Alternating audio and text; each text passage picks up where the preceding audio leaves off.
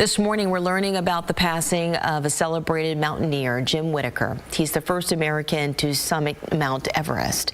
Now, he passed earlier this week on Tuesday at his home in Washington State. He was 97 years old, and he lived a life full of adventure and was passionate about the outdoors. He served as the first full-time employee of the outdoor retailer. Ryan later became its president and CEO.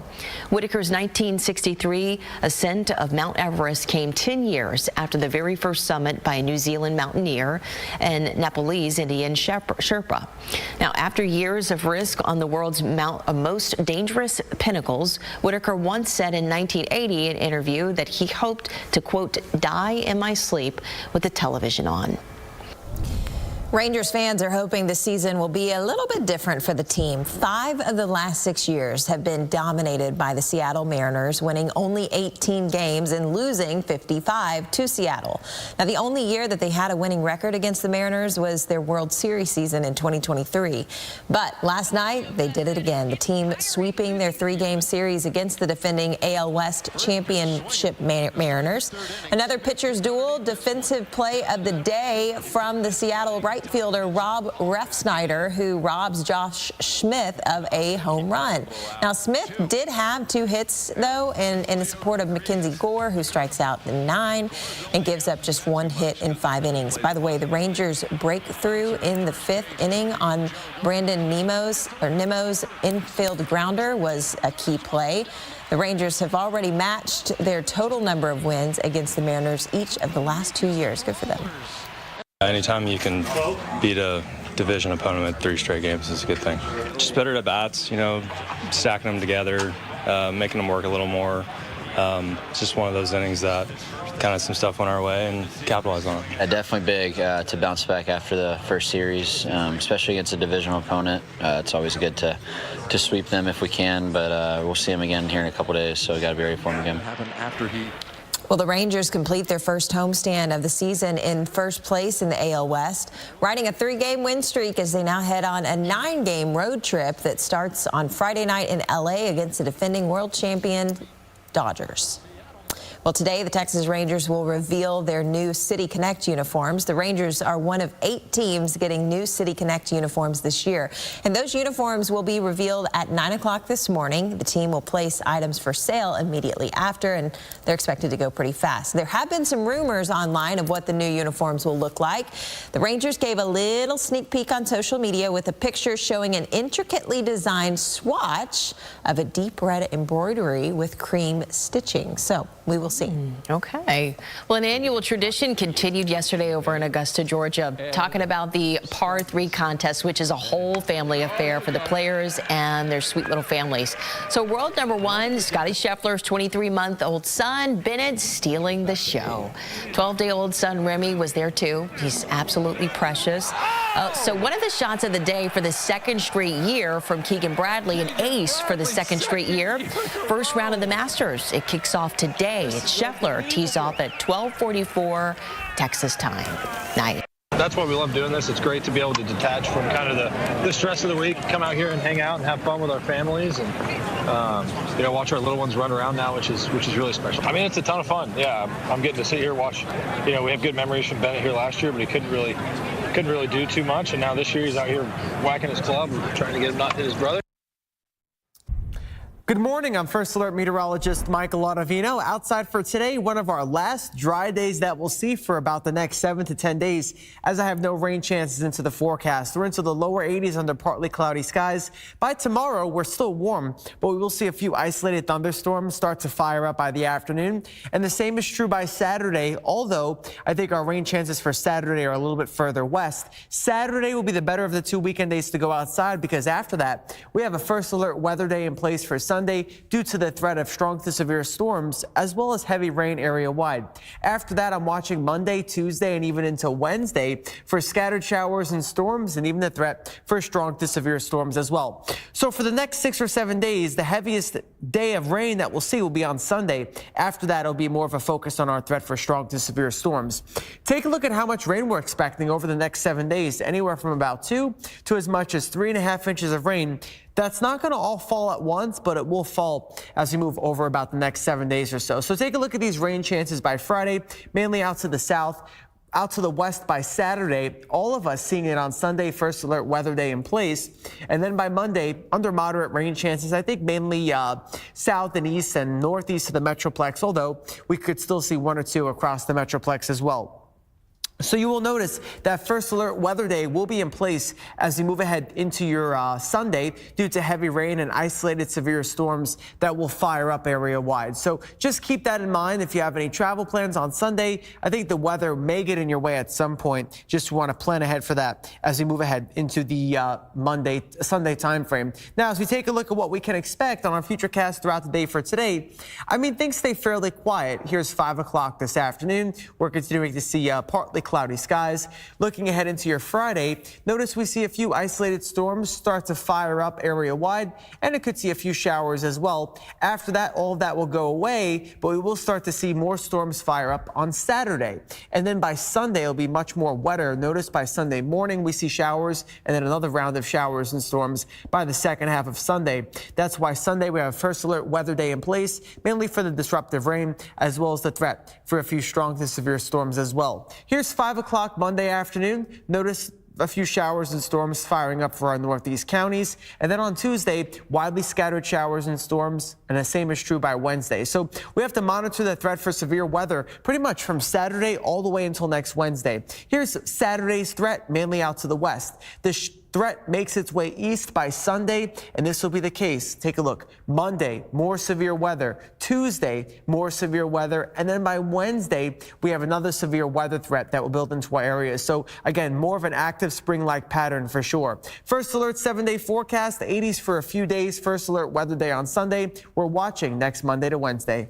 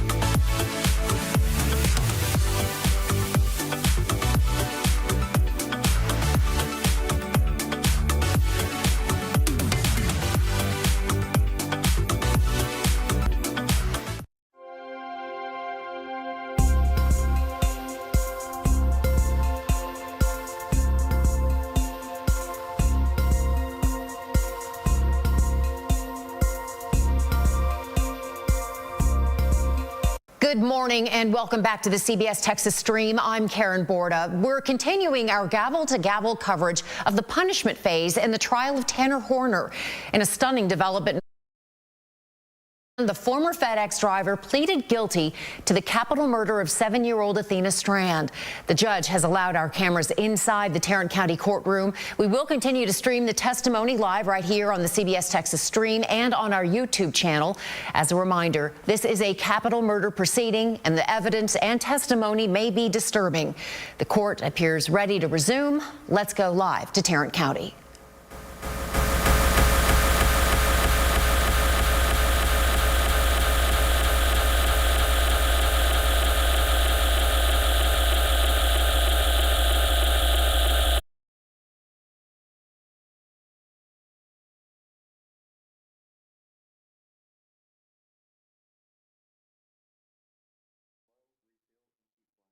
Until we found Athena.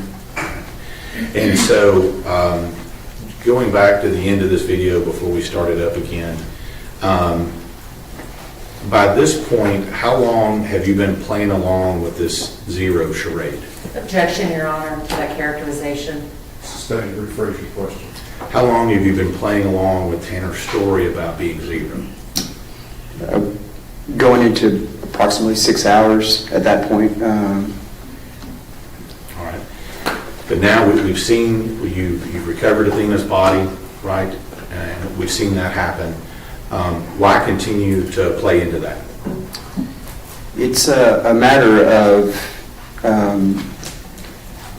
playing along with this game if it means getting Athena home. It's also a common practice in interview. As I'm assessing the interview, I know that if I don't play into this game, he could potentially shut down on me, and then the odds of recovering Athena, the window gets smaller. So I have to play into this game. I have to just take the lies he's given me. I have to continue that interview and maintain that rapport, because ultimately at the end of the day, it's about finding Athena. So once you've found her, and we'll see that in this video here, is there an additional video after you go back to the jail and have that short conversation? Yes, sir. And when does that occur? That occurs on that same night. Are you talking about the additional video that's occurring there? Let me clarify.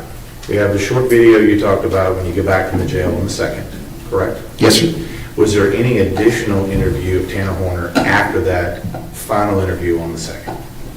Yes, sir. There was an additional interview with Mr. Horner where he asked to speak to me on December 7th. And I was going to ask you that, who requested this interview? The defendant, Mr. Horner, requested it. Now, at this point, other than telling you where Athena was located now, is there anything else truthful that Tanner Horner has told you? No, sir. Okay. Now, let me just ask you, up until this point, how many different versions has Tanner Horner told you of how things went down at Athena's residence? He's given me numerous different versions of how the events of that day transpired. And up to this point, before we start this video again, how many different versions has Tanner Horner told you up to this point about whether he did or did not remove Athena's clothes? He's also given me numerous versions of what happened to the clothes, if she was clothed or wasn't clothed. And then also, how many different versions has Tanner Horner told you up to this point as to where her body's located? He gave me two versions. One was at that bamboo, and obviously when he finally decided to take me to her. Now, when we watch this this video,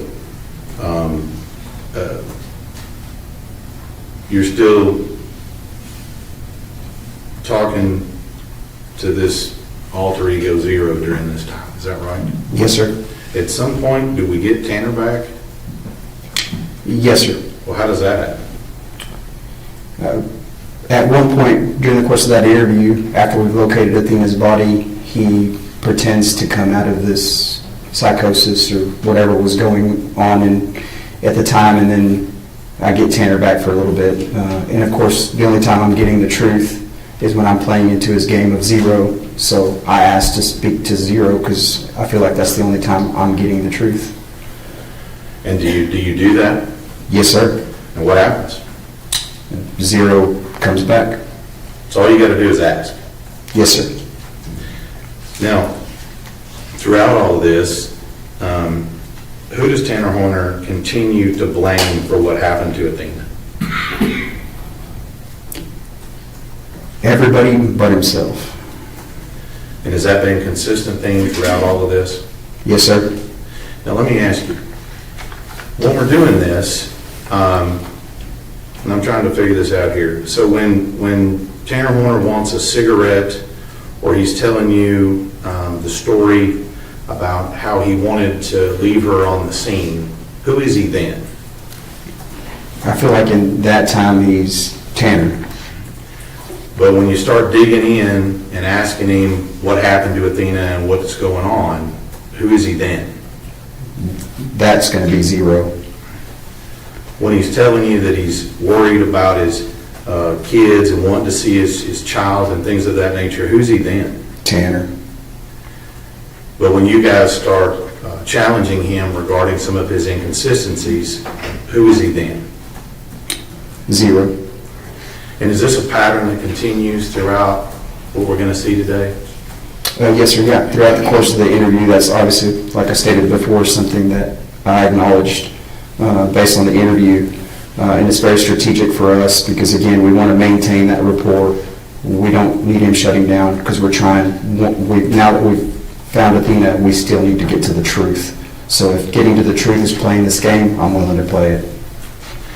And so let me ask you just a little bit about this interview on December 7th. We're gonna talk to you about it a little more in a minute, but I just want to get an idea here. You said that Tanner Horner asked for this interview, is that correct? Yes, sir. And so you go to the jail on December 7th and interview him. Is that audio and video recorded as well? Yes, sir, it is.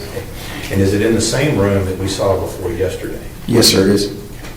And during this time, did Tanner Horner tell you what the primary purpose of this interview was with you on December 7th? The only purpose of that interview, which I quickly learned from speaking to him, was that he wanted to cut a deal. Judge, can we go ahead and finish the video here? Yes, go ahead.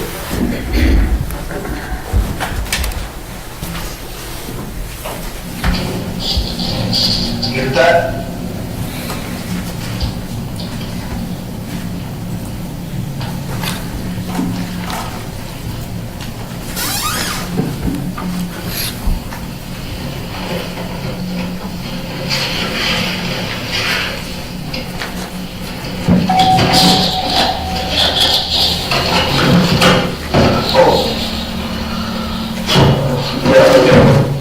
I knew that you did.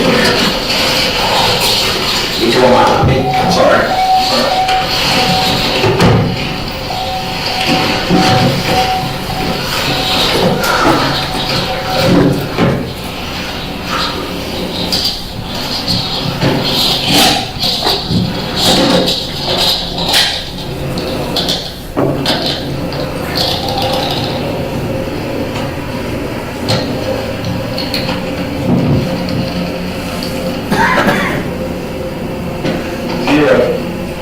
Talking about when it was Hannah talking earlier about trying to break her neck. Did y'all really try and break her neck? It didn't work. Was it you trying to break her neck? Or was it Tanner?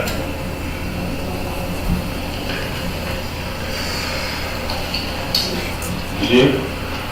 Did you choke her from behind like you said earlier? Did she defecate on herself? Did she struggle? Did she try and claw you or anything like that? How's she trying to follow you? Trying to kick you? She actually did a kick on you? She's screaming on you? Wasn't able to. Wasn't able to? So about it. Did it end quick? So So you talked about a sock being in the truck. Is that her sock? You remember where you tossed that at? I don't remember, just some random place, for sure. Tanner tossed the sock. Tanner tossed it. So what is it that tossed it when he threw up? Zero. Hold on. Say zero. Very important. What items of her did you take to Tanner's house?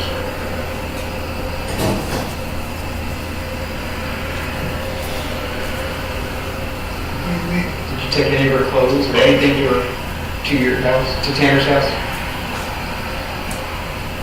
You didn't take anything over there?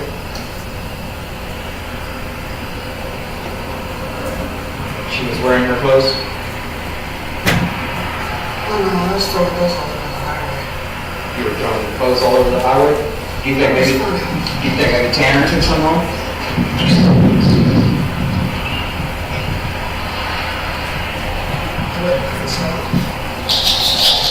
Are you saying you stripped her naked to throw her clothes out the window on the highway? Is that what you're saying? That was funny. You thought it was funny? Did you take all her clothes off of her? Shirt, pants, panties, everything? I left the panties on. Left the panties on? So did Tanner take any of the clothes home, you think?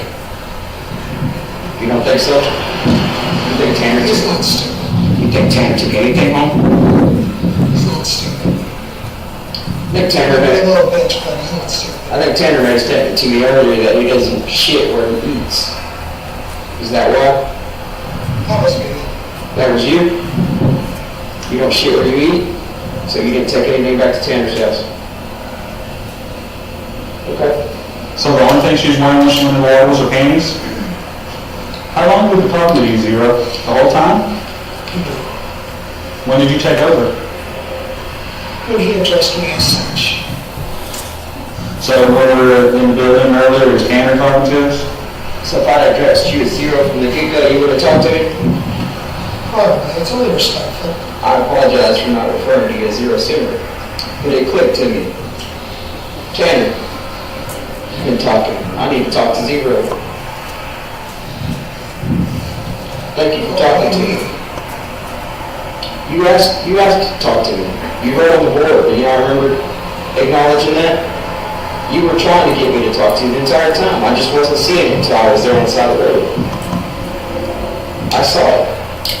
I heard you calling my name, I just wasn't listening. Zero, he's got one more question for you. So her black pants, the little pants, you threw at the house. Okay? Yeah.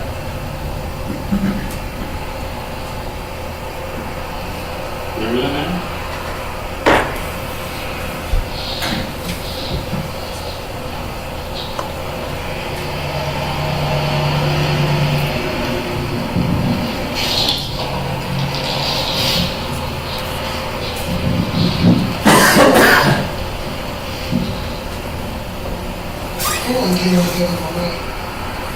And in the trash at your house?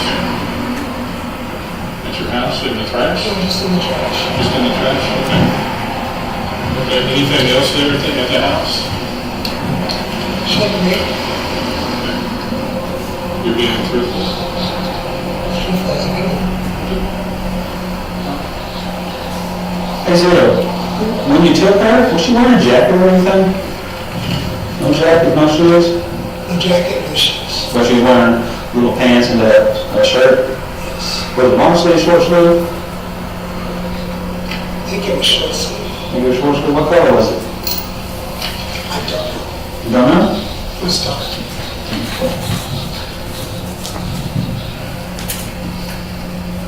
Did she tell you she didn't want to go with you?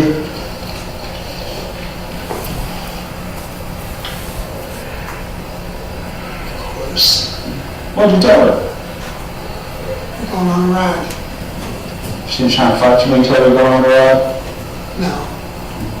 She did keep asking questions. What'd you tell her? Told her no. We're just going on a ride. Just go on the ride? So So did you hit her before you dropped the package? I'm sorry, did Tanner hit her before the package was dropped off or after? I want to talk to him.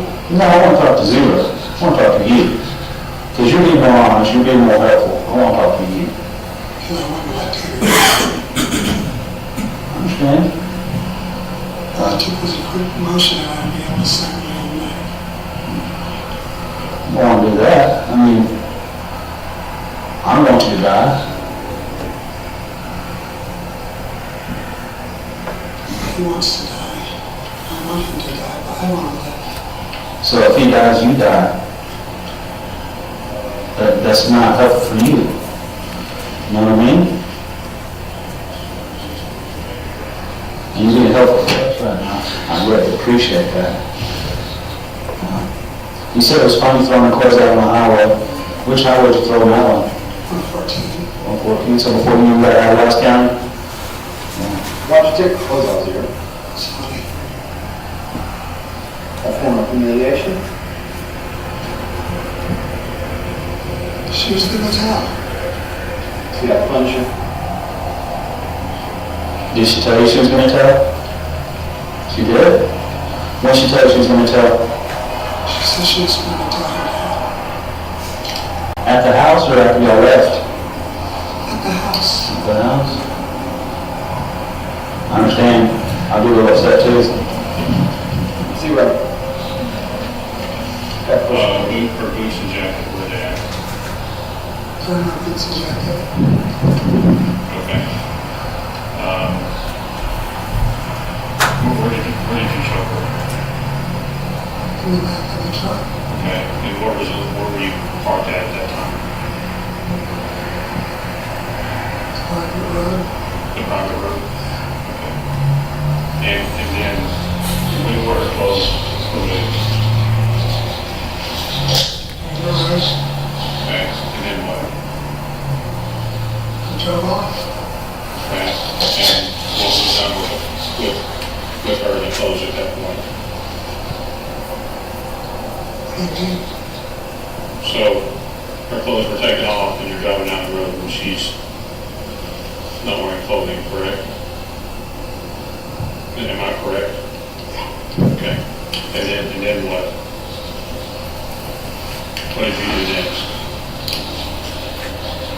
I had a place to go. And where was that? Down the creek. Okay. And then what direction did you go? And I started heading back to the station, and I let Tanner take back over. Tanner doesn't remember times. Do you remember about what time it was? About 6:30, I started heading back, I believe. When did you put it in the creek? Remember about what time that was?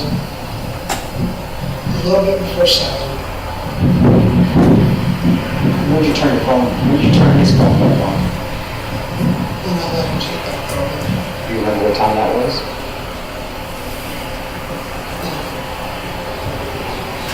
Do you remember being back at FedEx, back at his work? No, I went to sleep. You went to sleep? So you don't remember? He went.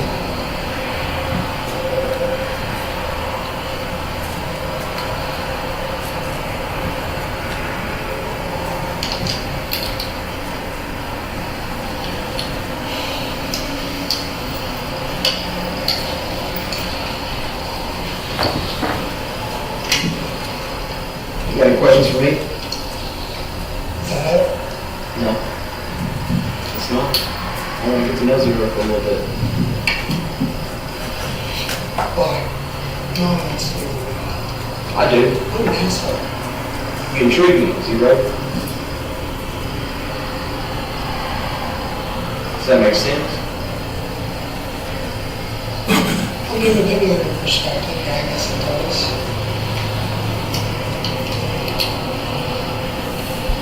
Let's get you inside, get you some water.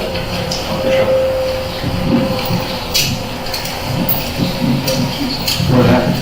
Admission.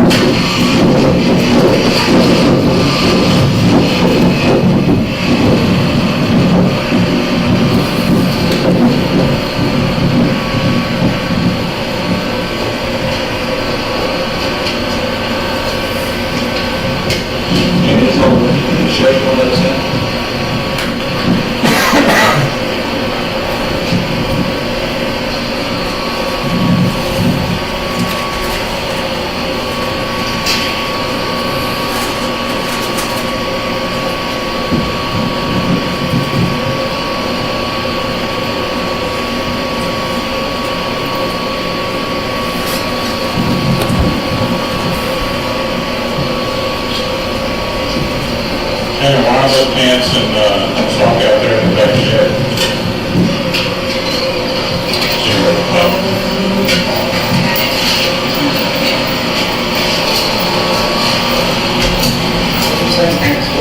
Is Tanner found him in the backpack?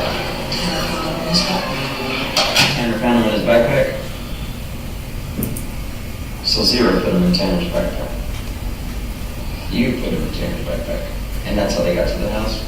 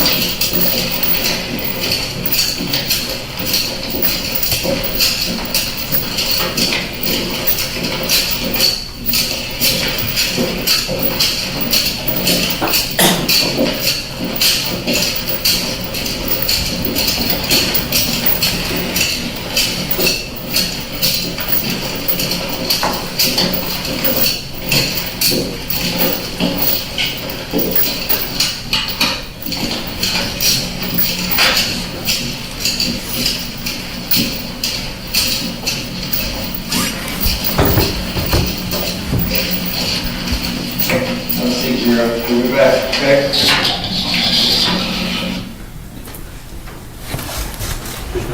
Yes, sir. Espinosa, I'm going to show you what marked at States Exhibit 38. Do you recognize that? Yes, sir, I do. And what's that? It's going to be the interview from the Wise County Sheriff's Office interview room, which I've initialed. And that initial again means that you've reviewed it, and is that a true and correct copy of that interview? Yes, sir. And just to clarify, since we've got several videos here, this is the one that we're going to see right after where the video just ended, is that correct? Correct, yeah, the body camera stops, and then the interview room camera would take over, so essentially you'll see the transition. Judge, we'd offer States 38. Any additional objections other than those previously mentioned? No further objections. Okay, those objections remain overruled, and States Exhibit 38 is admitted.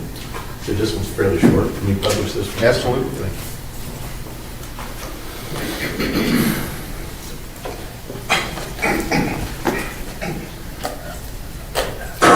Commissioner Alert.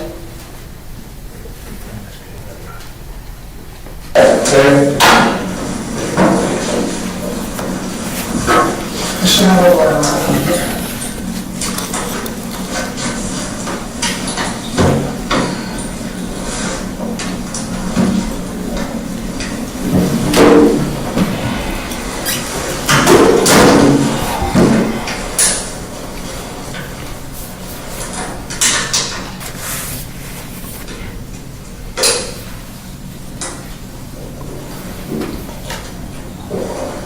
Where do you shower and go to the bathroom at in your house? Okay, where's that at? On the same property. Okay.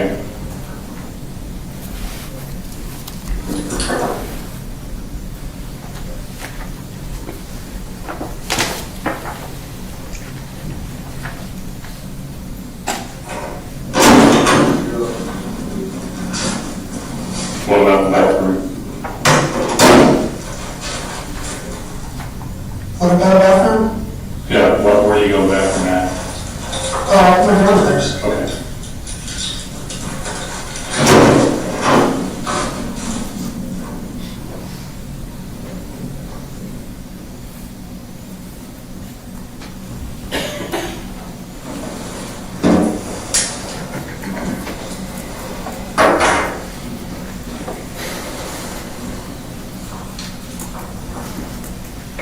So have you told us everything? What? Have you told us everything?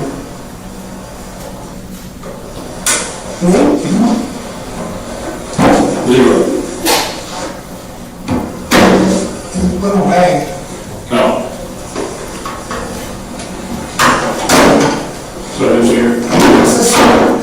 name, like just the name. Okay.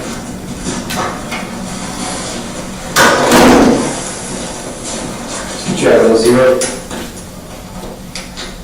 It's not 0. Tanner, Yes. welcome back. You okay? I'm a little flabbergasted over this. Why is that? Why is that? Because I was in the back seat watching everything happen, and I'm kind of freaking out. All right. Is there anything you want to tell us that you can remember, or are we moving it out? I mean, I've been in and out the entire time. He hasn't really let me kind of know at all. Okay.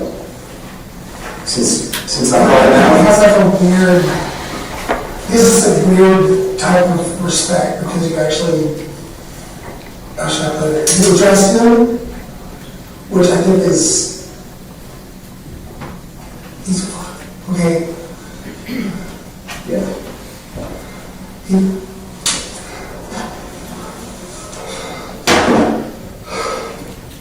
There's lots of process, Tanner. There's a lot that happened. So, we're going to step out for just a second, okay? And give you a second to process that, okay? Give us just a minute.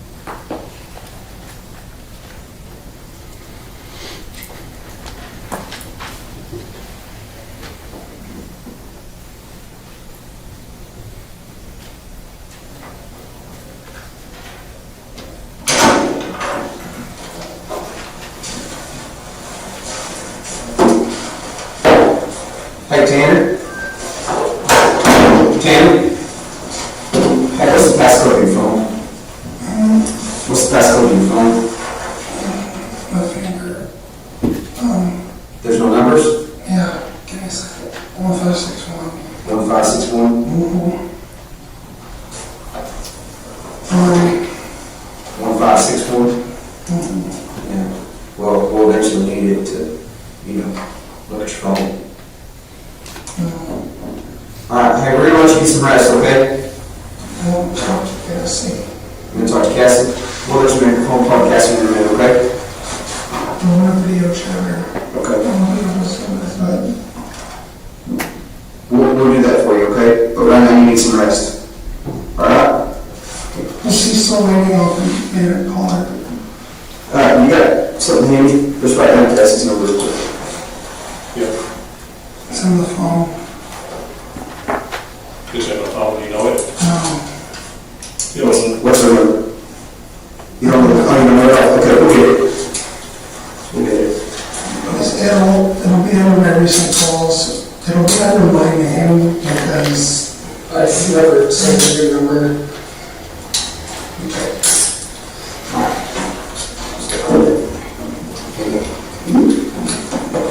Almost. I used to be able to do that.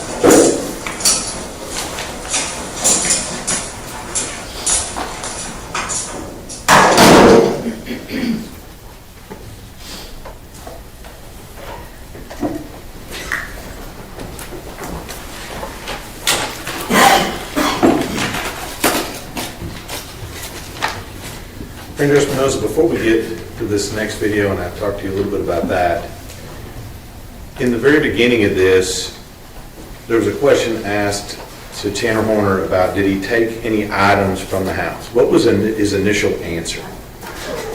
No. And then when, I believe it was, Danny Briley was asking about her panties, what did he say that he did with those? He stated they were still on her. Okay. What do you know about that statement? That was a lie. And why do you know it's a lie? I visually could see her body, and I was privy to information of evidence. Objection, Your Honor, that is hearsay. Overruled. Just don't testify what the information was. The clothing was located at Tanner's house. Objection, Your Honor, that's based on Sustained. hearsay. That's sustained. Now, let's talk about that. As part of this interview, one of the officers mentions to Tanner Horner that there were some pants located at his house. Did you hear that? Yes, sir. And does then Tanner Horner now remember that there might be some pants at the house? Yes, sir. I believe he stated they were placed into a backpack. And did he state what he had done with the pants at the house? They were thrown in the trash. I want to clarify this here. When asked why he took her clothes off, what did he say? It was about humiliation. Objection, that is mischaracterization. Overruled. You say it was funny? Yes, sir.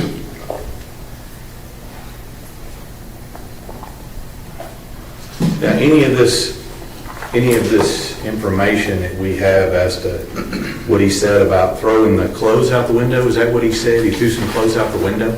Yes, sir. I believe the statement he made. So all of this information about that, if we wanted to know if that information is true or not, what would we need to know if that information is true or not? Based on the course of this investigation, I knew that was a lie. And in this particular investigation, did you have taken any additional evidence at a later date that would allow us to determine if any of the things he is saying is true or not? Yes, sir. And what was that? Video evidence.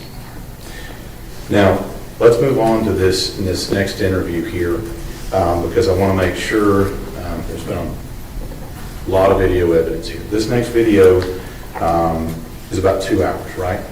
Yes, sir, I believe so. And this was the interview that Mr. Horner requested of you. Yes, sir. Let's talk a little bit about, in the beginning of that, and how did you come to find out that he wanted an interview with you? On that particular day, I was contacted by the Wise County Sheriff's Office and advised that Mr. Horner had sent up a kite, which is basically a letter that says, I'd like to speak to the investigator. And do you remember about what time that you arrived to conduct that interview? I can't remember the approximate time. Secondarily, you said that's on December 7th. So how many days is that after you locate Athena's body? Approximately 5 days. And how many days after he had murdered her was that? It was going to be approximately 7 days. So a week after he's kidnapped and murdered Athena, he's wanting to talk to you again. Yes, sir. Now, you said earlier that he had indicated to you the purpose of his interview. Pardon me, get a little bit of feedback there. Purpose of his interview was he wanted to cut a deal. Is that what you said? Yes, sir, I did. Okay. And let me ask you a couple of questions about that. When people say that they want to cut a deal, what does that mean? Objection, Your Honor, that calls for speculation. I'll let him answer. Overruled. Basically, obviously, in my time in law enforcement, with my experience, we always have people that want to essentially have us be a conduit to the district attorney's office as far as if I'm truthful, will the district attorney's office show us some type of consideration or maybe lessen our charge or do something if we're more helpful, which is a common practice that people do in order to reduce their time. And in this case, is that the case here? Yes, sir. And so, as part of this, who arrives to conduct this interview? Myself and Investigator Alert. Again, same interview room we saw before. Yes, sir. And so on the first part of that video, is that where we see you guys discussing what this proposed deal he has? Is that right? Yes, sir. And then later on, is there also a discussion about Tanner Horner telling you about things, for example, his work history? Yes, sir. That's common in interviews. What we do is, especially on this one, it's more controlled. Kind of things are settled down now. What we'll do is we'll obviously get through the constitutional rights, and then we'll go through some historical questions. Obviously, what you want, and then we wanted to learn a little bit more about him, work history, family history, things like that. And in this case, did you go through that with him, his work history and his family history? Yes, sir. And did you go through his dating history and, for example, his having a baby with Cassie, his girlfriend? Yes, sir. Yeah, that would encompass some of that family history. And were you able to discuss with him as far as work, the locations and places is where he worked? Yes, sir. Yeah, previous employment, things of that nature. And then also scattered through this interview, is there also still references to this whole zero thing? Yes, sir. Let's talk a little bit about the deal he wanted to cut, okay?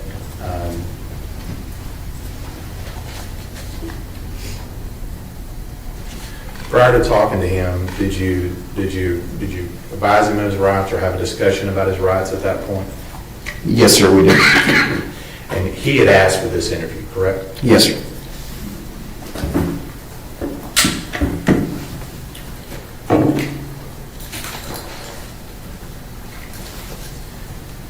Initially, what is his basic proposal that he makes to you as far as this deal he wants?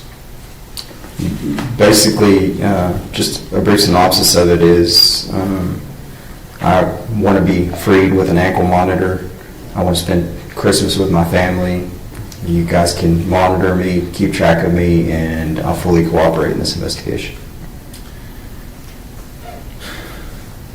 So that's his proposal. If you'll let him out, then he'll tell you the truth.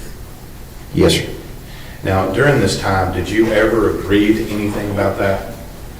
No, that's another thing. We can't make any promises. We can never do any guarantees. That is not in my job responsibilities, and I am 100% forthcoming with people on that. I can't make you any promises. I actually told him that's not going to happen. And as part of this interview, you said he wants to have Christmas with his son. Yes, sir. And in fact, he says that if he can do that, he'll tell you everything. Is that right? Yes, sir. So you, essentially, he wants you to give him something for him to be truthful about what he did to Athena on November 30th. That's correct. Now, it is part of this investigation and questioning. Do you ask him some questions during this process about the why and what happened to Athena? Yes, sir, I do. And at all points in this, does he volunteer any additional information about that? No, sir. Usually when we start talking, he diverts back to this deal, refers back to it, and then it's more me essentially trying to pry information out of him. Just, hey, be honest with me, talk to me, tell me about this. And so does this process of you trying to question him and then him wanting you to give him something to tell the truth, does that repeat several times? Yes, sir. Yeah, throughout the course of the interview, you could kind of see how that plays out. And that's in the first part of the interview, correct? Yes, sir. The middle part of the interview is what you're talking about when we discuss all of the history. Is that right? His family history and things of that nature? Yes, sir. And then at the end of this, do you also have another detailed discussion about this whole zero thing? Yes, sir. We speak about it. And let me ask you a couple of questions about that. At any point during all of this, does Tanner Horner ever take responsibility for what he does, what he did? No, sir. And during all of this, do you ask him questions about whether he feels remorseful or not? I do. And at any point, does he directly express remorse for what he's done? No, sir.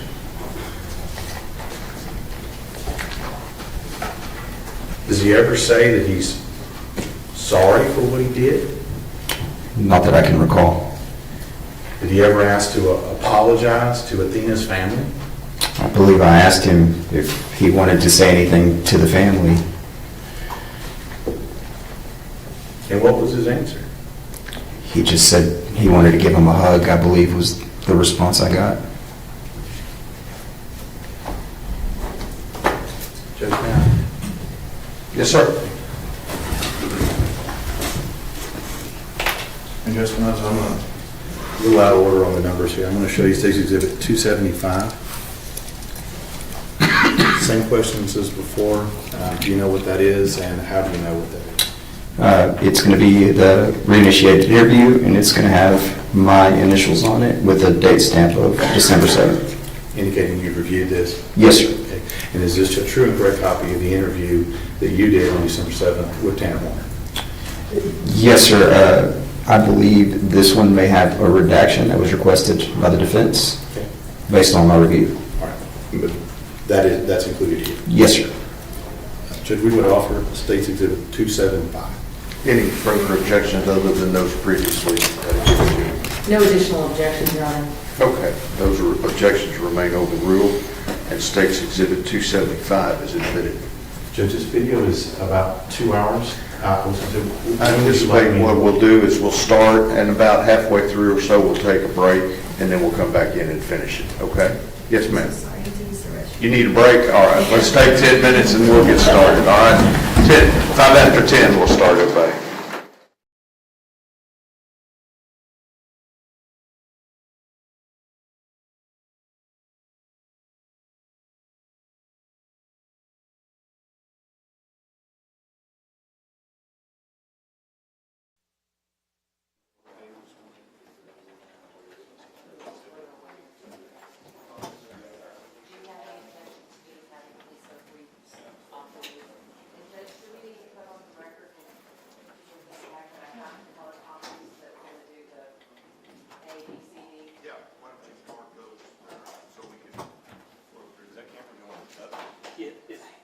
tight on the seal. Okay. Yeah, the audio's on. It wasn't yesterday, it was kind of a little mess yesterday. So This camera or that camera? that one. Okay, yeah, I'm tight on the seal so you can't see it. Okay.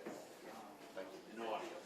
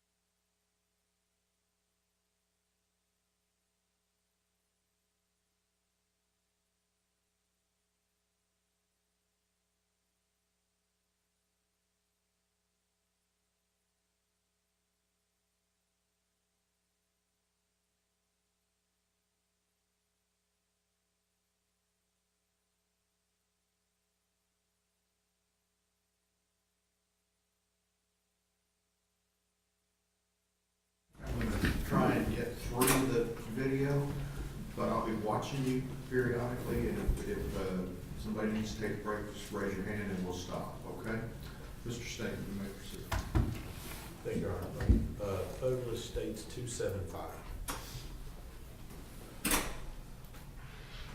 275A. Go ahead. That's 27. Okay.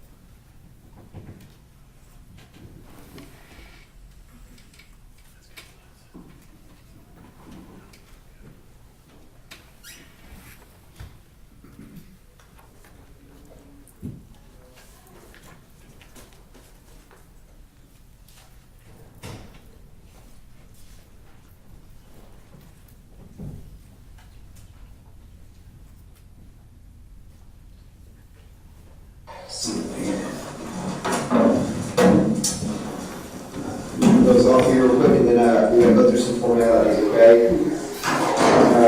So did you get the ladies and gentlemen yesterday or what? Okay, it's before we kick off into anything, obviously you have constitutional rights, and you have been appointed attorney, so we're going to go through some of that thing. First and foremost, the reason we're here is because you were requested to speak to us. Is that correct? Okay. Who did you ask to speak to us? Oh, the guard. The guard. Do you remember the guard's name? I couldn't tell who it was. Okay. Was it male or female? Female. Okay. So if you know jailer on, do you remember about what time that was? I don't have a clock to look at it. Okay, that's understandable. So it says 9/11, around 9 o'clock p.m. last night, you requested to speak to an investigator again in reference to your case. And let me make you aware of your rights again, okay? Because you have constitutional rights regardless of the fact that you asked to speak to us. Yeah, absolutely, that's for you. So you have the right to raise law to make any statement you make against you in trial. Any oral written statement you make against you in court. You have the right to have a lawyer come to advise you prior to hearing the question to any peace officer. If you can't afford an attorney, you want to be appointed to advise you prior to hearing the question. You have the right to terminate this interview anytime. You understand your rights? Yes, sir. Do you know who your attorney is? I can't remember his name. Okay, but you do have an attorney, and you have consulted with him, and now you're asking to speak to us, correct? Yes. Okay. All right, and you do understand your rights and you waive those rights, correct? I mean, I understand my rights. Okay. You understand your rights and you know you have the right to counsel, that you have the right to turn this interview anytime, right? Oh, Sir, I'm so sorry. It's okay. I'm going to get offended easy. Sorry, I've had a lot of female jailers. Okay, so name and date of birth. Tanner Lamar, August 8th, 1991. Okay, perfect. All right, Tanner, so obviously you have some questions for us, right? What's going on today? You know, I've been thinking about this for literally hours and I don't know how to. Yeah. Give me a second. Yeah, I'll tell you what, you didn't have to see her in 2 days. Are you sure? Yeah, I'm absolutely sure. In here? Yeah, it's going to help you relax. I mean, maybe, I guess. Maybe it just feels weird to be inside. It's okay. I've done it numerous times. Here's that my home, so. Is that going to help you relax? Okay. So we're going to check it about 4 hours. Use that water bottle smash tray and use this to drink. No, you don't have to chug it. Should be limited in there. What have you been thinking about 4 hours? So, I imagine you have basically a list of bullet points that you want to know from me, correct? Yep, absolutely. There's only one thing in this world that I want. What's that? I don't want a month. If you can't do that, I understand. You don't want what? I want a month. A month of what?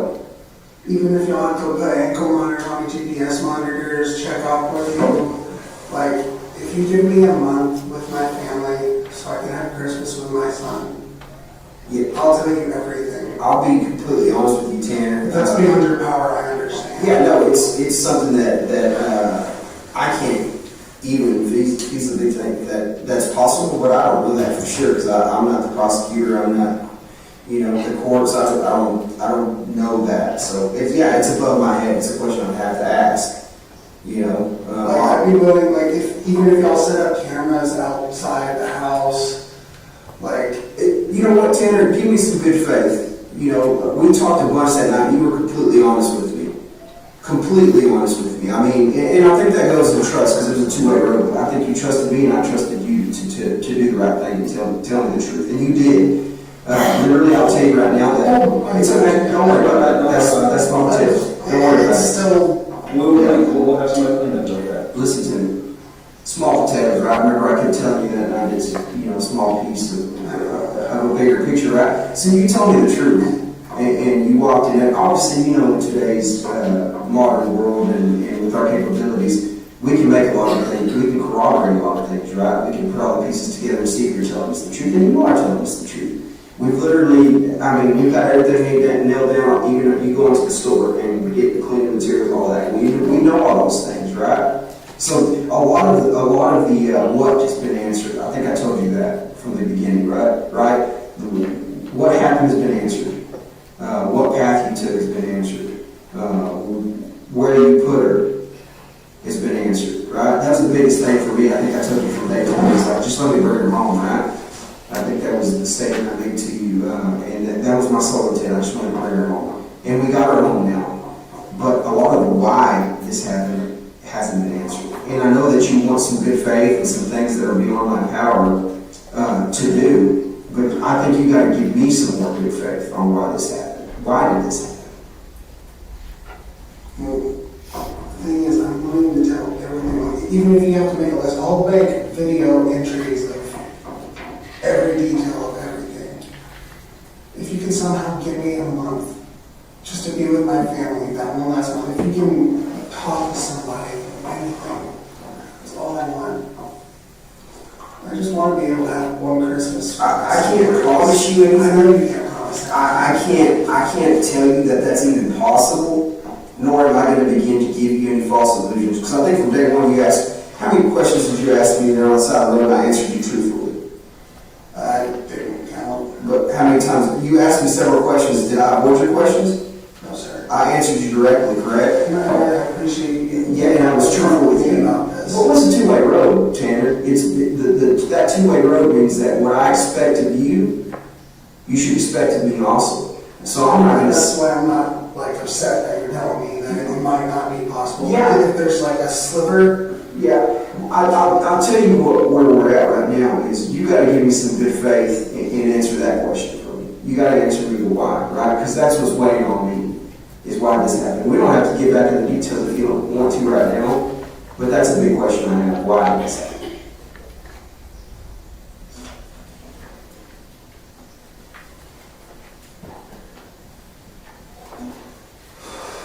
Sir,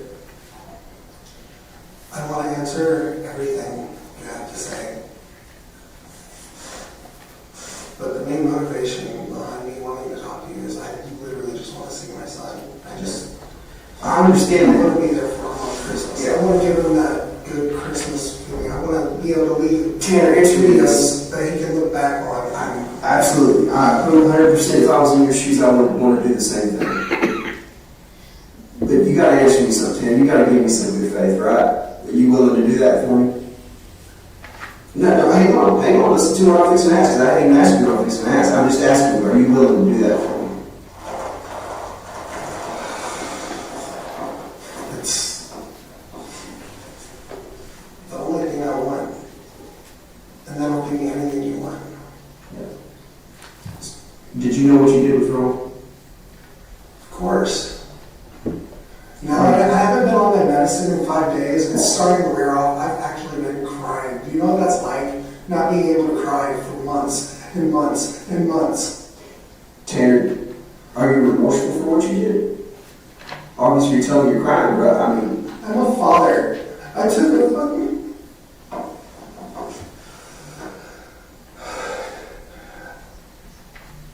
I took away something from someone and thought I had something there.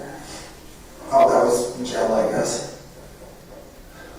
All I want is just to spend one last Christmas with my son, and I'll tell you everything. Michael, I'll allow him. Tanner, you got distracted and you didn't answer my question. I said, are you remorseful for what you did? I'm a father.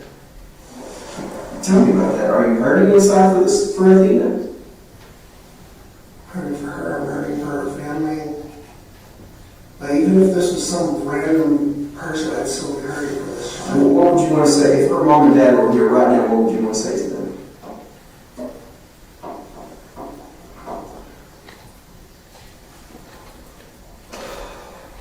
I've been doing this video through our questions, by the way. What's that?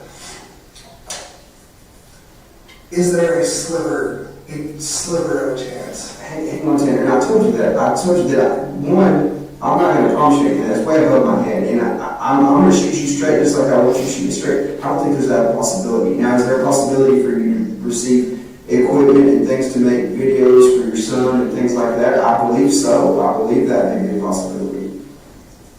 Obviously, you're going to get to talk to your family. There'll be a time and place for that. I mean, I have a lot of rights that even along with my own family. Like, you've probably seen what that backyard looks like. My grandmother's been telling me she needs that cleaned up for over a decade, and that just, if I'm on like house arrest, something like that, I'd be able to right those wrongs.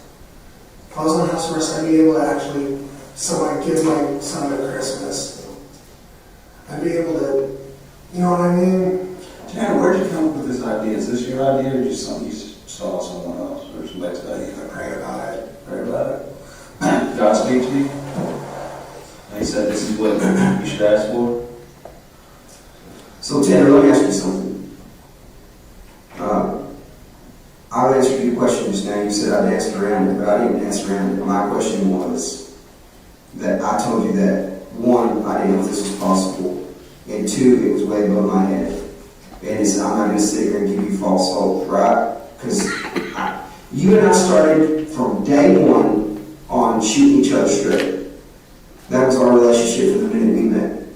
And I'm not going to begin to start jacking that up right now and not shoot you straight. So I've answered your question. The only question I have is, and you got to help me out here. You said you were a parent, right? So as a parent, my question to you was, if Athena's parents were here, put yourself in their shoes for a minute, what would you say to them? I don't know what I would say. I mean, would you apologize to them? Would you explain why you did this? Or I don't know what I would say. I would be speechless. What would you want somebody to say to you if somebody took somebody from you?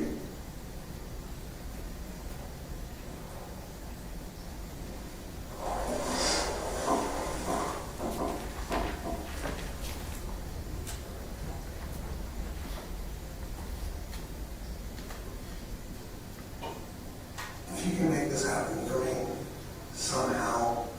Listen to me. Here's the deal. Again, I'll go right back to what I said before. I don't in a minute, yeah. I'm not going to begin to give you false hope, right? I'm not going to begin to tell you that this is possible. The current offenses, the charges that you've been charged with, I don't believe that's something where they're letting folks, obviously you can postpone, you have your constitutional rights for that, and you can be with your family if you can make bond. There's that side of it. But other than that, I'm not going to start with giving you false hope or telling you things. This is above my pay grade. That's a question that will be for prosecutors, judges, and different things that I don't have the answer to, because I don't think that's possible. So, that being said, if I wanted to sit here and bullshit you, which I'm not, and I haven't done from day one, I would give you false hope, and I'm not going to do that. Okay? Because again, I think our relationship goes into telling each other the truth and shooting each other straight. Now, I think you can save a lot of grace and save some face here, which you've already done. First of all, hang on, let me tell you something, Tanner. From the bottom of my heart, I want to personally thank you for letting me bring her home. Thank you for that. Because guess what? That wasn't for me. That wasn't for you. That wasn't for anybody in this community. That was for her parents. You let me bring her home. You let me bring her home so she could rest and so that family could get closure.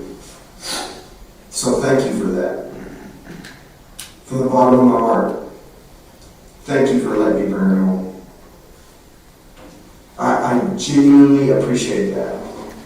I don't think I ever got to really express that to you. Okay?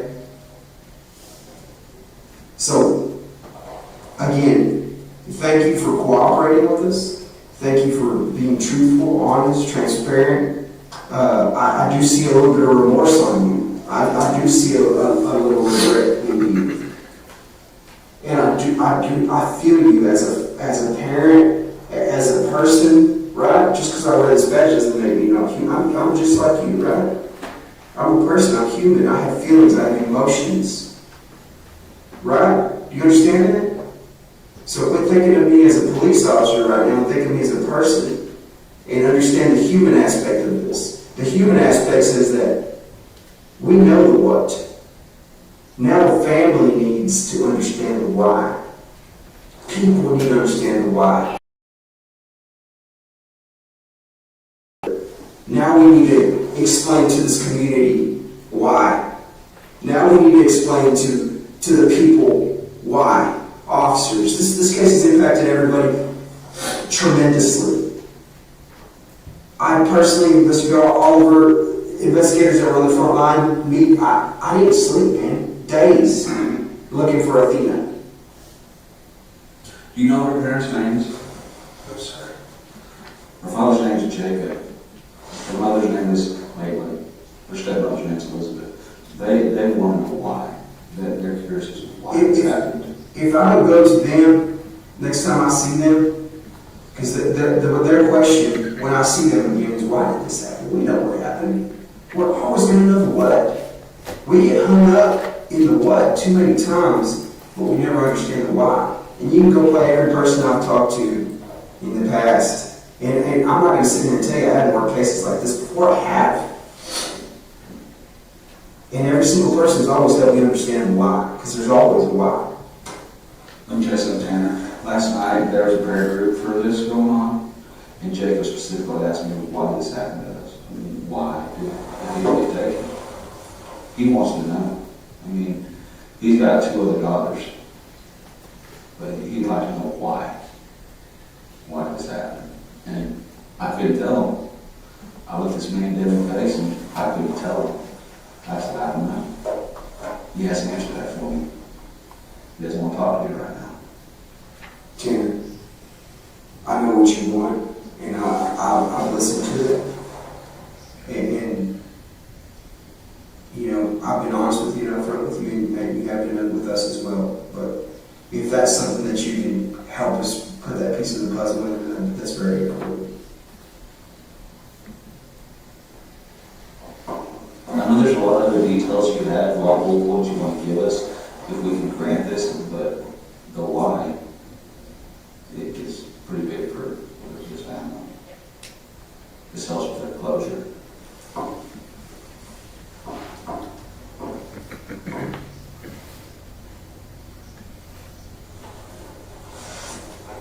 Would you be able to talk to a judge? Yeah, you know what I'll do? I'll do is I'll convey what you've told me here today. I'll convey what you told me here today. I'll convey to the judge and to the prosecutors, and I'll convey to the department heads what your request is, right? And I'll also convey to them that I've told you this isn't something that I believe is feasible. Because again, I'm not going to sit here and bullshit you. I'm not going to sit here and give you false hope. But if you want me to relay something, I will. But I think as good faith, I think answering the why is crucial. I guess I would come after I got like. Yeah, and it's fine. Tanner, I want you to understand something. It's not crucial about the case. That's not what he's talking about. It's crucial to the family. This is not about prosecution, not about putting you on trial. The why is crucial to the family. We need to let me help you understand this again and walk you through. So what happened? The what happened is done. We know what happened. You were helpful in what happened. You literally walked me step through step on when you took Athena, when you killed Athena, and where you put Athena, and what you did after you killed Athena. That's the what happened. What you did after, up until the day you came here. We know what happened because of you, because of your cooperation and your assistance and your willingness to let me bring her home. That is what happened. And those answers have been answered. So that's what I want to help you understand. Would you agree with me on that? Yeah, I mean, I understand what you're saying. But can I speak for a minute? No.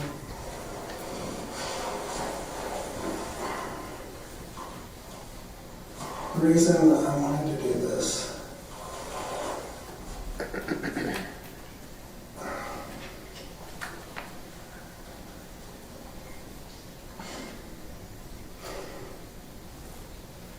I just want to spend that one last Christmas. I have videos of Christmas morning and waking up, gonna go see, like, I go under the tree, see his presents. You take the entire thing and have him be able to look back on that. This isn't even really about me at this point. It's about that little boy. I want this because I want to be able to, for him to have something to look back on.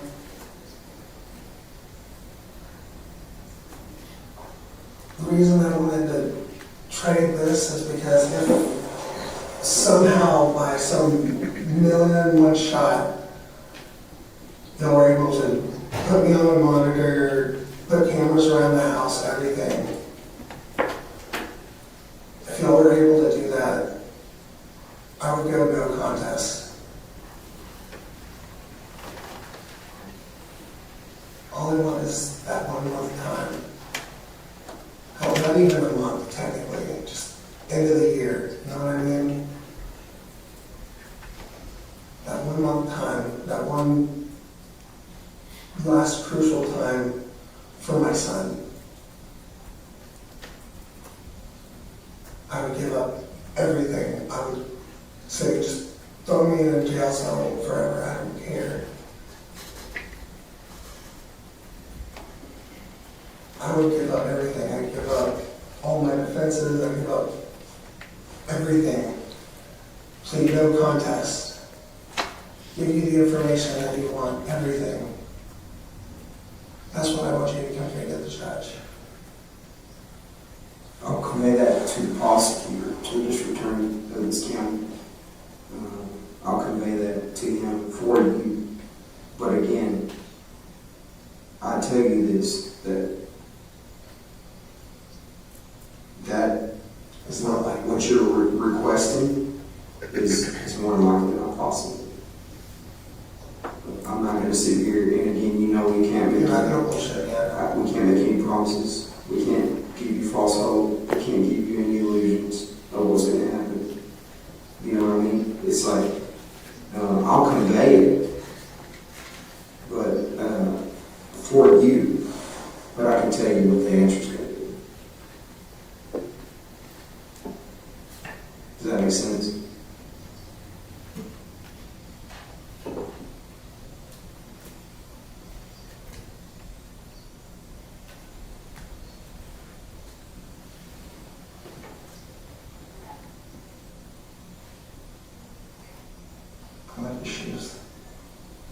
Thank you. What are your thoughts, Terry? What are you thinking?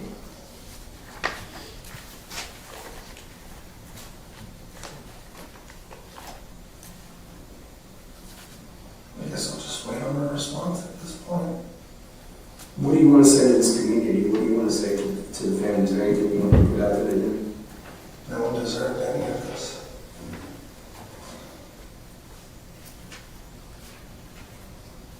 Have you spoken to your family?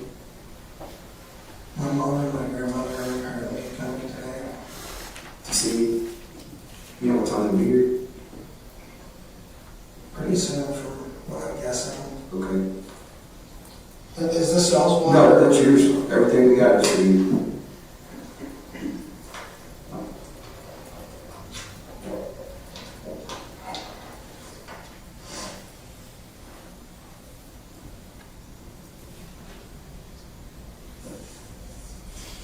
Either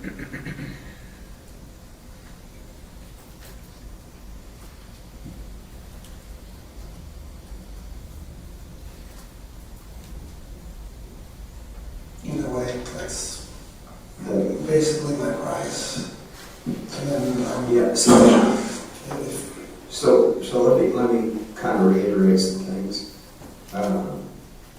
For me, right, when you do that for me, so, yeah, I'm just going to, a couple of things, some of the things that I would kind of talk to you about. I don't spend a lot of time talking that first night. We covered a lot of things, but one of the things that we didn't get to was again, the human aspect of it, right? Emotions and feelings, and early on from a young age, we're always taught right from wrong, and then as we come up, through life, as adults, we become the persons that we're right through the course of times. But obviously, one of the main things that I asked you that night, and it's just something that has concern for me, is has anything like this ever happened before? No, sir. Nothing like this has ever happened. Ever. You've never killed anyone else? No, sir. This is the first person you've ever killed? Nothing like this has ever happened before. I cried when I run over dogs at work. Like, I've cried over a squirrel before, dude. Then why fucking feed homeless people, man? Then why Athena? If you cry over a squirrel, this is a 7-year-old human being.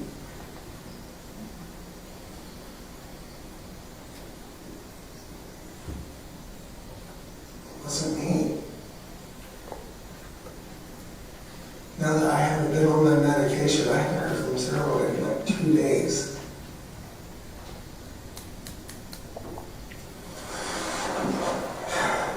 Tanner, I know you're being a little evasive right now on to about some of the things, rightfully so, right? This is your meeting. You call this meeting. You want to speak to me. I know that you want to put it on your terms, right? But I do ask that you show me the respect that I'm showing you, because this is a two-way street. Honestly, by all accounts, if you hadn't reached out to me today or last night, we probably would have spoken again for a long time. I wouldn't have had the opportunity to sit before you for a long time. It would have been a while. So what I'm trying to do here is not only primarily fill those voids for the family. First and foremost, fill that void, feel that emptiness, feel that why for them. Because it's not about me, it's not about you, it's about them. It's not, again, I'll reiterate that. It's about that family, it's about that closure, it's about what you would want as a parent. Right? Closure. That's why I'm asking you those questions. That's why I asked that why. Again, I'm not going to sit here and pretend. I told you the why the first night, though. Which is what? Come back and watch the videos. Y'all have access. I told you why it happened. So the whole reason we took her is because you bumped her with the truck. And knocked her down with the truck. And then they just spiraled out of control from there. I sat on my hands at that point. So if you had never bumped her with that truck, this would have never happened. Nothing would have happened. I'd be at work right now. I'd be at work, saving up for Chester's Christmas, getting everything ready, just trying to get us into an apartment. I was this close. I finally got a new car. And I was having to drive the freaking work trucks home for like a month because I didn't have a car. Because my car broke down several months ago, and then Cassie's broke down. Like, life was getting really bad. The stress was getting too much. I'm not a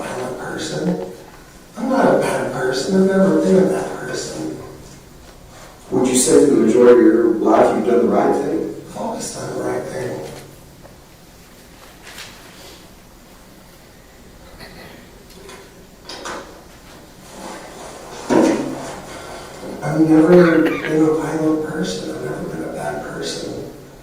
The only bad things I've ever done is, like, occasionally I'll smoke marijuana, but that's legally that's on its way out the door anyway, eventually. So, like, slowly these things are coming in, but I'm not getting into all that.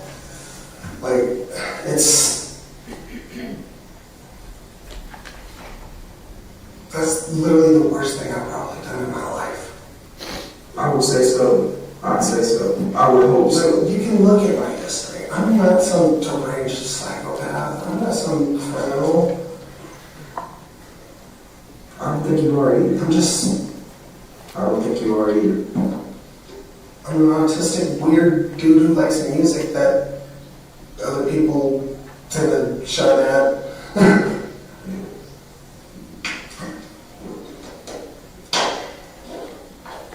Well, musician. Dude, I was in a Christian punk band at one point.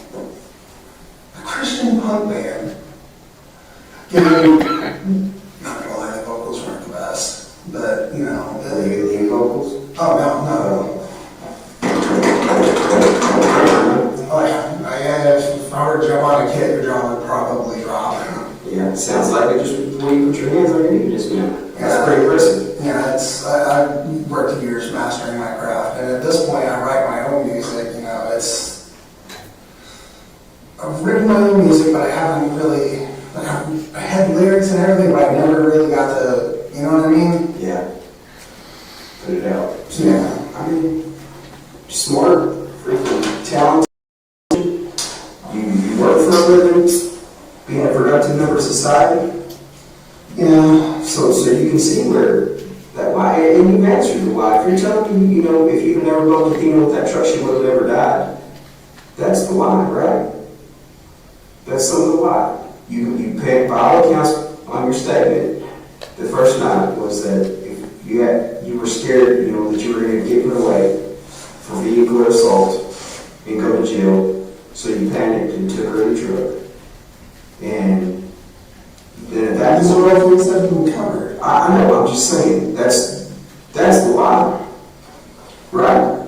She died because she was in the wrong place at the wrong time. Essentially. He's not another cigarette. In a minute, we'll slow the smoke back down. I'm not just let it settle for a little bit. I'm not a cigarette smoker, tobacco smoker, so honestly, you know, I know you're probably choking up a little bit. Yeah. So if you're just giving, you know, a smoke essentially clear for a little bit, and we'll get you okay. Again, I know that you're saying that little girl's dead breaks my fucking heart, dude. I'm personally, I'm glad to hear that, because if you do show some type of emotion, right?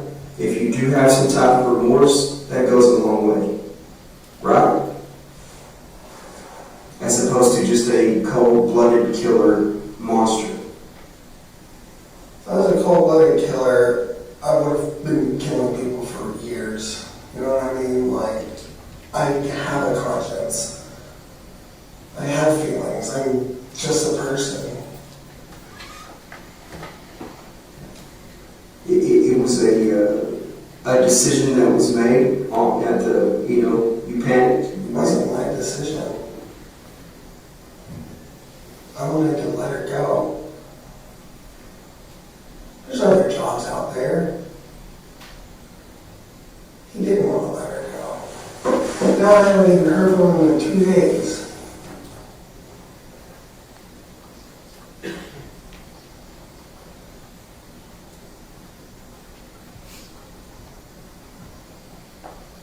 Zero. No. What were you doing your eyes like?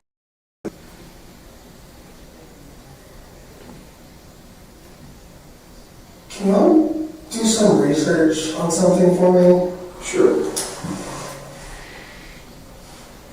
Can you look up some of the potential negative psychoactive effects of potentially Prozac? let's talk about that real quick. What all medications are you on? I know you told me that first night. Yeah, I'm on Prozac, Strattera, and... Hang on. Strattera? Yeah. Spell that. It's alright. Prozac, Strattera, what else? And Remeron for times when I can't sleep. I literally only take that one. And Remeron? Remeron, yeah. Remeron. Also known as Razapine. Who's your doctor? Foreign that works at MHMR Penn Square. Do you remember his name? Again, Foreign, I have no idea how to pronounce it. Penn Square? Yeah, Penn Square. Where's Penn Square? It's a MHMR clinic in Fort Worth. You mentioned my clinic before. Can you write that down? Penn Square. You mentioned my clinic in Fort Worth. Oh, you did the same thing. What's up? At the same time? Yeah. That's an habit of mine. I got caught this week. Broke the same old childhood, so it gets to hurt sometimes. I do it because as a drummer, like, you can see scars from years and years of playing drums where I just like busted my fingers on freaking snare drum. Do you see any other doctors? For him, it's weird because when I started getting back on my medication about 7-8 months ago, I'm guessing, like what ended up happening was I was going through like a suicidal episode, right? And you know, instead of leaving my son here without his father, what I wanted to do was get right. Get some help. So initially I went to Norwood to, you know, because that's where I originally got put on my medication, all that stuff. And they said they had this outpatient thing called eye care. So I went through them, and you know they helped me get back on my meds and all that stuff. So let me go back a little bit. Do you care if I get to know you a little bit better? Just real quick. Yeah, that's fine. Okay. Let's just literally start it out. And I'm not going to interrupt you. I'm going to let you do your thing. I just want to know, Tanner, where did you grow up? Where were you born? What did you do? Where did you go to high school? All that stuff. Tell me a little bit about Tanner. I'm pretty much raised in Fort Worth. My dad's a fucking crackhead.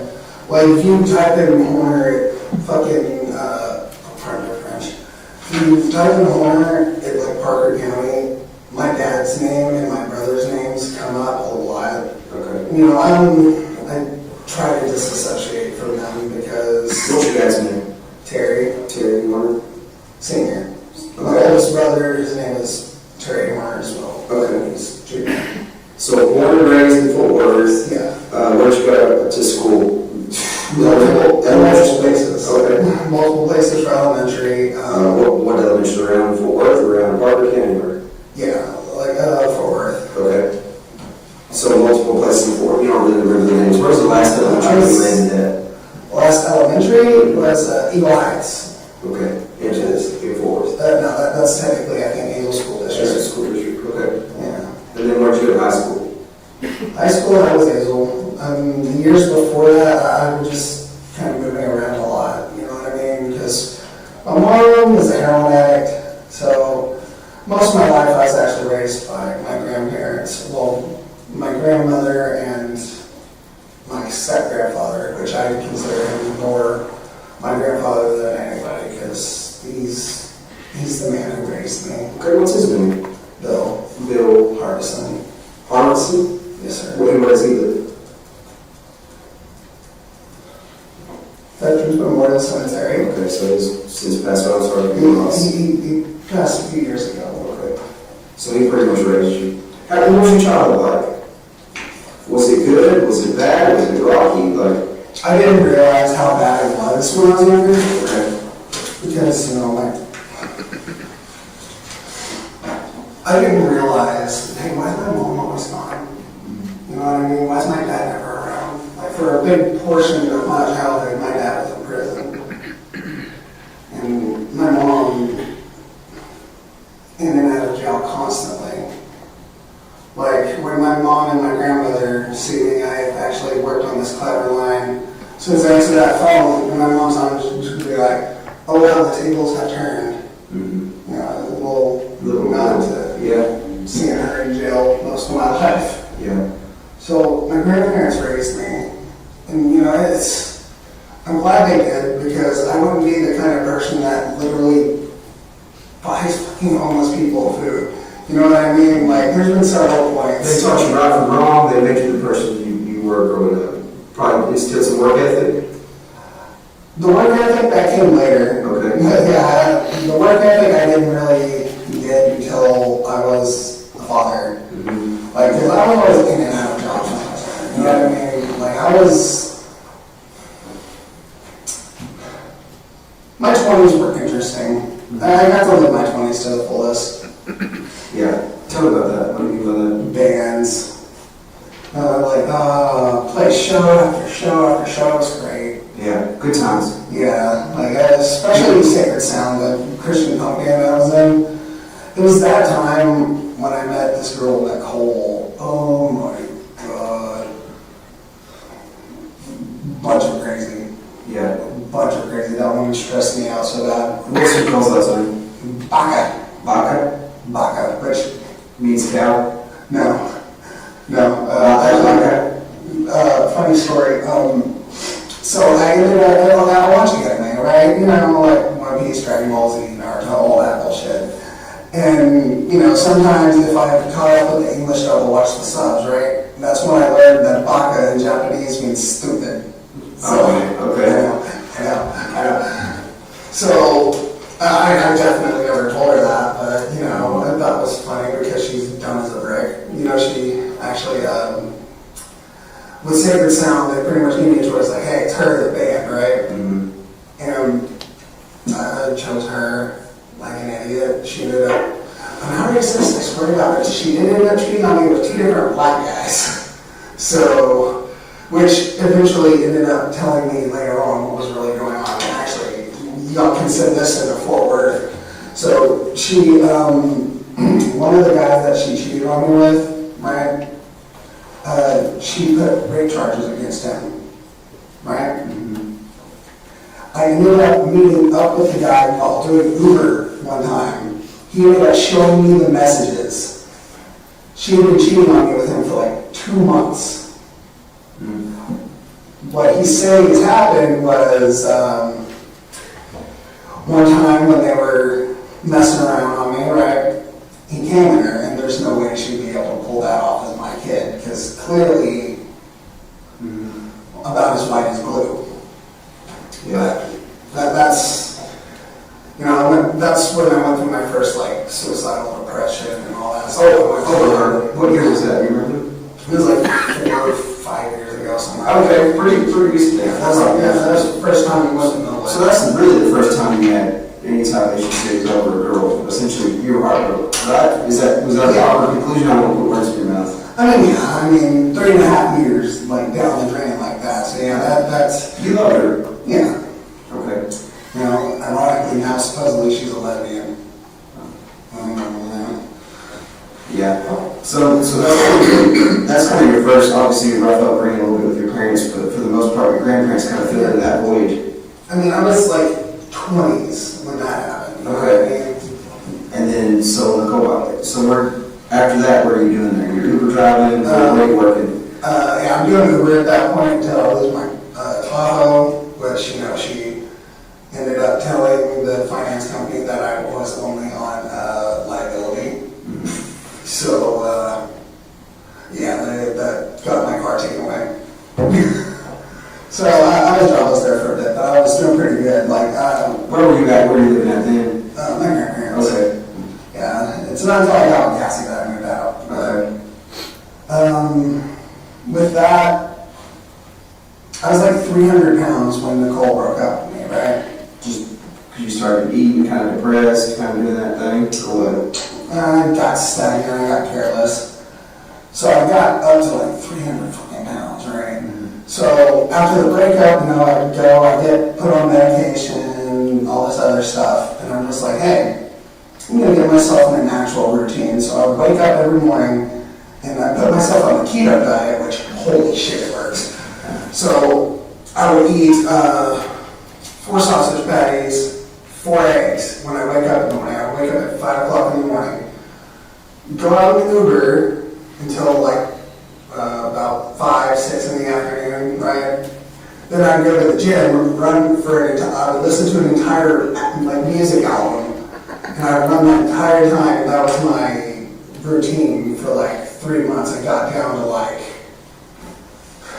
215. Keto literally sheds off your fucking body fat. It's insane. Yeah. So I was doing good, ended up actually going out and socializing a lot more because, I've always been an introvert, all that stuff. I'd rather sit at home, like watching anime, play my guitar, do all that crap, right? But something told me, I actually need to go out and be social. So on Friday nights and Saturday nights, what I would do is I would go out to the bar, and that's where I met, some friends, Karen and Stacy. Stacy's actually a dude. I think his actual name was Randy or some shit, but, he likes to go by Stacy for some reason. So I remember his last name. No. Yeah. Funny thing is, he's like one of my best friends. The last name things never come up because it's like, it's Stacy. So you met him at where? Electric Cowboy, which is sadly shut down now. I remember Electric Cowboy over here. Yeah, it was a fun place, And so you met them all there. Is that kind of like a routine? You have a routine? Yeah, we had a routine there for a long time. And tell me about that. What would y'all do? We just go and hang out at the bar. Like we pretty much ran that shit. You know what I mean? Like we were the regulars. You know what I mean? So we'd all just hang out, do our thing, and that's when, I lost my car and all that shit. So I ended up needing work. So I started working with my cousin Bert and my dad. Okay. Yeah, that's what's his last name? Rodriguez. I know, it sounds strange, right? Because I'm white as shit, but yeah, his name's Bert Rodriguez. But I worked for him, and, me and my dad worked for him. We do AC work. Okay. Which, it's fun, but, it's hot work in the fucking summer. Like, we were installers, you know what I mean? We take out units from the attic. Oh yeah, no, that's hard work. I've seen it. I've got some buddies that own a company that do that, and man, they're constantly just sweat their butts off. Yeah, this one time the fucking unit fell out of the ceiling, right? I caught it. Okay, those things were like 200 pounds, so I decided to brace my knees, and I caught that shit. I was like, oh god, hurt my knee like a motherfucker, more than my back. But that's because I actually braced corrected before doing it. But, so after that, I started going more to guitars and Cadillacs because that's where my cousin wanted to go instead, because it was just like, fuck Electric Cowboy. There's no chicks there, blah, blah, blah, that whole thing, like, he was just getting over a separation, which, that always sucks, so he starts going through like a midlife crisis, he gets like a freaking not dirt bike, but he gets a motorcycle, like a Yamaha. Yeah. Like he's in his early 40s at this point. Mm-hmm. And he's sitting there acting like he's 20-something. Kind of like a little midlife deal kind of going on. So definitely midlife crisis, but I helped him through that because he's my cousin. I love the shit out of him. But so where's Bert live? Is he living near Hazel too, or what? He did live in Hazel. It's actually a funny story on that. So with that separation we went through, he wanted a percentage of the house, and his girl wanted a flat amount of like, I don't remember what the amount was, but it was a flat amount. And then fast forward through time, and housing goes up. That means his percentage, his money went up, but hers stayed the same because she wanted a flat amount. So, yeah, he came out on top on that one. Like when they finally were just like, hey, let's go ahead and finish this out, because like COVID put everything back a lot. So he ended up getting this like huge huge payout because they had to sell the house, you know what I mean? Like, there was no way around it. So I don't know where he is now. So you haven't seen him since he essentially got some money and forgot about his family and friends kind of deal, or what? No, I think he's having a house built, I just don't know where. Yeah. Probably like Joshua or something. Okay, Johnson County area. Is that county? Yeah, that's Claiborne, Johnson County. Yeah.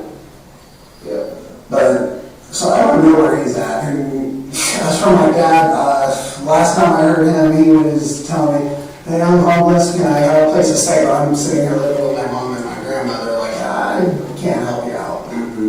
But yeah, during that time, I'm going up to Guitars and Cadillacs. That's when I meet Cassie, and we just hit it off really well.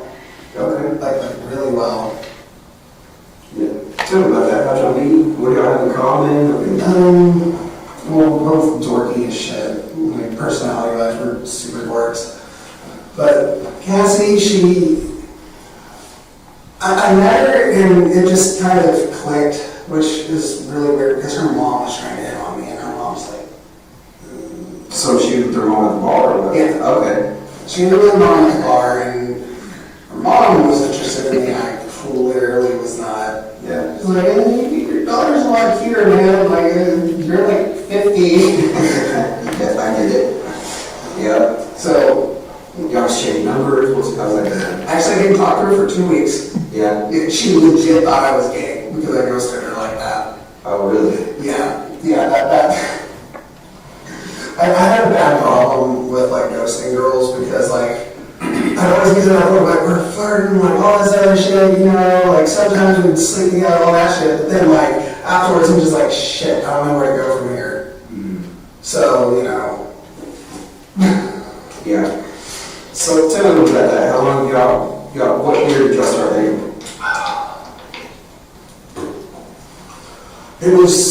We started, okay, our anniversary is on October 26th. 2000. And my third anniversary was recently. So we're talking 2019 on that? Yeah, like right before the pandemic. Okay. You know, and she had lost her job at one point. Like her mom's always been a bit kind of abusive towards her ever since, you know, her parents split up. Yeah. So you meet Cassie, what's her last name? Cassie. Cassie, what's her last name? Wait. Yeah, I couldn't remember. So y'all meet around 2019, and is it immediate y'all dating, or exclusive, or? Well, it's like our friend Jackie helped us with that. Yeah. But, which Jackie always had a thing for Cassie's brother, but. Who's Jackie? Jackie, what's her last name? I have no fucking clue.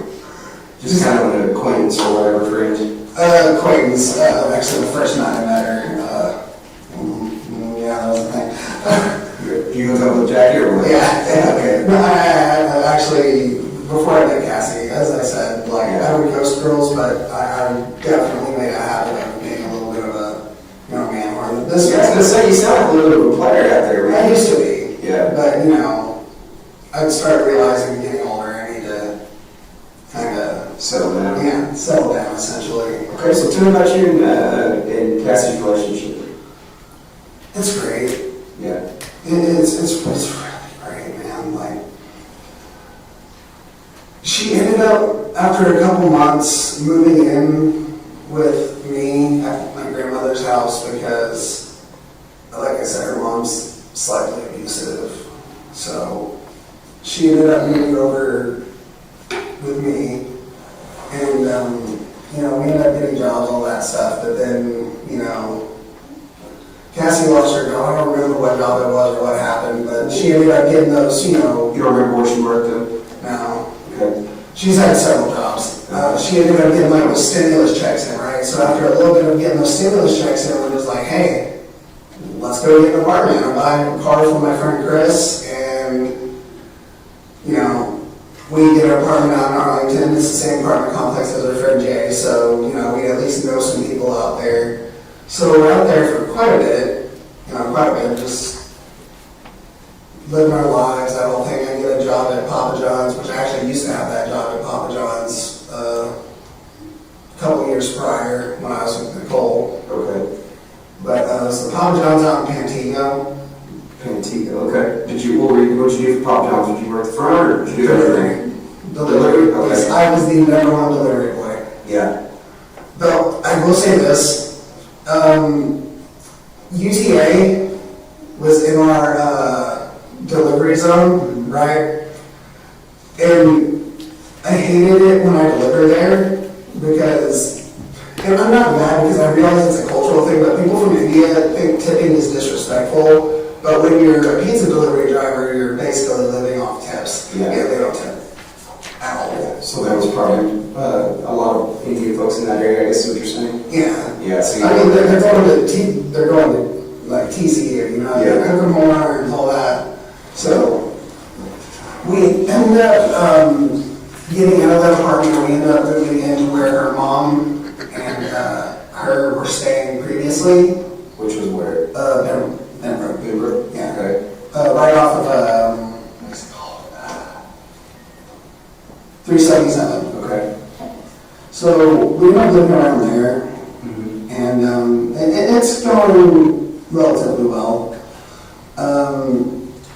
After a few months, JC's boyfriend gets out of jail. That's Cassie's cousin. We were living with JC at the time. What's his name? Levi Henderson. What was he in jail for? He's a piece of shit. He's an absolute drug addict piece of shit. Like, I'm not someone to call someone a piece of shit, but this dude was. If I would have known what he was in trouble for, we would have been able to get him gone sooner. But JC wanted him around, and me and Cassie did not, because at this time we're finding out, oh shit, Cassie's 3 months pregnant. So we're just. What was he in trouble for? What did you find out he was in trouble for? I don't know the exact details, but we lived pretty close to a school, and he was not supposed to be that close to a school, supposedly. So are you alluding to the fact that there's maybe some type of sexual assault on a child or something? that's what I'm asking. I did not like the guy. I did not like the guy being around. So after a couple days, I'm just like, hey, JC, like, why is he still around? And yeah, it was this entire deal. Like, I tried getting him out, like I tried forcibly removing him from the property because I didn't want him there. So you had physical altercations with each other? Or? I wouldn't say physical altercations. Like, there's one point where he straight up called JC a cunt, and I lost my shit on him. Because, you know, JC is Cassie's cousin, so that means she's basically family to me. Just sitting there calling her a stupid cunt bitch, like, no, like, you respect her, you fuck. So that's the only time I ever went off on him, but that's, anyways, I digress. I tried to remove him from the house, and then JC called the police, and it's just like, well, you can't do anything because she lives here, and she's letting him come here, so we really can't do anything to remove him. If we would have known that he can't be that close to a school, we would have been able to get rid of him. God, I wish we would have known that, because this friend of his came around and busted out my windshield. Like, there's police reports about this and everything. Yeah, like 3-4 Pembroke? Yeah. Okay. He busted out my windshield, busted my right window, busted JC's windshield. Like, it was.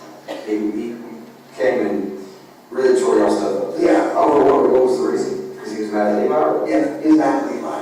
Okay. You know why? That's when we started to figure out, like, hey, something's not right about this dude other than the fact that he's on drugs. He started sitting there calling him a pedophile, you know, me, I'm just sitting here like, what? Like, so I'm not liking it. Yeah. So, after this all happens, a police report was filed again, and, you know, they actually caught the dude busting our windshields and all that stuff on ring camera. So they get him out, finally, but then the landlord sees everything that's happened and... Yeah, tired of the drama on his place. Yeah, exactly. So me and Cassie have to find an apartment. So we found an apartment out on,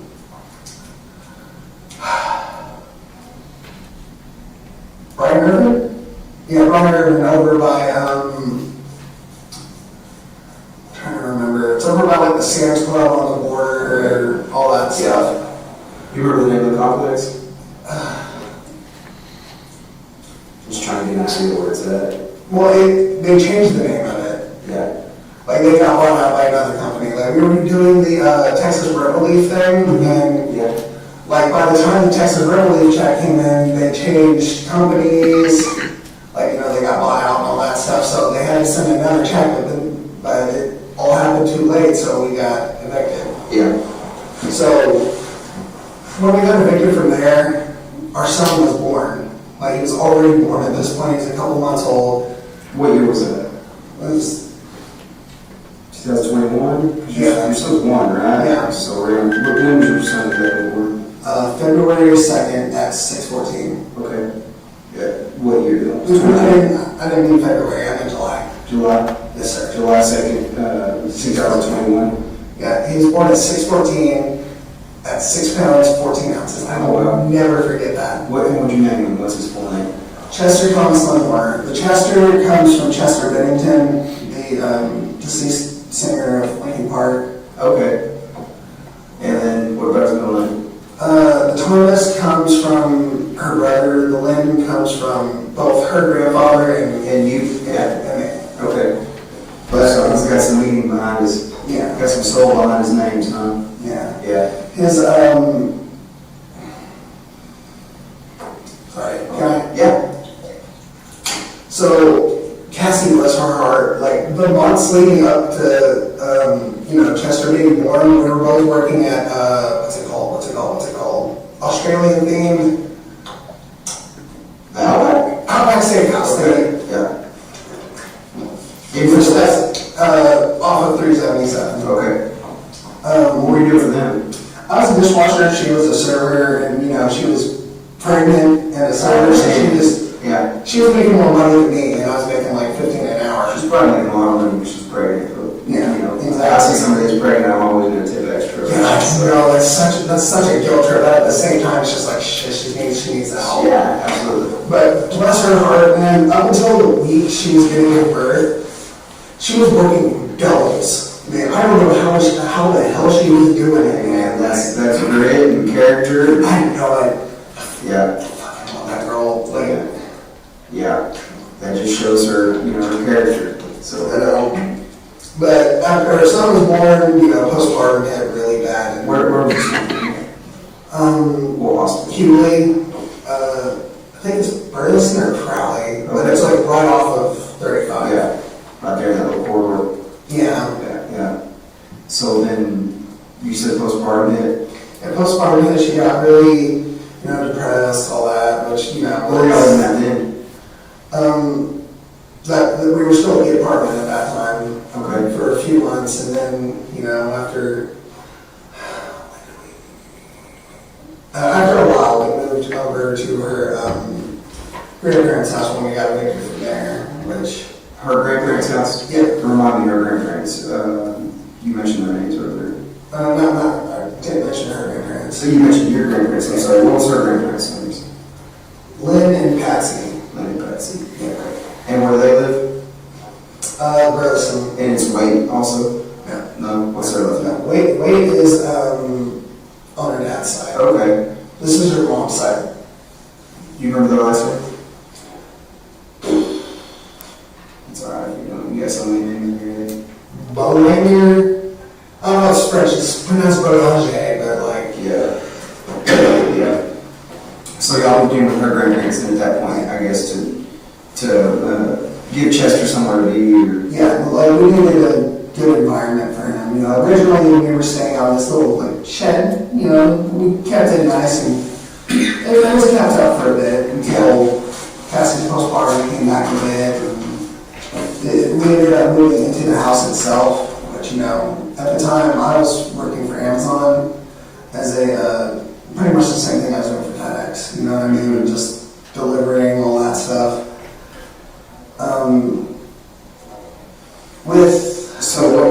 That's around 2021 that you started working for Amazon delivering to FedEx? Yeah. Like a contract company or whatever, same thing? Yeah. Contract company. It was a Southern Star Express. They let themselves go after. Actually, fun fact, I brought on drivers from there to go work with us at FedEx. Just guys you knew from the...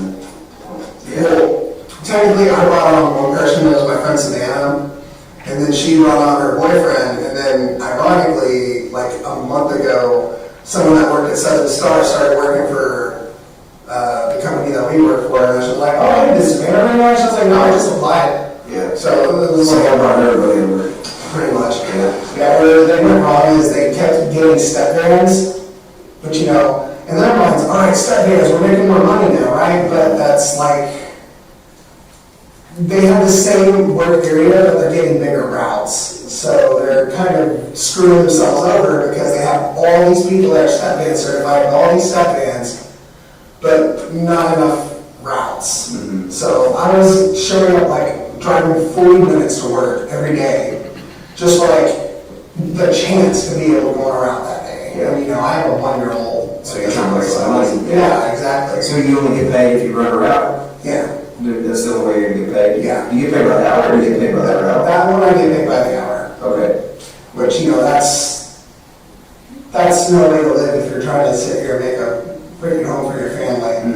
So at the time I was back on keto because when COVID hit, I stopped keto and all that. You know, I gained weight. Then I ended up losing weight really fast, a little bit too fast. So one morning I woke up, I stood up too fast, and I just lost consciousness because you're not supposed to lose 60 pounds in 3 months. Oh yeah, it's not healthy, yeah. Yeah, no, that's not good. So I hit the ground really hard, hit the back of my head, and I ended up like going into a seizure, and I ended up calling in that day, and you know, I told them why. I'm just like, okay, well you're gonna be on a 3-month leave. She's like, wow, this isn't really changing much because I'm already showing up 40 minutes to work and not being able to work. Yeah. So I ended up looking for jobs elsewhere. And since I got my step van certification while I was there, you know, DOT certified. So I ended up going to FedEx from there. Okay. Where'd you apply for FedEx at? I think it was Indeed. Okay. So essentially a third-party internet. Yeah, third-party internet. Ended up working for these people. When did you start with them? February. February? Okay, so February this year? Yeah. Okay. And what routes did you have when you started with them? What routes? Yeah, or what area did you work for? Hazel. Okay. Hazel, which, you know, was welcome for me because I know Hazel like the back of my hand, dude. Like, I went to Hazel High School. So, I would work from like Reno Road. Wait, hold up. I'd go down 730 a little bit, Reno Road, and then I'd work my way out till I got to the center of Springtown. And that was my route for a few months, and then I had kind of a mental breakdown, and that's when I kind of got put on my meds again. What was the cause of the mental breakdown? What was the cause of you being depressed, upset, whatever? Inadequacy. I wasn't able to provide for my family. Like, I couldn't get Cassie to do anything because she was in this really bad state of depression. Like, it was just all kind of building up over a few months while I was working at FedEx. And one day I only got like 5 deliveries done in an hour. You know, I couldn't find anything on the truck. I couldn't find where anything was. Like, I was stressing out over it. So I started getting really, really, really suicidal. And it just, from that point, it was getting really bad. I ended up having to leave work early and have Cassie go take me to Millwood, and that's when they told me about their, what's it called? Their outpatient program. Yeah. So essentially, observing you, medicating you, kind of helping you kind of cope with some of the stress that you got going on. Is that my understanding? Yeah. On the outpatient treatment? Yeah, and that's about the time. Hold up.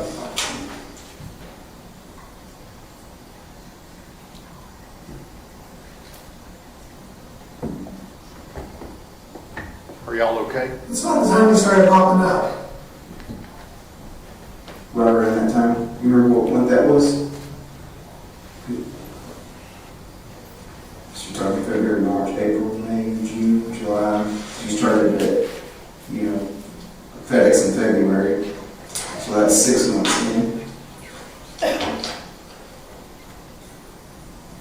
Trying to, give me a second, I'm trying to think of timelines. Do you remember when you went to Millwood? It's after about 3 months, I think. So that put you, if you started FedEx in February, that put you around April.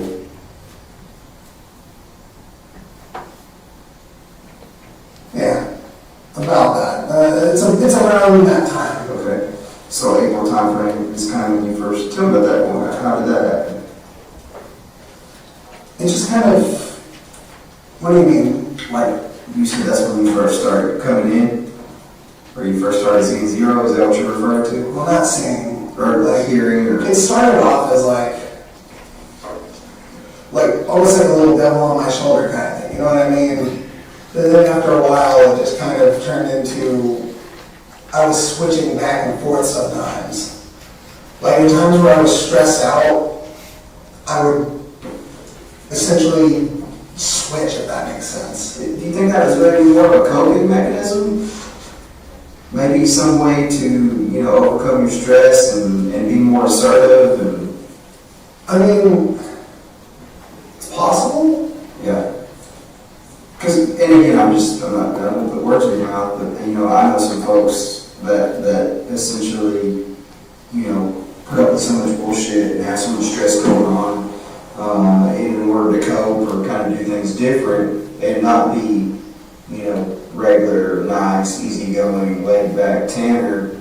They kick it up a notch so they can overcome and get through some of the hard times, you know? Because it sounds like you had a lot of coping to do. You were dealing with a lot. You got a 1-year-old at home. You got essentially a fiance. Is that proper fiance or girlfriend? Well, that's a fiance. A fiance at home that's not working and she's dealing with some postpartum stuff. And you're the sole provider. You by all accounts don't have your own home. And should keep spending all my money. So every time you get a paycheck in, it's going right down the drain. Is it going to good stuff? Is it going to Chester? Some of it does, yes, and then other parts of it, not so much. Okay. So then here we are sitting in April. You go to Millwood. You do the outpatient treatment. Tell me about where do you go from there? You keep working, obviously. Yeah, I keep working. They end up putting me as a floater, which I absolutely hate. Yeah. Like me having Asperger's syndrome, I like being routine. Mm-hmm. You know what I mean? Like I have a routine. Like I used to have a way I used to do my own route. I used to go down 7:30, hit the businesses first, and then I'd move west from that point. Yeah. You know what I mean? And I'd always do it the same way every day. But now they're putting me on like different routes every day. Like since while I was away for like a week, right? So they put someone else on my route, mm-hmm. and then they became the main on that route. I would only get that route like once a day. Yeah. And Polaris at this time had, let me see, they had Paradise, Bridgeport, let me see what else. All of Springtown, Poolville, which, fun fact, I got chased down by a peacock in Poolville. Yeah. Yeah, I've seen those peacocks in Poolville. What are you talking about? Yeah. I also delivered to that nudist colony that's apparently out there. That's rumor, but I've never seen it. Yeah, no, don't even go there.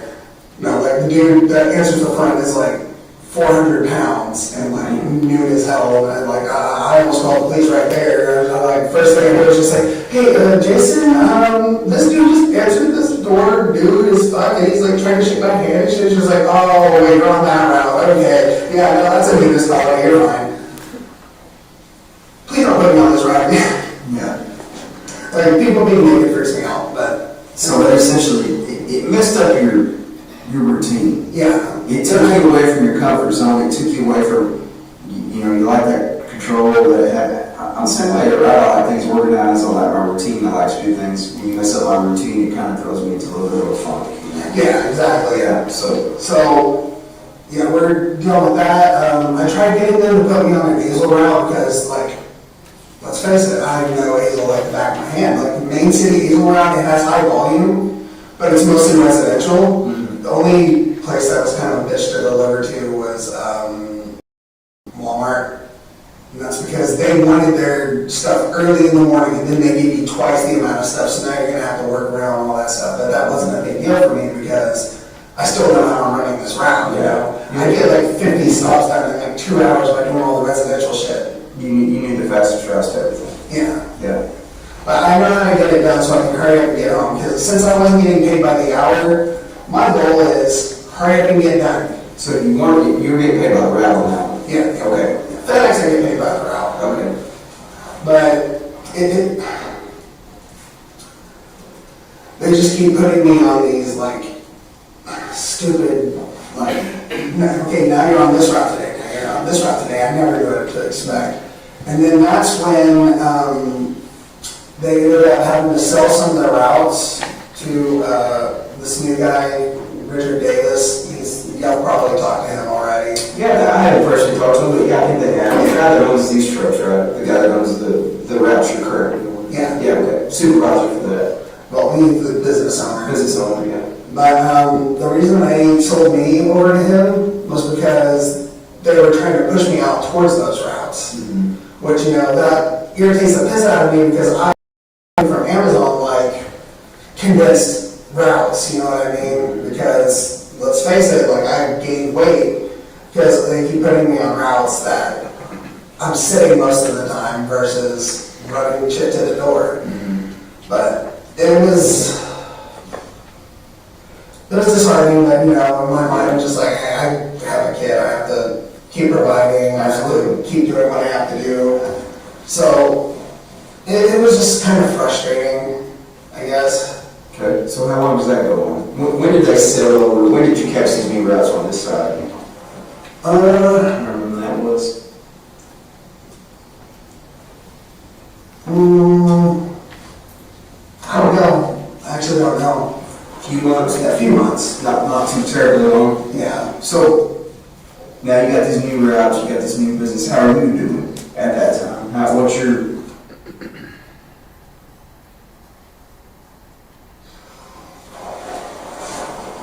I have no clue. No clue.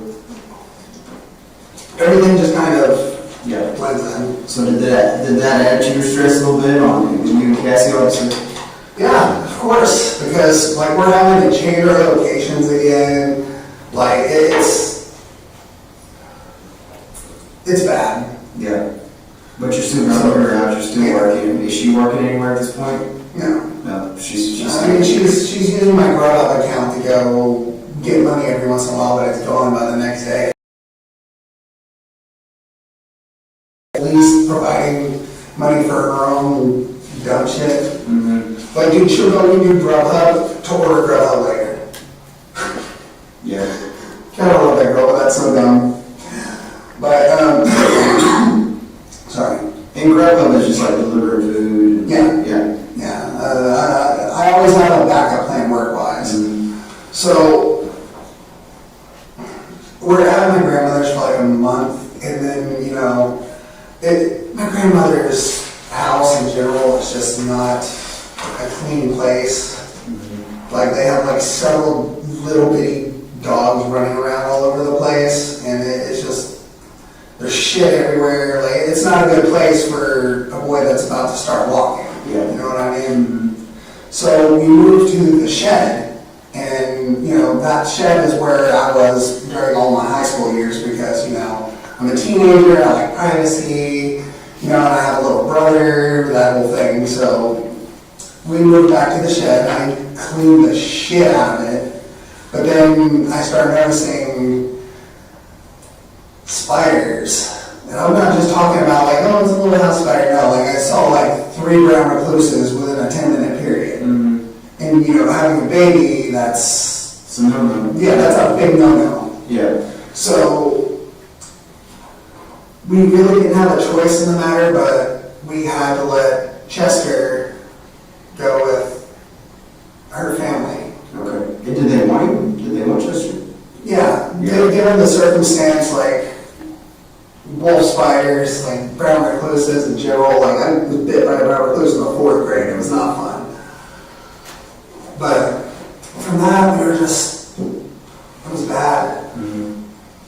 now, like, I'm separated from my son, like Cassie's not doing anything to help. So this is into, now we're talking about current events. Yeah, like last 3-4 months. Okay, so then Chester goes to Cassie's family, and you're still living with your grandmother's. She's Grubhubbing it, you're FedExing it, you're kind of just living life, right? Yeah, and at this point, we're both just kind of developing a relationship with zero at this point, because Cassie knows me pretty well at this point.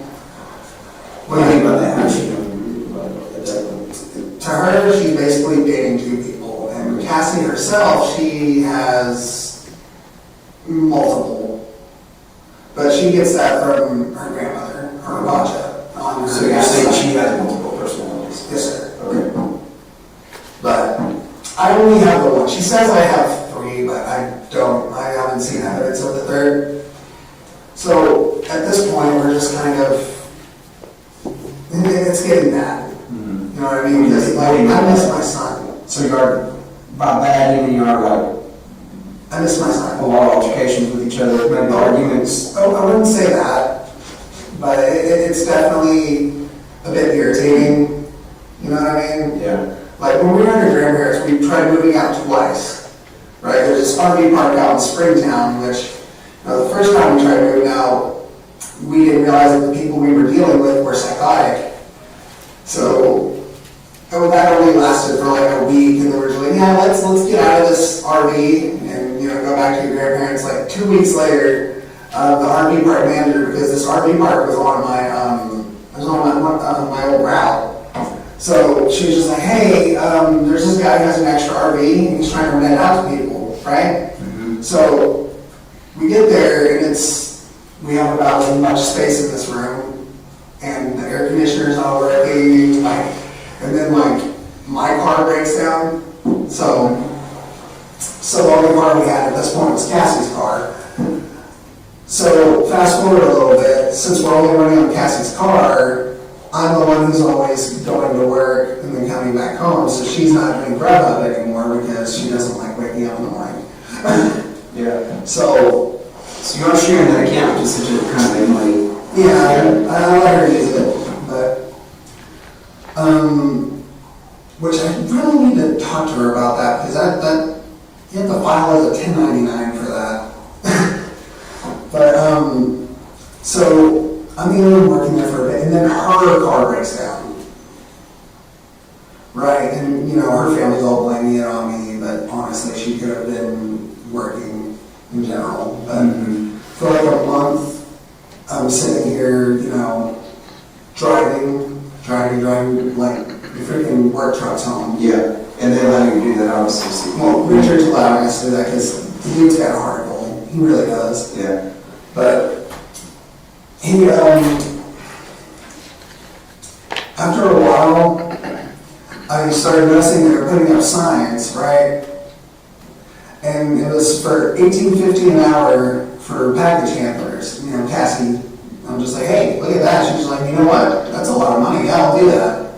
So for the last month, she was, she actually works. She was driving with me up to the so it makes sense, right? Y'all both go to the same place. Yeah. She does the packages, you do the delivery. Yeah, pretty much.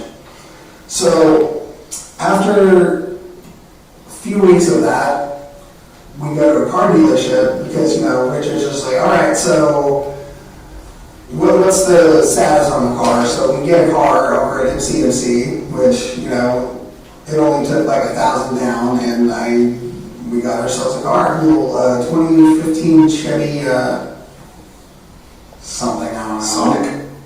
Yeah. Is that right? Yeah. Which is not a bad little car. Not a bad little car, just a little tiny. Yeah. At the same time, like 4 wheels and it gets you from point A to point B, right? Exactly. Yeah. So you'll get your car. So essentially, hey, it is what it is. The car is just a means to get to where you need to go, right? It doesn't matter what it is. And the entire time, all this is going on, it just starts. Well, it sounds like things are getting better, though. Yeah. Essentially, she's working now. You got a car.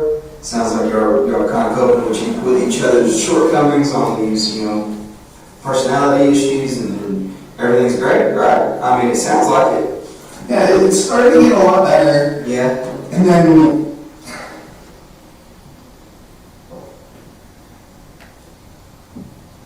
the last like 4 months though,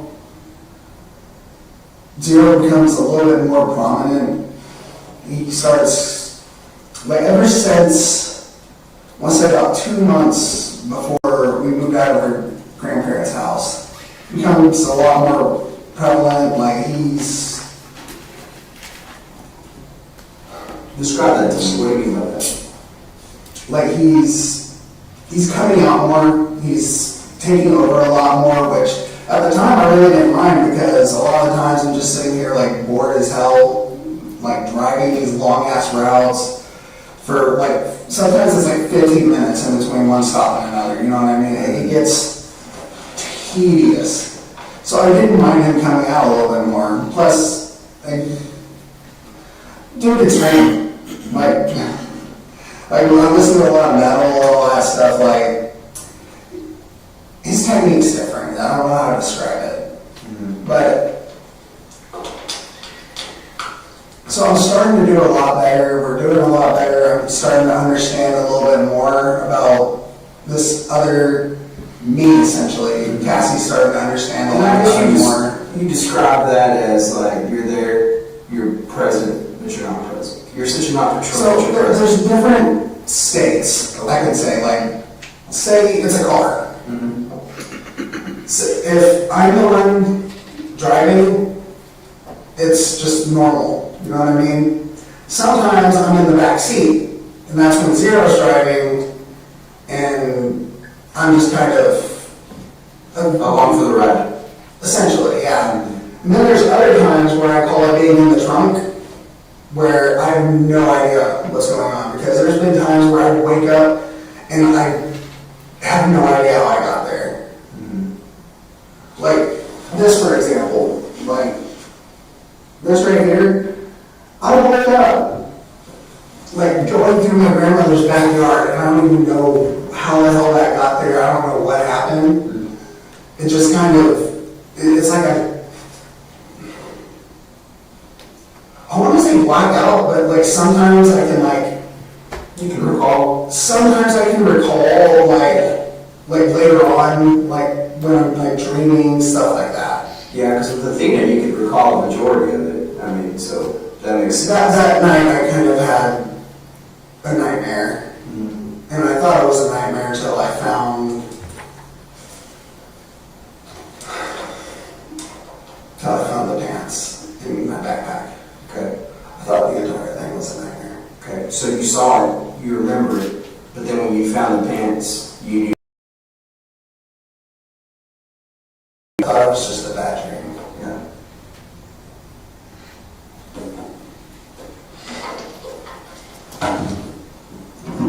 Sorry, I haven't been able to wash my hands in days. I haven't even taken a shower in 4 days. Well, when you stop doing silly stuff like that, it's, you know. I don't remember doing that. Yeah. Well, I mean, if we can. That's what I'm talking about. Like, stuff will happen, I don't even remember how it happened. I woke up in a padded cell with that right there. I don't even know how he got anything to do that with. Yeah. Tell me a little bit about that, about remembering, where did you find the pants? My backpack. Okay. Well, I don't even know what the hell happened. Yeah. Like, I just found them in my backpack and I'm just like, are you fucking kidding me? Like, I thought I just had a really fucked up nightmare. What was in your mind before that? Because I mean, obviously now we've gone through kind of that. Was the nightmare pretty similar to what we discussed, or was there any? I was describing my nightmare. Yeah. Like I said, sometimes I recall it in like weird ways. I'll recall stuff in dreams. I'll recall stuff like just random flashbacks to the next day. It's almost like a PTSD kind of thing. So have you recalled anything come back that you think maybe we missed that first night that we spoke? Not that I can think of. Yeah. Nothing that just sticks out to you. It's like, oh crap, I remember this or telling me this, nothing like that. I've been trying to think of something. Yeah. But I can't think of anything. Yeah. Like I'm at a loss. I I'm in trouble for something I don't even remember doing half the time. Half the time, yeah. Because I remember, like I said, like nightmares and dreams. Yeah, no, you recall a lot of it in great detail, and I understand some of it, and obviously, ultimately talking to Zero, he filled in a bunch of the holes that Tanner wasn't able to fill in, right? Well, we kind of talked about that, and I'm not discounting anything, right? I 100% believe you, what you told me that night, and the statements you made to me, because of digital evidence, physical evidence, timelines, everything we're able to corroborate. Right? That's my job. Now we're talking about the guy that's responsible for doing that. So then I'm responsible for essentially corroborating and filling those holes that you told me to make sure that we're not missing something. And I'll be honest with you, I was able to fill in every single one of those holes for the most part. And some of the holes, like that's that what that we keep talking about, that what that we keep bringing up, right? But then there's just some of that why that comes into it, and I know we touched a little bit about it, but, obviously if the child was sexually assaulted and you said no, you were pretty adamant about that. I don't have any visions, memory, or any of that.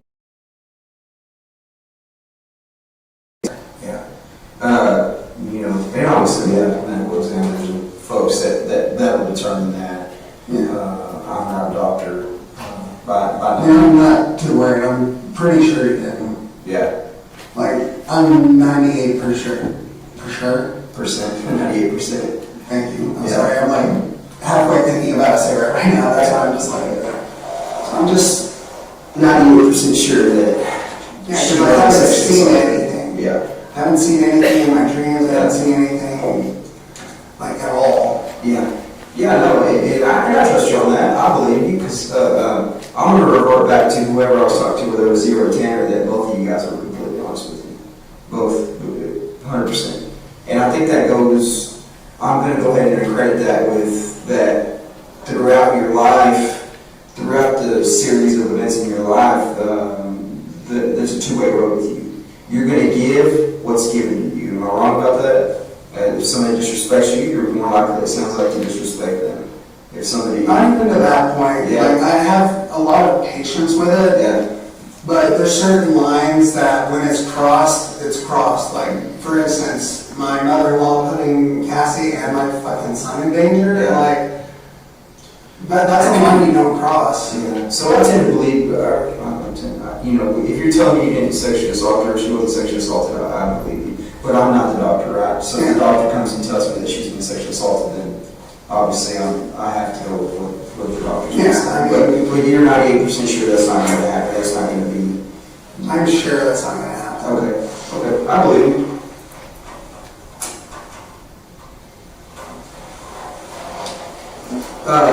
So that being said, as bits and pieces are coming back, that's one thing that you're for sure on, so whether it was sexually assaulted, and obviously we went into some of the details of the way Athena was killed. That was Tanner telling me that, because you remember that pretty vividly. Obviously. I had nightmares about her for like 2 nights, man. Here, you've had nightmares? No. Oh, before that, after that. Yeah, so obviously that was pretty descriptive, she faced away from you, you tried to break her neck first. That wouldn't save me. That was Zero tried to break her neck, which is, and when I say you, obviously, it's not another person's body, it's you, your body. You physically tried to break her neck, that didn't happen. Facing away. Obviously, it's not like the movies, I think that's a misconception, impression. Obviously, maybe there are some people that can do that, but. Yeah, maybe like my python. Yeah. Sorry. I'm sorry. Every time I say Mark Tyson's there, I do that. It's just a joke that me and my cousin have. Yeah. So ultimately, you ended up strangling her, or your body ended up strangling her. Zero strangling her. So zero strangling her. Do you have any recollection? Because I'm gonna shoot you straight. She's got some marks and things on her. Are you aware of how those marks could have potentially got on her? Like what? Like some patterns, scratches, or anything like that? I don't know, it depends. Like, what do you know? I might be able to. I know again, this is something I don't physically know. I haven't physically seen them or visually seen them, but I've been asked that, so maybe you can feel it. It's like maybe like a pattern on her body, maybe. And I think it maybe just from the process of transporting her from the truck to essentially the Trinity River, maybe she got scratched on her somewhere. Trinity River or the creek. I'm going to say Trinity River. That's way far off. Yeah. So we're the creek there that where we found her. So any ideas on that? Where she might have gotten any scratches or scarring or anything like that? I mean, we drug her across the road. Yeah. And threw her in the bamboo. Okay. So you did. That's one thing I wanted to clarify a little bit. So she was in the bamboo at first. She was in the bamboo at first. Yes, sir. And then what made you move her from the bamboo? That's when I was in the backseat, not in the backseat. But that was same day, right? That wasn't a different day. You came and got her and moved her to a creek. Essentially. Yeah, same day, same time frame. When I came to, I was getting on 114, coming off of a little county road. Okay. So essentially, you went back. You had to go back, get her, put her back in the truck, and then take her to the creek. As far as the time goes, I don't think that happened. What do you mean? I think it all happened in one go. Okay, so I got in the driver's seat, and that's when he took back over. Okay. So essentially, it was like, this is probably not a good spot. Somebody's going to find her pretty quick if she's left. I wanted somebody to find her. I wanted somebody to be able to find this poor little thing. You went to the zero, didn't you? That's my guess. Okay. So then that's how she ends up in the creek. That's how Athena. And I can say she, I think we should give her the respect by calling her by her name, Athena. That's when Athena gets such a pretty name in the creek. So, goddess of beauty and mythology. Yeah, and I thank you for filling in that blank because I was a little confused on that. I guess I got confused on, because we went to the bamboo and she wasn't there. Sorry, trying to blow out here. It's okay. And then essentially, once Athena's not there, by the bamboo, I'm a little perplexed because you and I were being pretty honest. But then that's when I had to talk to Zero.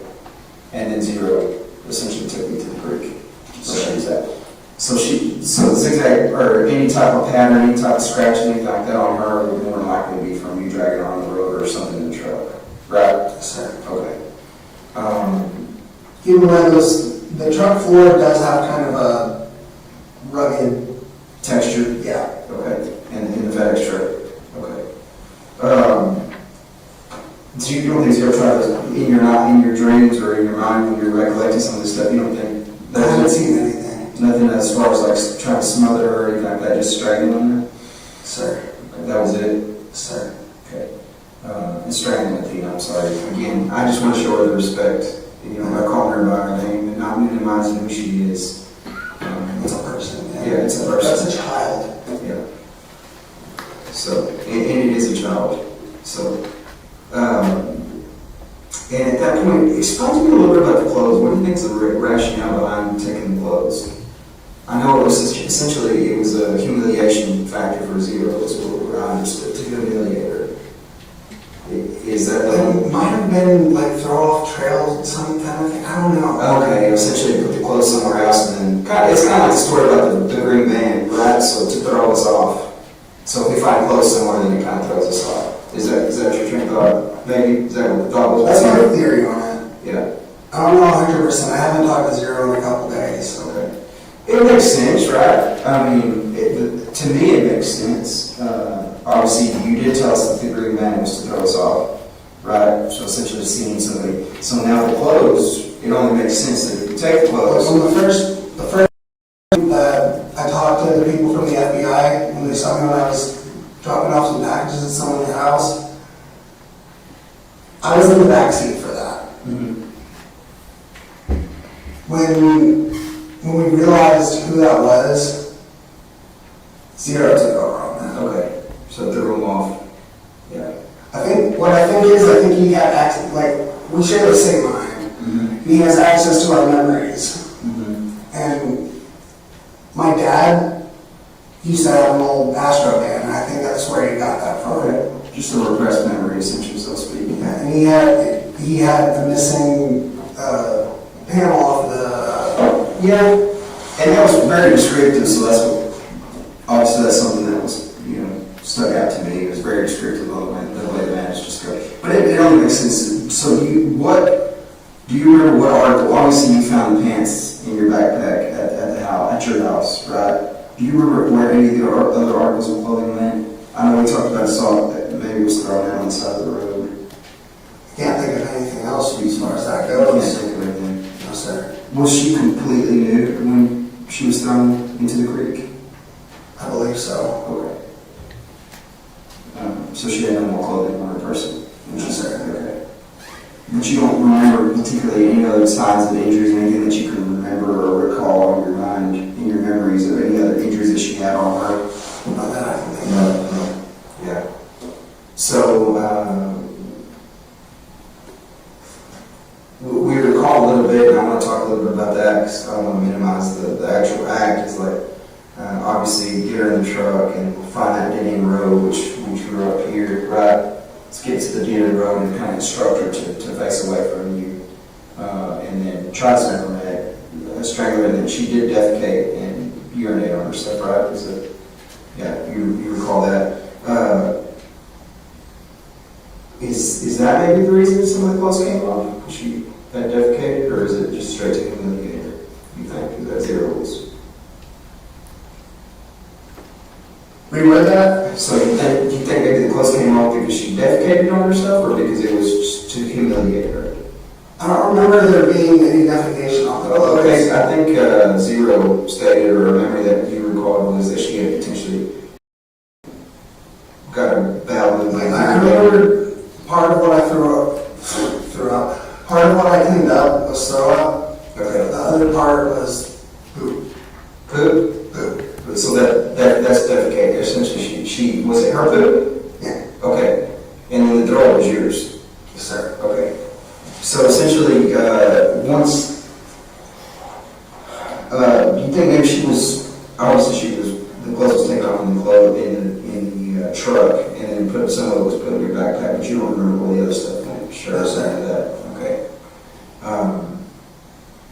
But just looking at it, it only makes sense. I think you're on the right track there. Maybe to throw us off, throw law enforcement off. Yeah, that's my theory on it. Yeah. So obviously early on, your grandmother was it already on your radar? Obviously, it's all over the news. You kind of seen it. My grandmother sent me a message about it, like, dude, this is not where you're working. Like, you know anything? I was just like, I don't really know anything. Like, yeah.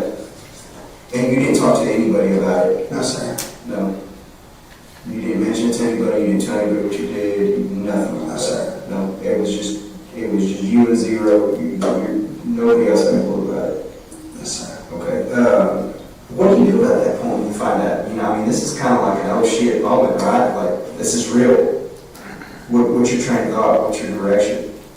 I think I was in denial. Mm-hmm. I think a lot of it was denial because, like, I would never have it in my heart to do that. Did you think about calling law enforcement at that point? Did you think about doing anything like that? Thought about it. I didn't know what to do. Yeah. When you thought about it, what did you think about doing? What was your thoughts? You had events and things going through your head, right? Because we're human, right? We're human. We're natural. You're going to have that human emotion as a parent, as a son. You're going to have some type of emotion or some type of thought of, well, what do I do next? I didn't know what to do next. I just tried living my life. Yeah.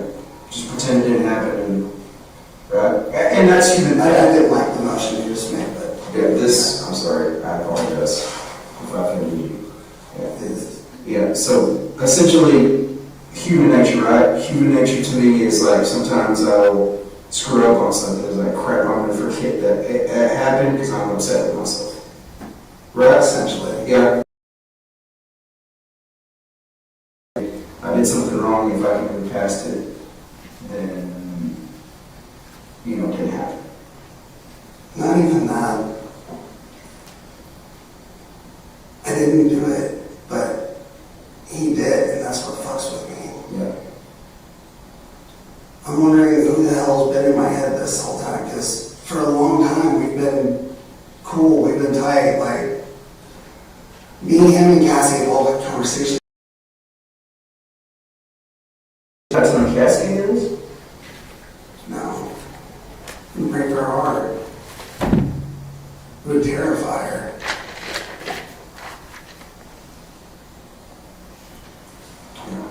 So essentially, you're more or less in denial at that point, I would say. Still, part of me is in denial because I didn't pull the trigger. What do you mean by that? I didn't pull the trigger. As far as letting somebody know what happened, or Doing it. you feel like zero pull the trigger? I feel like, yeah. Okay. I tried to disarm the gun. Okay. I tried to stop all of this from happening.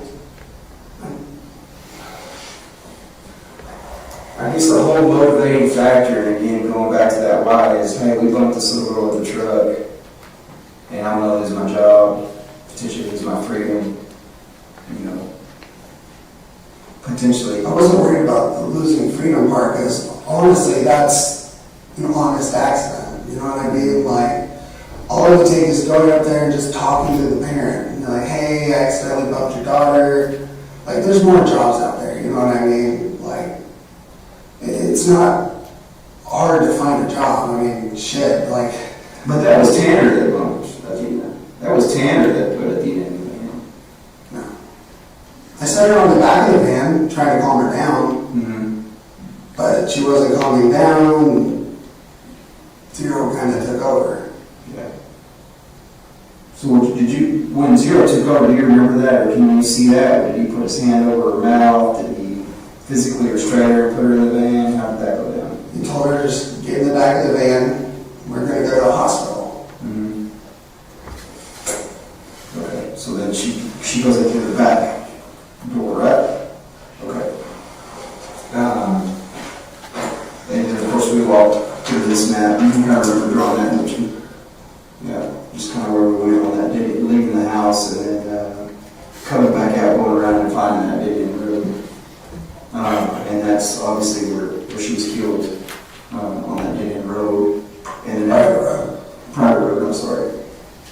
So after that private road, after she's killed that private road, we go back out, we go up that main road to the bamboo. Where the bamboo was at, what was the?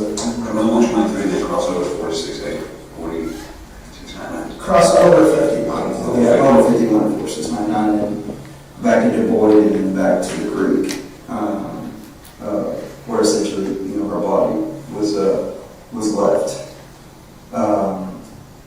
And then after that, you go to the Love's convenience store, and then you ask them for cleaning material, which we obviously corroborated that. What kind of cleaning material did they give you? Do you remember what kind of spray they gave you?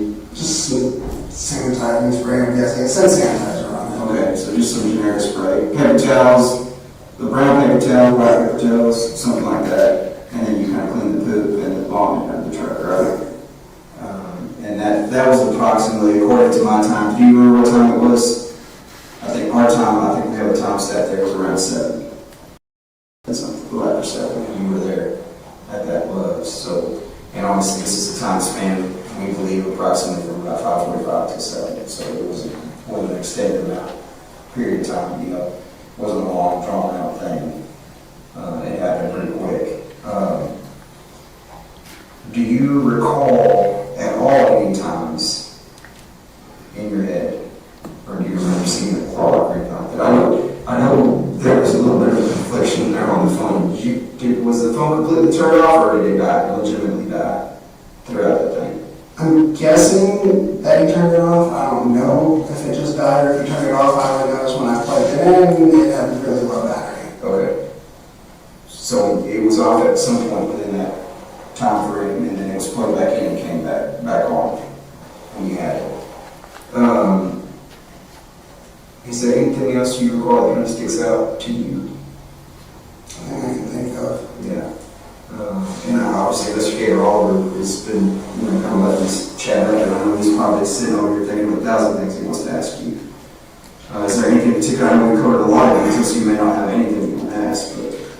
Not right now. I knew there was some stuff that you kind of cross over some of these things and cross them off my list for me. You said that one of the things that got me is that so you're in the backseat sometimes, you're in the trunk sometimes, talk about Zero and everything like that. And Cassie said you guys 3 personalities? And she says I have 3, but I've never personally seen any evidence of this third one. She given a name to the third personality? Not that I know of. Did she give any particulars on the third personality? Nice, mean? Any descriptors? Not really. She just, there's been times where she'll just say, hey, you may have a third person up there, right? And I'm just like, no, I don't. Because I figured of all people I would know. You know what I mean? Like, it's my brain. I figured if I knew there was someone else in there, I would know. You mentioned earlier too, I guess you're aware of the FedEx cameras, that there's FedEx in that FedEx, cameras in that FedEx truck. Yeah. Okay, and you know how they operate? Yeah, they operate on, if you make any, they record if it's like you're speeding or if like you may take a turn too tight, something like that. Mm-hmm. That's what I'm guessing. Yeah.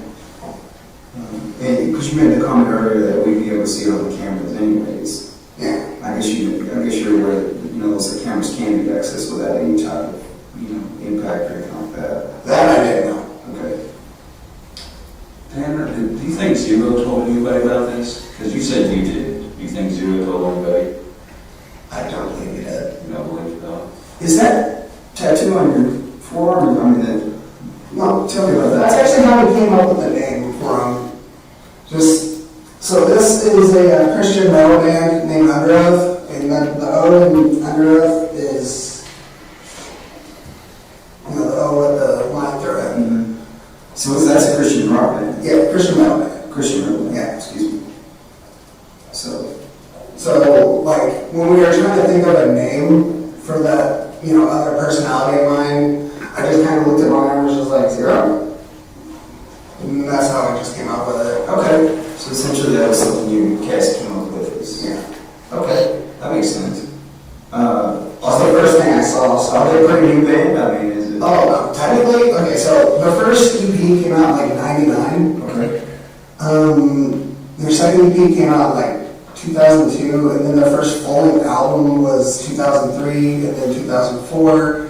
Between 2003 and 2004, they switched vocalists because he's going through a lot of like mental problems at the time. You know, he fell asleep at the wheel, and his girlfriend died. It's a big thing, but yeah, they've been around for a long time. I might have to look them up. I'm gonna have to listen to some of it. Well, so some of their earlier stuff, it's more like death metal kind of sounding stuff, but you know, they're trying to bring that whole positive spin to an otherwise really negative scene, which I love the crap out of. And then after their first 3 EPs, they went more towards the like emo direction, where there's a lot of singing and screaming like mixed together pretty well. You know what I mean? Then they went more towards metalcore, which is still singing and screaming together, but less on the emotional side. You know, he does talk a lot about like mental health problems and all that stuff. And then they got experimental for 2 albums. On the second of those 2 albums, the drummer left, who was also the clean vocalist, the singer. Then they made 1 more album with the drummer from this other Christian band called Origin. Then they split up for a long time, and they got back together a few years ago as more of like a heavy rock group. Like, almost like, I don't know how to describe it, but it's definitely a lot more singing. But when they got back together, they weren't Christian anymore, sadly, but you know, it's their band, their choice. They can do what they want. Yeah, so that kind of explains the name a little bit. Clarify something for me as far as the name goes.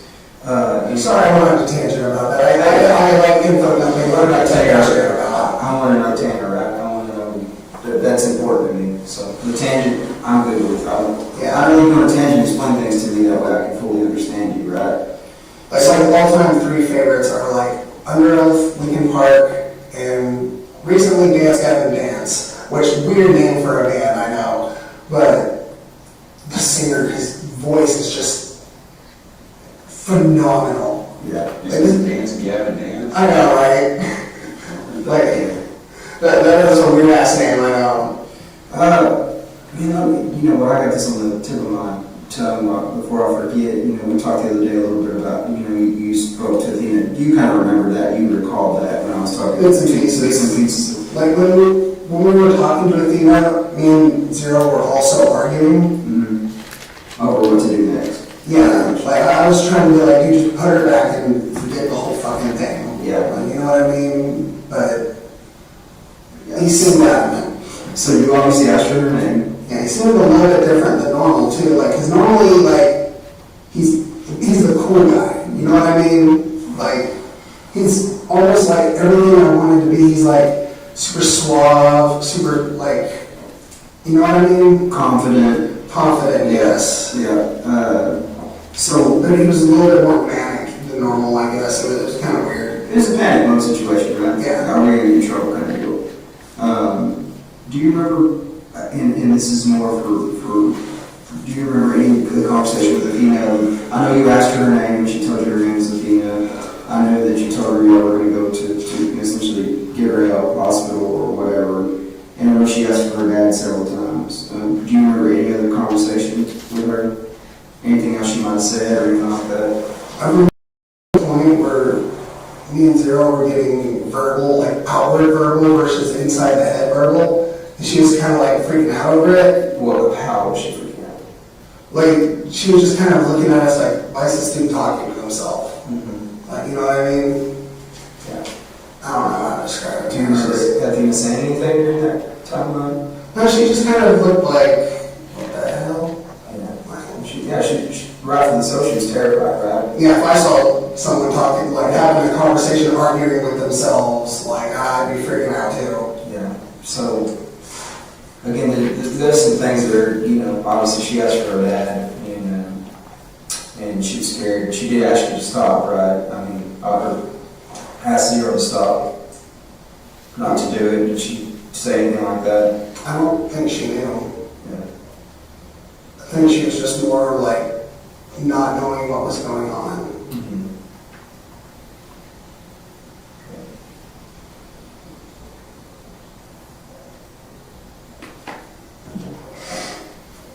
Need some more water? Yeah. Sorry, I think it's more stress than anything. That and I have to, like, when I ask people for water while I'm in that fucking padded cell, I'm sitting there waiting for like. I've got a case of water, so if you want to, then I'll get it for you, okay? When I'm sitting there asking people for water, like, everybody in there looks at me like I'm a monster. Which, understandably so, given the circumstance, but I'm not a monster.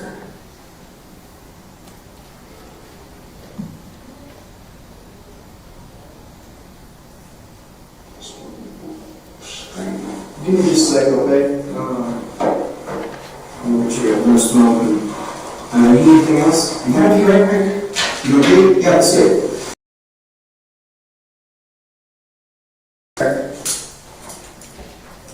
So, you never told me about these things. Hang on a second. Let's get you there.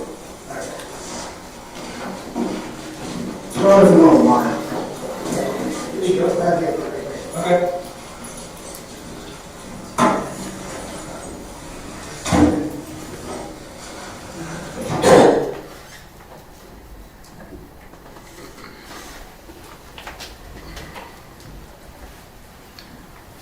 Do you have further questions to ask Ranger Espinosa? I do, Your Honor. All right, let's break for lunch. Your lunch is here, and we'll start back up at 1:15, okay? So we'll enjoy your lunch. All rise.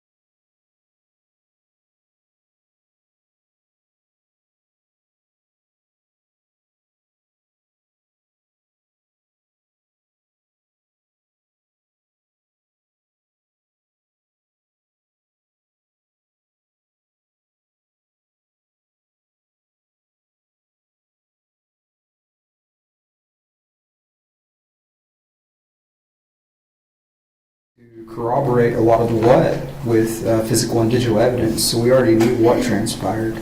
It was more of a why for closure. Push that microphone back just a little bit. There you go. So at any point,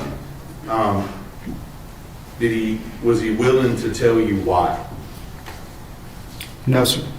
Now, I noticed in here there was a point at which we were talking about, you were asking questions about Athena, and you made a statement that basically she was in the wrong place at the wrong time. Do you remember that? Yes, sir, I recall that statement. And you made that statement to Tanner Horner, and what was his response to that? I can't exactly recall what his exact statement was to that, but I believe it was something to the extent of, I guess so. So let's talk about a couple of things that have now come up in this. I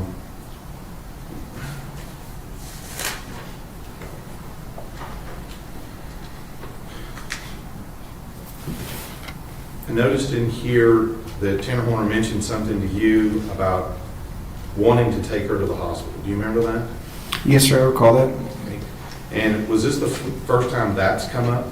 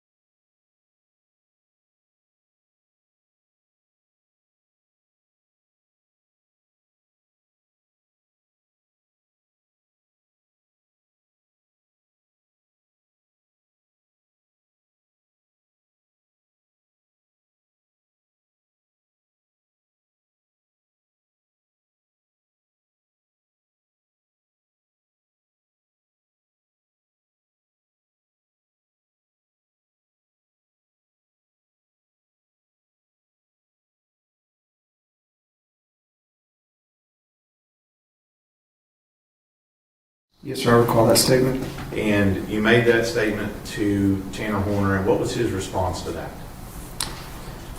I can't exactly recall what his exact statement was to that, but I believe it was something to the extent of, I guess so. So let's talk about a couple of things that have now come up in this.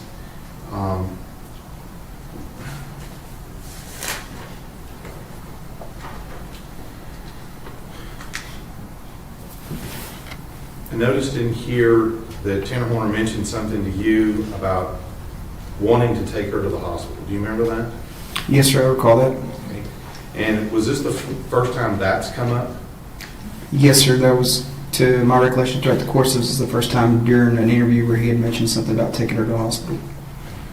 And again, this is Tanner telling you that's what he wanted to do. Yes, sir. Now, when we go through this and we start looking at this, we start talking about the pants. And at some point, does he admit that he found he found Athena's pants in his backpack? Yes, sir. I believe that was a statement that he located Athena's pants in his backpack at his grandmother's residence. Now, prior to this, if you'll remember, did he deny taking any items of clothing from Athena with him? Yes, sir. Now, let me just ask you, he talked about the pants. Did he mention whether or not he took her socks with him?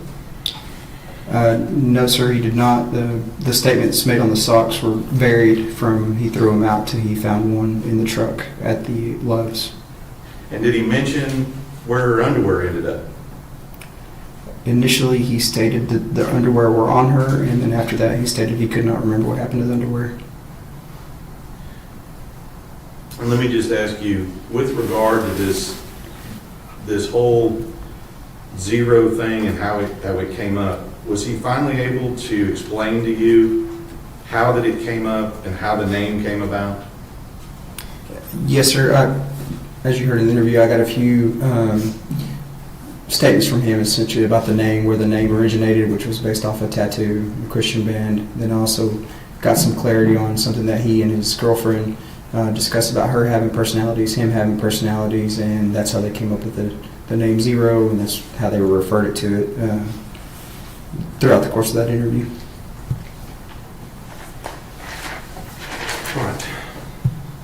Let's move a little bit, if you will, now that you've done that final interview. Is your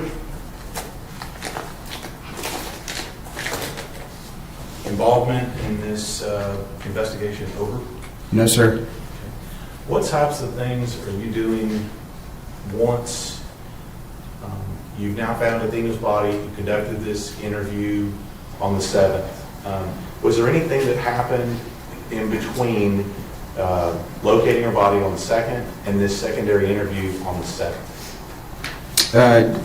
Yes, sir. Obviously, this is a tremendous investigation as far as moving parts go.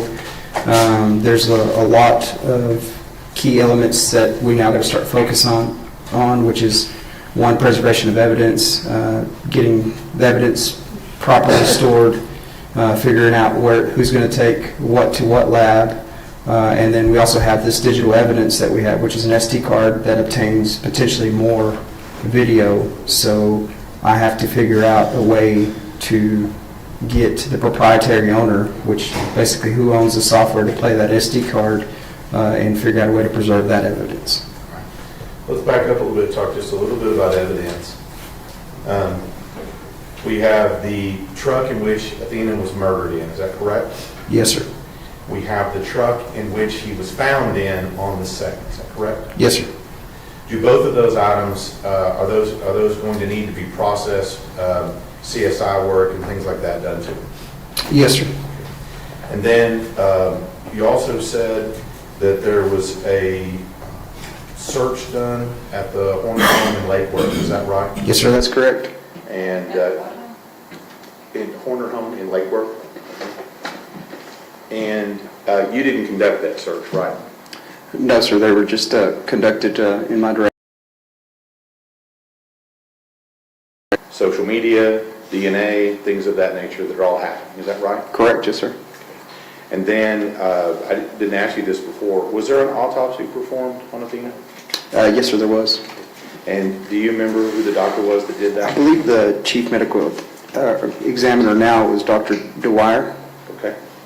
And so we talked about evidence, so all of that is, would you say, in process when we're working on that, is that right? Yes, sir. Yeah, like I said, a lot of moving parts, a lot of things moving forward, a lot of things that we need to get doing. I've literally been working on this case along with the district attorney's office for over 3 years.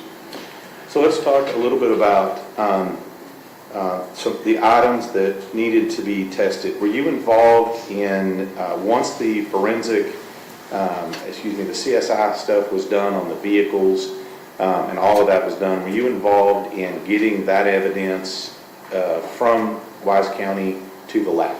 Yes, sir, I was. Okay. And why would you, being the lead ranger, be involved in getting it from Wise County to the lab?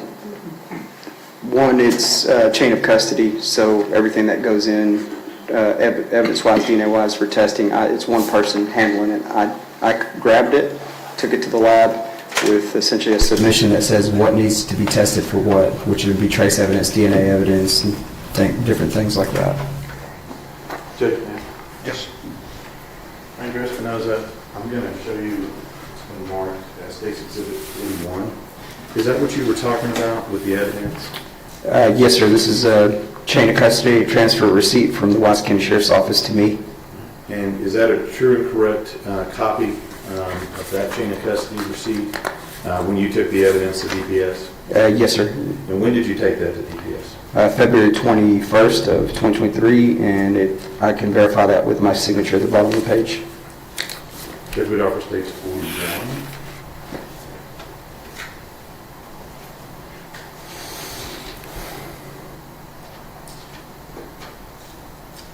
Your Honor, we object as this is a police report and not admissible under the hearsay exception. Let me see 41.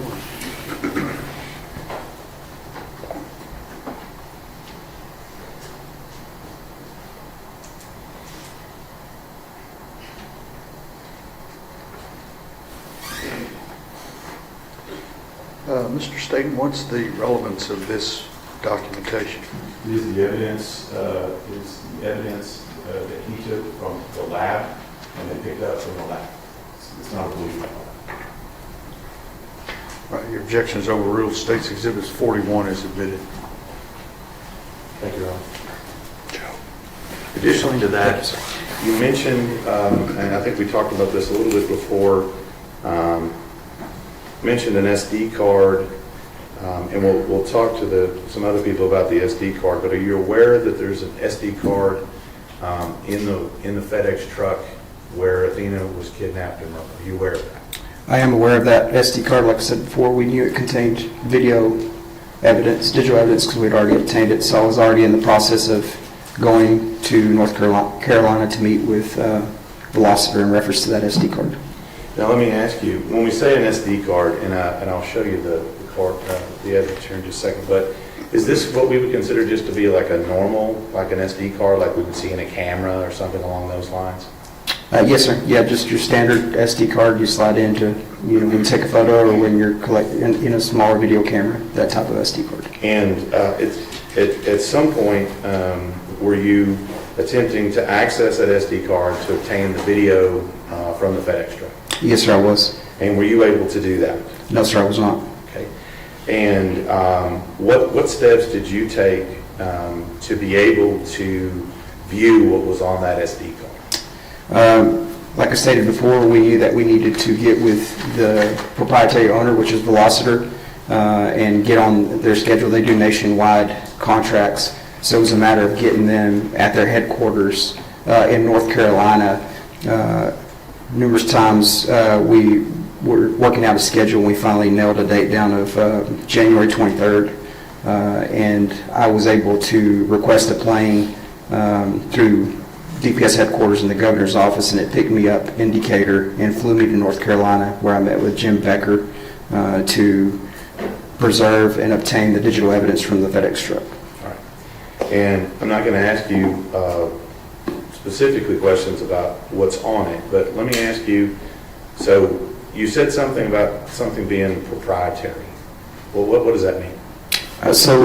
Yes, sir, I did. So the software that they use for that SD card is basically only for them. If you want to play their videos, you have to have... Object. This is all based on hearsay. Overruled.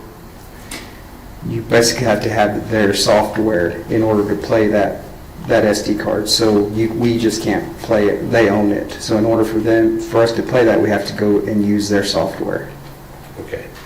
And that's what you mean by proprietary. It's not just a a reader that we have on a common laptop. Is that Correct, yes, sir. okay? And does that particular reader have a name? I believe it's TrueView, if my memory recalls. Okay. But we could get Jim Becker to talk about that. Is that right? Yes, sir. Yeah, he's the brains. He provided me the software, provided me the video, and then that allowed us to play it. And so, and again, I'm not going to ask you directly about it, but once you had the proprietary software, okay, once you had that, did you get that when you were in North Carolina? Yes, sir. I flew there, obtained it, stayed until we had the evidence, secured it, made sure it played, and then I flew back to Wise County from North Carolina. So at that point, you got the software, and now you can see the entirety of the video on the date in question. Is that correct? Yes, sir. Judge? Approach. Yes. I'm going to show you State's Exhibit 116. Do you recognize this little envelope? Can you tell us why? Yes, sir, I do recognize it, and it does have my initials and date stamp. So let me ask you, is this State's 116, is the SD card contained within that? Yes, sir, and also contained within is jump drives, which the video evidence was actually transferred to. This is what you picked up from Wise County? Yes, sir. And then this is what you took to Veloster, and this is what you brought back? Yes, sir, that's correct. And that's your initial and signature on it? Yes, sir.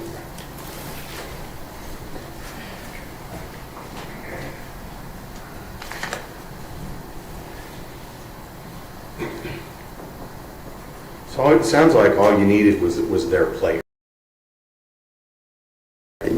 Essentially, yes, sir. Okay. All right.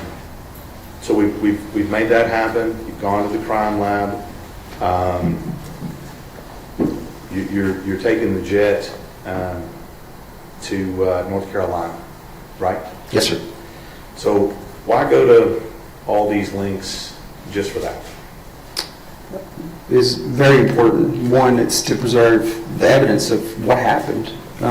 It's all there. And two, it's important for us not to essentially tamper with any type of evidence. Like, I don't know the software. I don't know what it is. It's better to have the people that run it, operate it, and own it do that for us so we can get it back, and the video has everything on it.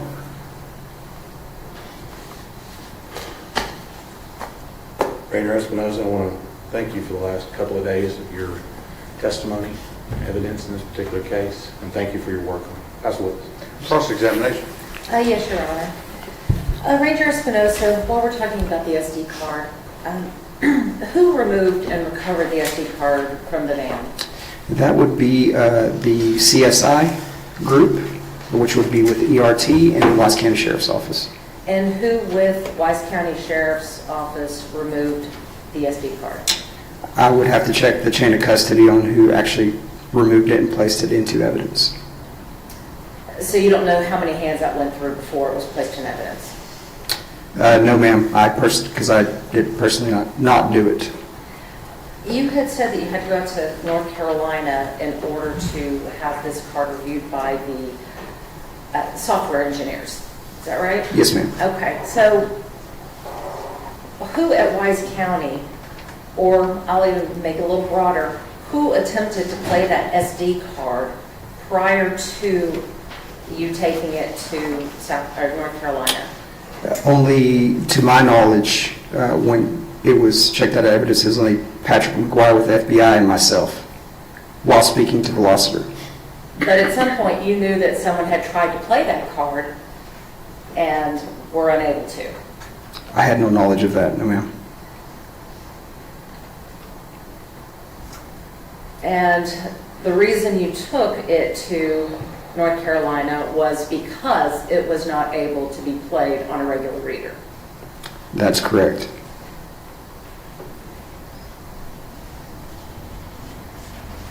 I want to talk just a little bit about these interrogations.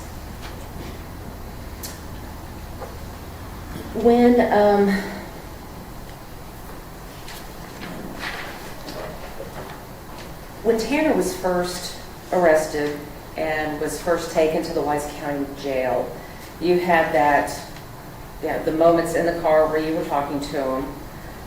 But at that point, you had not read him his rights, had you? No, ma'am, I had not. So even though he was arrested by your brother and placed in handcuffs and put in the back of a car and being questioned about an offense, you did not see fit to read him his rights. Correct. That falls under And- the public safety exception, which is So, an exception to Miranda. Objection, Your Honor, non-responsive. One at a time, your objection is sustained. Ranger Espinosa, if you need to expound on something, then I'm sure the district attorney will ask any questions that need to be followed up on, okay? So right now, if you'll just answer only the questions that I'm asking. Yes, ma'am. So at that point, in fact, I think it wasn't until 16 minutes into that video, did you read Tanner Horner's rights? Yes, ma'am, I did. Throughout these interrogations and throughout the videos that the jury has watched, Tanner asked several times about attorneys. Isn't that correct? Yes, ma'am.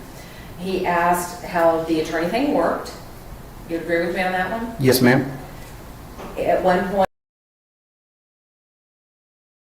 attorney. Would you agree with that one? Yes, ma'am. He asked about what happens if I get an attorney. Yes, ma'am, I believe so. And he also asked what happens when I get an attorney. Yes, ma'am. All right, so then, and that was just in the first two interrogations. So now we get to December the 7th, and we have that fourth interrogation, the fourth video. And when you Mirandized Tanner, he told you that he has an attorney. Is that correct? Correct. But you didn't reach out and try to find out who that attorney was, did you? No, ma'am. And you didn't try to make any contact with that attorney? No, ma'am. You didn't even bother to find out who that attorney was? I actually did find out who the attorney was after. Afterwards, you found out who it was? Yes, ma'am. And did you make any attempt to contact that attorney and tell him, hey, guess what? I just spent 2 hours with your client talking to him about his case? No, ma'am, I did not.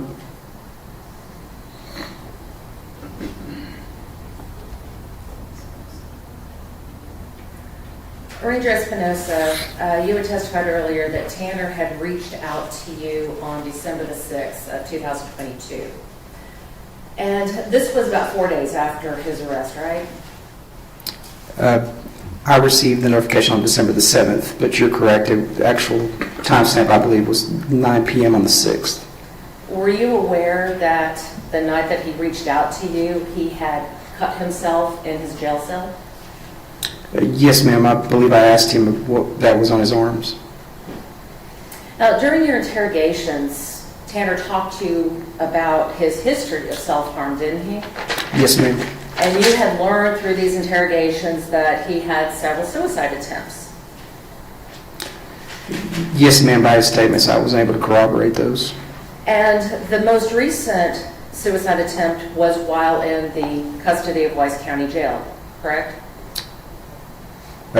You'll have to tell me about the day, or... So, were you aware that he attempted suicide in the Wise County Jail in May of 2023?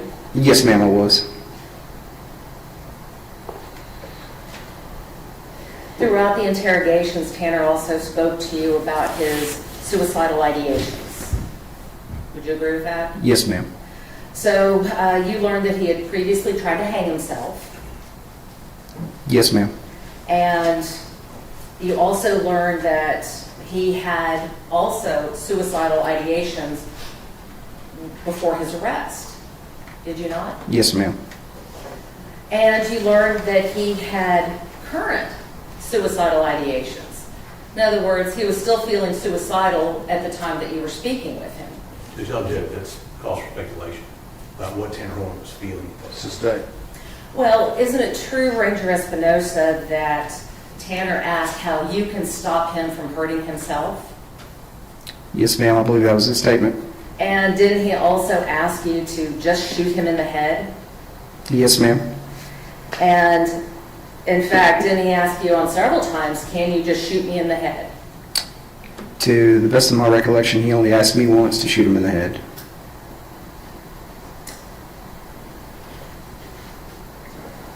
During your interrogations, Tanner also talked about his history of mental health issues. Is that correct? I don't know about the mental health issues, but yes, he talked about some of his issues. Well, he talked about being hospitalized in a mental health facility, did he not? I believe that was an outpatient visit is what I believe, which means it was not hospitalized. And you were aware that he was hospitalized after his suicide attempt where he attempted to hang himself? I don't recall that one. I believe in May of 23 he was, but I don't know about the other one. And you did know that he was, you know, had received medications? Yes, ma'am, I believe we discussed some medications during the course of that interview. You also learned during your interrogation that Tanner has Asperger's. I believe Asperger's was mentioned by him, but I had no knowledge that he was diagnosed with Asperger's. So you knew by report from Tanner that he had Asperger's? I don't know if he has Asperger's. He just said he had Asperger's. You learned about the hospitalizations. You had mentioned that he had talked to you about medications that he was taking. In fact, you even asked him about the medications he was taking. Correct. And he told you that he was taking Prozac and Strattera. Is that right? I believe so. So are you aware that Strattera is used to treat ADHD? Judge, I'll object. He's not an expert on that. I'll let him answer it if he knows it. Were you aware that Strattera is used to treat ADHD? I'm not aware of that, no ma'am. And are you aware that Prozac is used to treat major depressive disorder? I'm also not aware of that.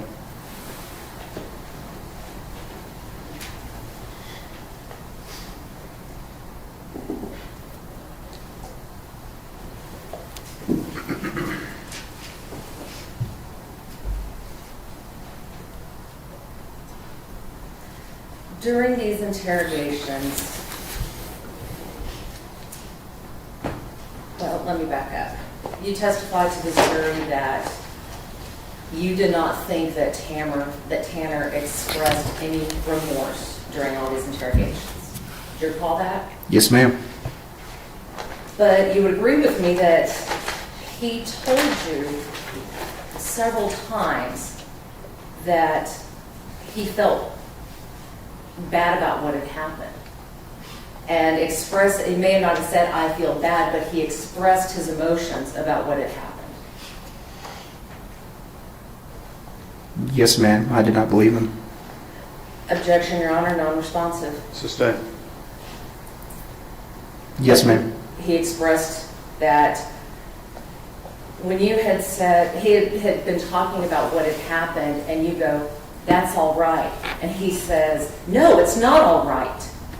Do you remember that? Yes, ma'am, I recall that. And your response to him was that, no, it's all right for you to talk to me.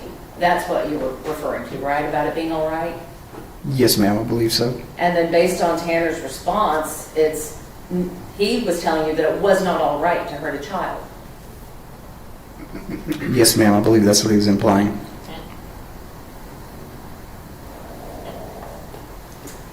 And later on, when you asked him if he was remorseful for what he did, he told you, and was very emotional when he told you, that I'm a father. I took something away from someone. Do you remember that? Yes, ma'am, I do. And when you asked him about what he wanted to say to the community, do you remember his response to that? No, ma'am, I do not recall. Do you recall that he said, no one deserves this? Yes, I do remember that.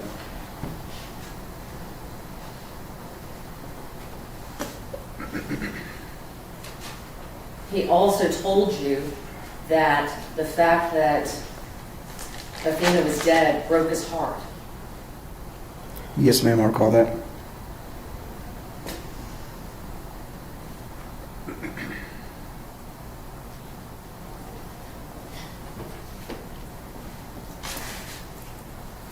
Ranger Espinosa, you also recognized that Tanner was being remorseful as well, didn't you?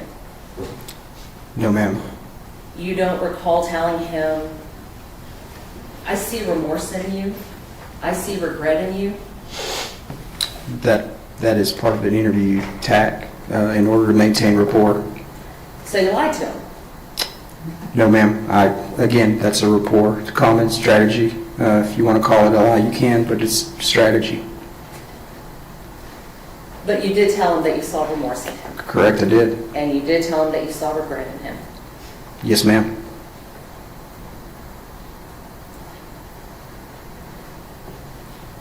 During these interrogations,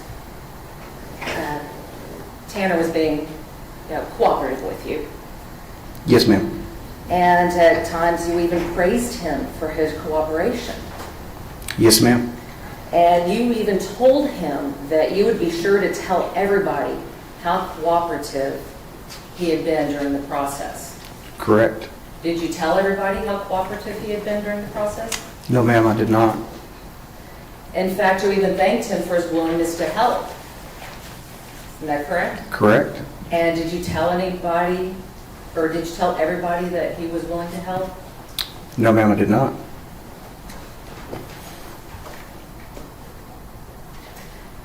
You testified on direct that Tanner was not being truthful throughout the interrogations. And at one point you told Tanner that what it was all about was doing the right thing. Do you remember that? Yes, ma'am. And for you, doing the right thing would mean confessing to the murder. Is that right? Yes, ma'am. Tanner confessed to the murder, didn't he? Yes, ma'am. And for you, doing the right thing meant helping law enforcement to recover the body. Do you agree with that? Yes, ma'am. Tanner eventually helped you recover the body, did he not? Yes, ma'am, he did. You also stated on direct that Tanner blamed everyone else but himself. But Zero told you the truth about abducting Athena. Is that correct? Tanner told me the truth about abducting Athena. And he also told the truth about killing her. Again, that's Tanner. It's Tanner Horner, not Zero. So the persona of Zero brought you to Bobo's Crossing. Yes, ma'am. So when Tanner is being truthful about those other things, and Zero is being truthful about other things, and Zero is Tanner, doesn't that mean that Tanner was being truthful about what had happened? Yes, ma'am. Although you claim that Tanner was not being truthful during the interrogations, he wasn't the only one that was being untruthful. Would you agree with that? Could you elaborate? Well, Tanner asked to talk to Cassie, and you told him that you would allow him to do that in a minute. But you never let him call her, did you? What I meant by that is he'd be allowed to make phone calls from the jail. But you told him that he would be able to do that in a minute. But you did not allow him to do that, did you? I'm sure the Wise County Sheriff's Office provided him his phone call to Cassie if he wanted to call her. But my question is for you, Ranger Espinosa, did you allow him to make that call? I did not. He asked to have a video chat with her. And your response was, okay. Did you allow him to have a video chat with Cassie? No, ma'am. You asked about, or Tanner asked about seeing his son, and you told him that you would do that for him. Did you let him see his son? I don't recall telling him I was going to let him see his son. Well, the jury heard the video, so they'll remember what you told him. Mm-hmm. When Tanner made the request, and I believe it was, your phrasing was that he wanted to cut a deal.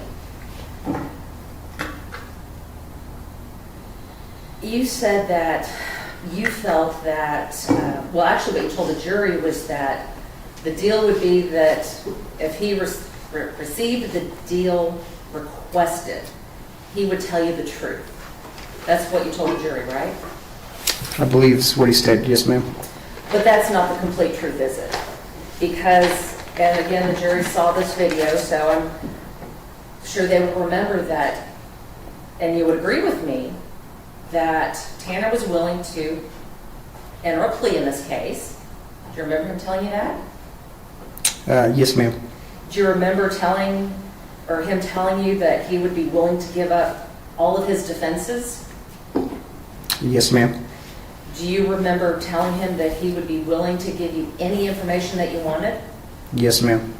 Did you remember him telling you that he was willing to give up everything and go to prison forever? Yes, ma'am. And all of this, the plea, the defenses, the information, going to prison forever, was just so he would be able to have a chance to say goodbye to his family. I believe, yes, ma'am, that's what he wanted. He asked you to relay all of this to the judge and to the prosecutors. Do you remember that? Yes, ma'am. You told him that you would do this. Did you relay it to the judge? I believe I spoke to the judge and the district attorney's office in reference to that. To the deal? Yes, just that he wanted to cut a deal. You didn't give him any of the other details? No, ma'am.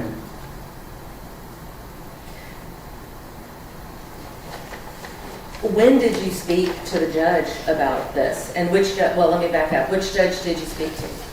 I believe during the course of that week, I informed everybody about the reinitiated interview, and I mentioned of Tanner wanting to cut a deal where he was released on an ankle monitor with video surveillance, which is not possible, and I told him that was not possible. So, well, you're not the prosecutor in the case, are you?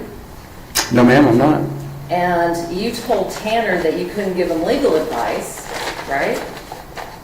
Correct. I'm not going to. But now you're making a legal conclusion about what is and isn't possible. Do you agree with that? Yes, ma'am. Again, I told him it is above my pay grade. That is a decision for the district attorney's office. And you said it's a question that you'd have to ask. Correct. So the question I have is, and you just said that you talked to the judge about it, which judge did you talk to? It was mentioned to Brock Smith When? during that time frame sometime.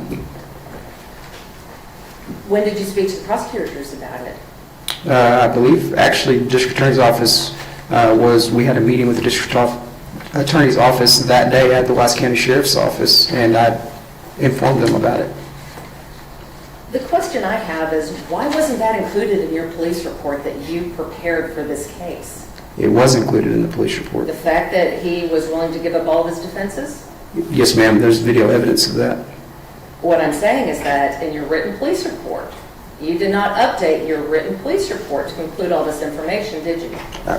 My police report says for all the details reference the videos in this report. So yes, ma'am, I did include it in this case. Now, you have, how long is your police report? I believe this one is 75 pages. And you have other details in that police report. Do you agree with me? What you're telling the jury is that something as important as he is willing to make a deal, you didn't think was important enough to put into a written form? Correct. Again, I did put it in a written form as far as reference my report. My report references that all the details are contained within the video. All right, so let's talk some more about this video. Mm-hmm. And I wanted to talk to you a little bit about Tanner's demeanor during his interrogations. Hold on, I'm sorry.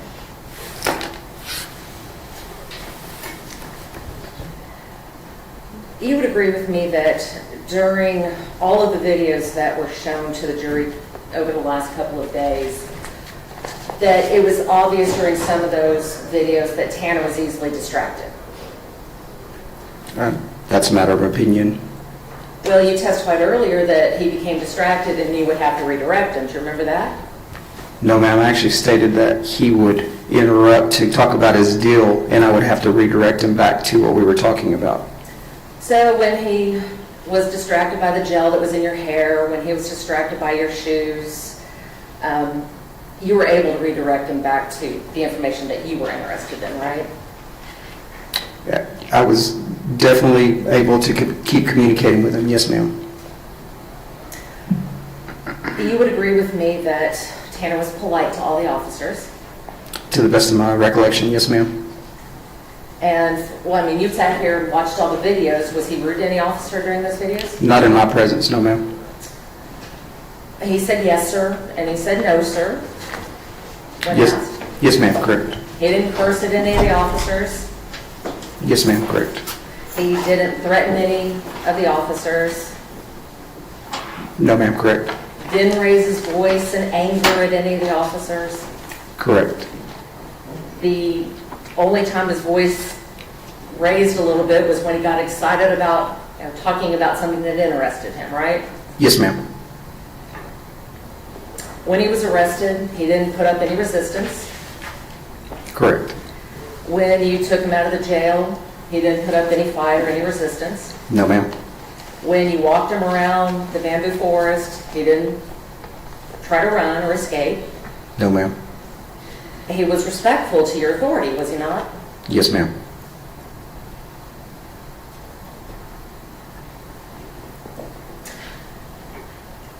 Ranger Espinosa, you have a Bible verse on your handcuffs, is that correct? Yes, ma'am, I do. That's Romans 13:4? Yes, ma'am. And you would agree with me that Romans 13:4 says, "For he is the servant of God, an avenger who carries out God's wrath on the wrongdoer." Is that what 13:4? It depends which version of the Bible you read, but yes, ma'am, that's correct. One moment, Your Honor. Yes, ma'am.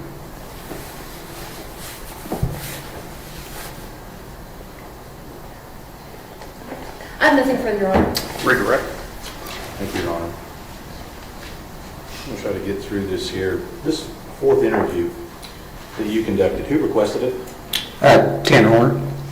In this fourth interview, when you go in there, you said before that he wanted to cut a deal. And that was essentially, he wanted you to cut him loose on some kind of monitor, and then he would tell you the truth. Yes, sir. Now, all of this stuff that Ms. Anderson went over with you about his suicide attempts, mental health, all of the things that are in there, that all came from Tanner Horner, correct? Yes, sir. Now, this is the same Tanner Horner who told you that Athena's body was in the bamboo. Yes, sir. And took you on that 3 or 4 hour boondoggle out there trying to Objection, find it. Your Honor, to the characterization. Overruled. He took you out there and lied to you twice and drug you out there where she wasn't, correct? Correct. And let's just go through this. If we're going to talk about a little bit about the things he's telling you, you don't have any knowledge whether anything he's telling you is true, do you? I have knowledge that it's all lies based on evidence that I had. Well, let me back up. Anything that he is saying about himself, you don't have any evidence that that in and of itself is true. No, I don't have any medical records. I don't have any history of that. That's what he's telling you. Yes, sir. But he also told you that that he backed into her with the truck. Is that true? No, sir. He also told you that at one point that she was deceased when he put her in the truck. Was that true? No, sir. He also told you, additionally, that he didn't take off her clothes when he dumped her body. Was that true? No, sir. He also told you that her body was next to the bamboo forest. Correct? Yes, sir. Was that true? No, sir. So essentially, you told him several times when during these interviews that you had faith in him and confidence in him, and he was telling the truth. You remember that, right? Yes, sir. When you told him that, do you really believe he's telling the truth?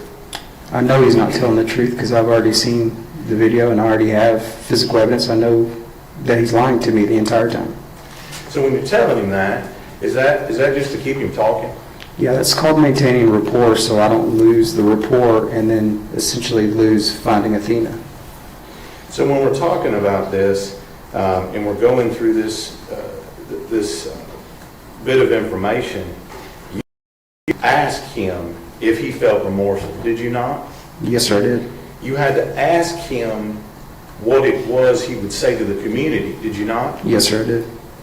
And at that time, that is when he did not answer and say that he was remorseful. He just said he was a father. Yes, sir. And that he said that no one deserves this. Yes, sir. But he didn't say, I kidnapped her, I killed her, I'm sorry. No, sir, he did not say that.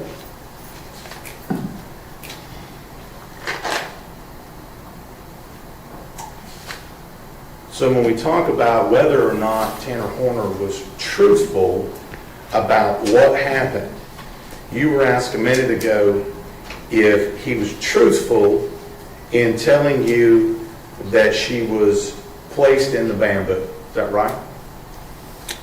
No, sir, he was not truthful about saying that. You were asked if that was truthful. Is that truthful? No, sir, it's not. As far as whether or not there were any clothes taken from the scene, was he truthful about that? No, sir, he was not. So how are you to believe anything about him as a person if literally the entirety of his statements to you have been lies? I couldn't believe anything that he was saying. And in fact, when he's lying to you throughout this, you said you knew he was lying. Yes, sir. But you kept him talking. Yes, sir. And throughout the entirety of all of this, yes, he is being cooperative. Yes, sir. Except that he's lying. Yes, sir. He is being cooperative, except he's trying to divert you from the truth. Objection, Your Honor. Leading. Sustained. When you sat down with him in that fourth interview, he wanted you to pay a price to buy his truth. Objection, Your Honor. Let me hear the question. Go ahead. His statement to you was that was his price. That's correct.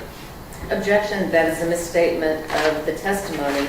He Jury. never said the truth. The jury will recall the testimony.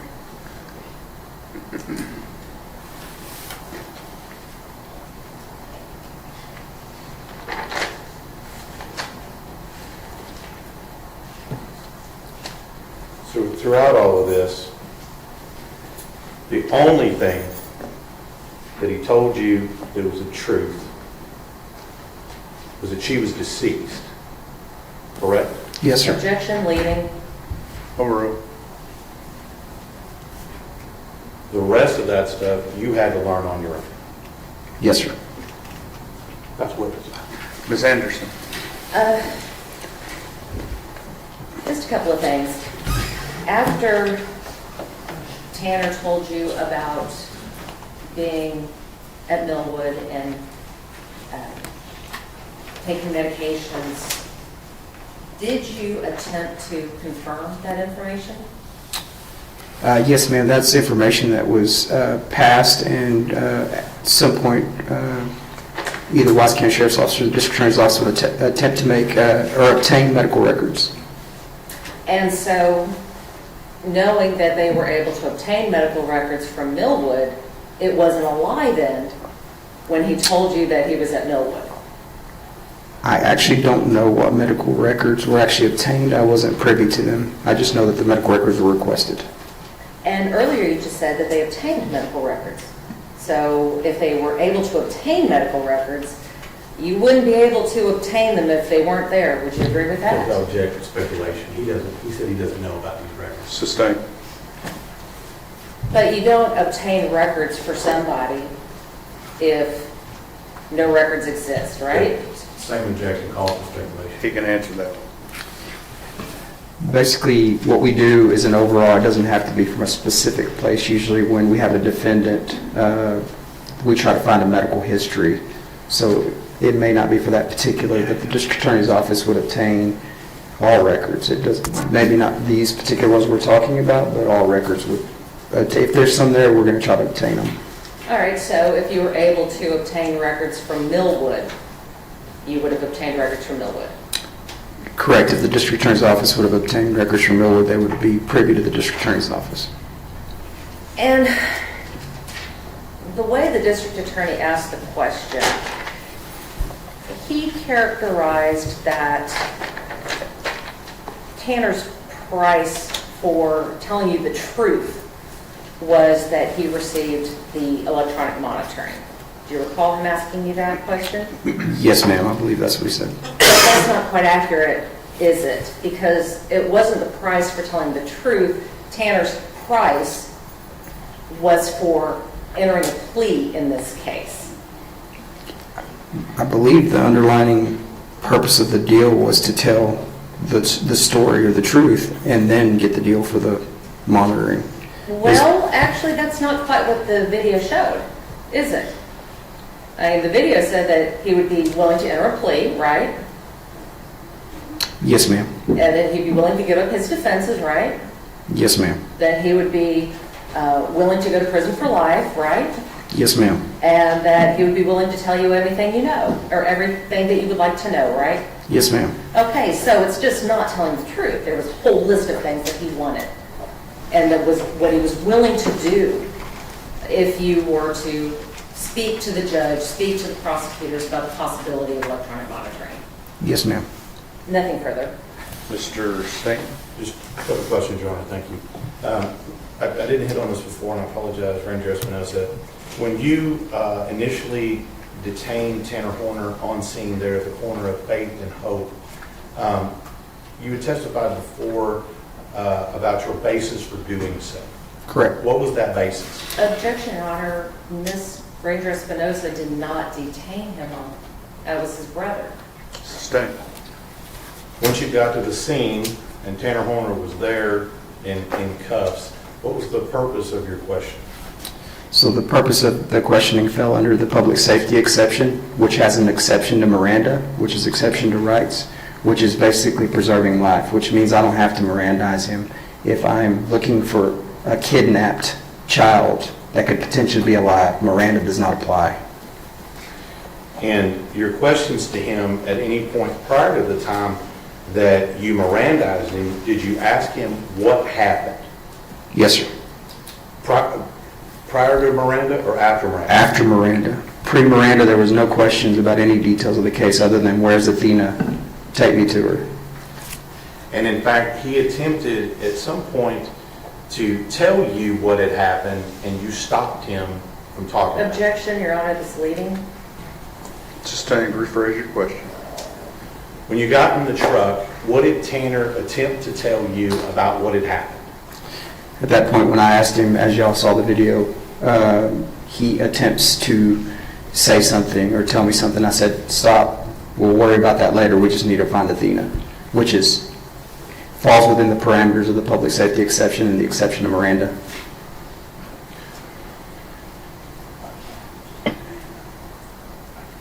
And at that point, was he under arrest or just detained? At that point, he was detained. And then once you read him his Miranda rights, at that point, was he under arrest? He was.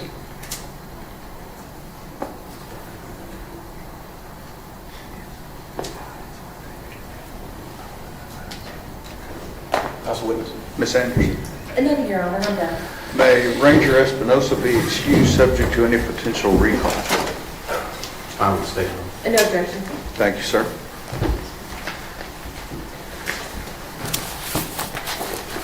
And can we approach?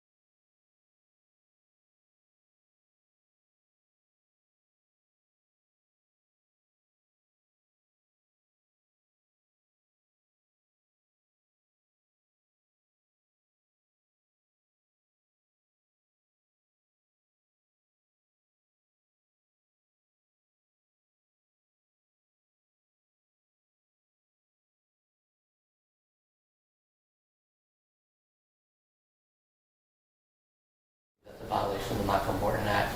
I would ask the court to allow any FBI agents to testify in this case based on that.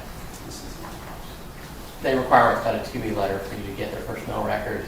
We went through the process of doing that, and they denied us any of those records.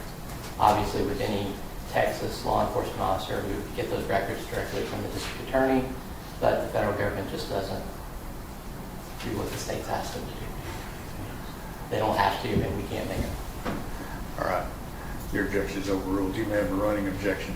Your Honor, I think there'll only be one other agent testify, but I would ask for the same. So the same objection would apply to the second agent? Yes. Okay. Just remind me when that agent comes in. Thanks, Your Honor. The other issue is when he testified at the 702, 705, I believe his testimony was that he did only perform. Your Honor, I'm going to object us to having this discussion in front of the jury about things that happen in hearing outside the presence of the jury. Go to your room.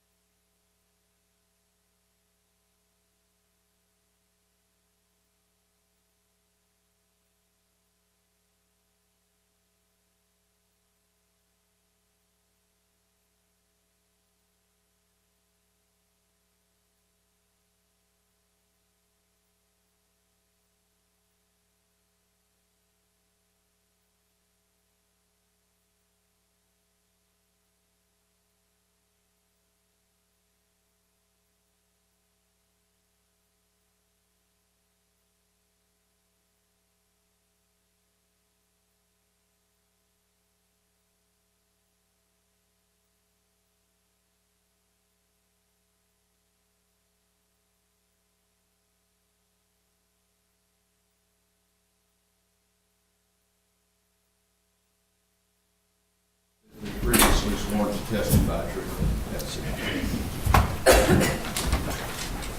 Please witness.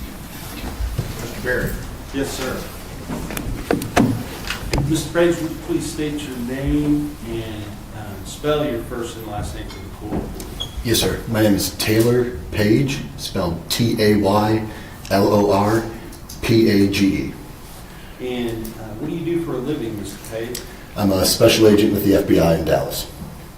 So Special Agent Page, can you tell me a little bit about your background as far as how it was that you became a special agent with the FBI? I've got a bachelor's degree from the University of Wisconsin-Milwaukee. Worked in private sector for about 10 years before coming over to the Bureau. Nothing law enforcement related, but the Bureau has a history of hiring folks from a lot of different fields. So I went through the application process, and then everything that I've learned through the academy, and then since I've been an agent, obviously brought me to this point of being an investigator with the FBI then. You talked about the academy. Where's the academy located? Quantico, Virginia. And what does that entail? What kind of process? It's about 5 months from start to finish at the academy. There's legal training, tactics, self-defense, firearms, everything that you would expect kind of in a police academy. Same type of things for FBI academy as well. And were you a field agent before you do what you do now? So I'm still a field agent. I'm assigned to the Dallas Violent Crimes Task Force. So it's going to be agents and task force officers from surrounding agencies that investigate primarily violent crimes, so carjackings, bank robberies, kidnappings. There's about 20 or so of us on that task force that specialize in those types of offenses. And then in addition to that, I have a certification within the FBI for the cellular analysis team. And so part of my role is to serve in that capacity as well. Okay, and the cellular analysis team, does that have some type of a special acronym that goes with it? Yeah, so Cellular Analysis Survey Team, or CAST, you'll hear it often referred to. Okay, and tell me what do? You said that you work with these different types of violent offenses, including kidnappings. What does the Cellular Analysis Survey Team do? So the CAST unit is different than the Violent Crimes Task Force. So I happen to be a CAST asset that just sits on that Violent Crimes Task Force. But that's this CAST unit within the FBI. Again, there's about 100 or so of us spaced throughout the country. We specialize in the analysis of cellular records. And oftentimes, to your question, if there is something like an Amber Alert or a mass casualty event or something that requires a big law enforcement response, if there's something that's going to have a cellular component to it, a lot of the times you're going to see a CAST asset that gets dispatched to that command post or that location. And we're talking about command posts. Explain what you mean by a command post. So a command post is oftentimes set up by law enforcement in response to usually a threat to life type situation that's occurring. It's oftentimes set up in an area very close to where the actual crime may have occurred. So while our office is in Dallas, if there's a situation that occurs in a different part of North Texas, we may send a command post or establish a command post in an area nearer to that so that the law enforcement response can be centralized to that immediate area. And how is it that you do that? Do you pitch a tent out there? How does it happen? So the FBI has a mobile command post. Several agencies I know around North Texas also have mobile command posts. It's a giant semi-trailer that will pull up to the scene, and it allows us access to some of our equipment and technology that we would otherwise have at our headquarters division, and that isn't necessarily always available right there in the field. But again, it's a good centralized spot for the law enforcement response to be concentrated. And when a crime occurs, like a kidnapping, and there's somebody missing that you're trying to locate, what kind of things do you do to try to make that happen? There's a lot of things that can be done from a law enforcement perspective. No two situations are the same. Certain, again, mass casualty type events, things like that where the subject of that may already be deceased. Sometimes the law enforcement response is to uncover what was going on with that person before they committed that mass casualty event. If it's something like an Amber Alert or a missing kid, the number one priority is to find the missing kid. And especially from the cast perspective, a lot of times there's cellular records that could become relevant, especially in a world where most folks have cell phones. If it's able to be determined what cell phone may be of relevance to that investigation, we're going to try to help identify that device and then locate it with the expectation that maybe that missing kid is near that device.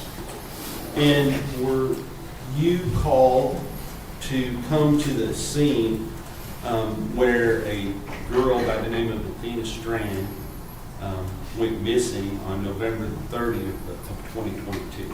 Yes, I was the second cast agent that went there. One of my colleagues, Mark Sedgwick, was the first cast agent that responded to the scene, and then I arrived, I think, the second day to help him out. Okay. And when you arrived that second day, so you say the second day, did you arrive on December 1st or December 2nd? I believe I was there December 1st, if I'm not mistaken. Okay, so the day after, and then if the arrest took place on December the 2nd, would that be correct? I think that sounds correct. All right. So as agents, you and Mr. Sedgwick, or Special Agent Sedgwick, are you collecting certain information that you can then analyze? Yes. Again, it's all dependent on what's happening in that particular situation. If, again, there's cellular records that appear that they're going to be of relevance, we will reach out directly to those cell providers, so Verizon, AT&T, T-Mobile, and try to explain to them, hey, here's what we've got going on, and we'll make what are called exigent requests for information. So things that are not accompanied with a warrant at that time. There is an immediate threat to life that's going on, and we're trying to mitigate that as best we can. So we make the request in good faith to those cell providers that, hey, we believe these records could be helpful in locating or identifying this missing person. Now, in this particular case, was the child still missing when you arrived? Yes, sir. And was there any knowledge one way or the other as to whether the child was still alive or not? We had no indication of her status at that time. So did that qualify then for these exigent requests that you're making to different phone companies and different social media carriers, things like that? Yes, sir. And I mean, there's a commonly known or a common term that's out there called geofencing. Can you kind of explain what that means? Yeah, so geofencing, just the general concept of a geofence is that there's a particular area where something happened. And then if you draw basically a radius around that, say 400 meters, you could potentially identify devices that fall within that radius. It's done in order to identify possibly unidentifiable persons that may have been present in that area by way of cellular connectivity oftentimes.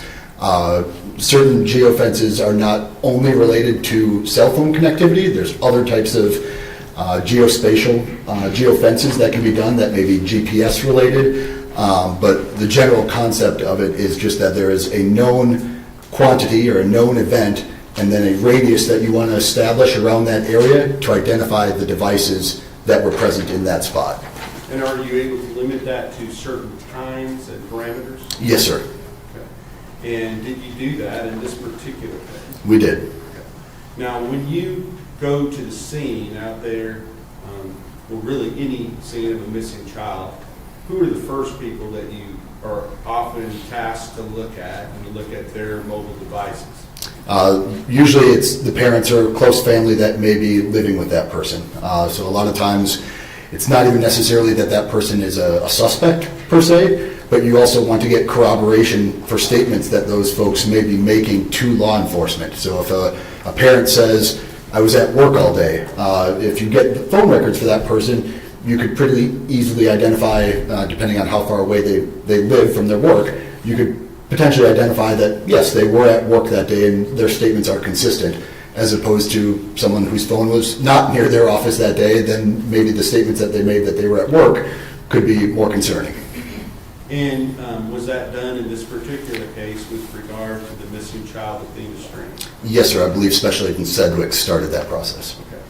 Now, when you got there and you became involved in this process, was there another phone number that was identified as being a potential point of interest that y'all wanted to obtain some records related to? So there were a couple things that took place. We did a geofence to T-Mobile, and there was a device that was identified within that geofence. That device became of interest for us. Second to that, there was a phone number for Mr. Horner that was also identified, and that became more relevant as the command post situation started to unfold. Okay. And with regard to that, did you obtain these exigent records related to that phone number for Mr. Horner? Yes, sir. Okay. And based upon reviewing those records, are you able to determine whether the device that is generating those records is moving or not moving based upon your analysis of that device? We can usually get to a pretty quick conclusion about whether a device is movement or stationary based on those records. Yes, sir. And with regard to this particular device, did you find that this device was at times stationary? We did. And that then it would move some and then be stationary again for certain periods of time? That particular device associated with Mr. Horner, yes, as well as the device, the second device that was within that T-Mobile geofence. We saw consistent movement and stops for both of those devices. And are those two devices moving at the same places and stopping at the same place? Generally, yes. That would be my overarching conclusion, that they were generally moving together. There are subsets of information within there where there would be gaps of information for the phone number associated to Mr. Horner that the other device in that T-Mobile geofence could kind of fill in the gap of what those movement times might have been. But generally, for the time period that we were looking at, both devices appeared to be moving together. Now, let me ask you this.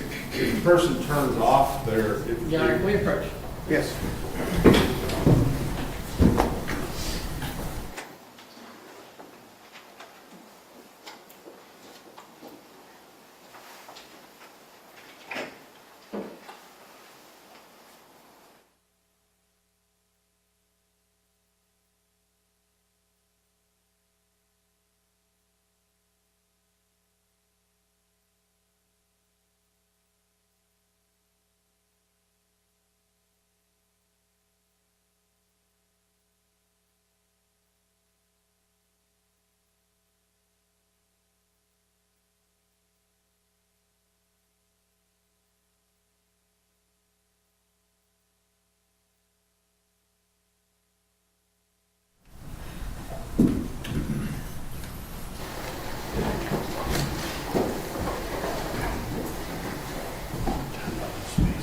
Now, if one of the types of devices that you may be looking at, cell phones. Yes, sir. Okay. There are also sometimes GPS or cell modems, more to that point. Yes, sir. Okay. So explain to the jury what a modem is. So a modem could be something that's got, in this particular case, cellular connectivity. So it's a mobile modem to provide internet access, but that internet access is provided via the cellular network. So it's not a hardwire internet connection like you might have at your house on your home router. It's transportable. It's usually a battery-powered thing, but it connects to the cellular network in the same way your phone does in order to provide internet service to a particular device. So it's not a phone, but it provides internet to another mobile device. So if my car that I'm driving down the road has one of these modems in it, and I also have a cell phone while I'm driving down the road, are both of those essentially going to be moving at the same time? Your phone would very likely have its own SIM card, but yes, you would see movement on both devices. Okay. And if then I turned off my phone, or I took the SIM card out, or whatever it was that I did, would then that keep that particular device from communicating with the cellular network? Yes, correct. If a cell phone were powered down, you would see a gap in communications with the network during that time period. Okay. But my car, unless there's some way I disable it, would continue to connect. I would expect that it would, yes, sir. Right. And is that the type of thing that you're talking about? In this particular case, it's a modem, and yes, that device maintained connectivity. Even though the phone stopped communicating? That's correct. All right. And so, based upon the information that you were receiving for these two devices, were you able to determine potential points where maybe searches might need to be done based upon areas where these two devices were stopping and stationary for some period of time? Yes, sir, we did.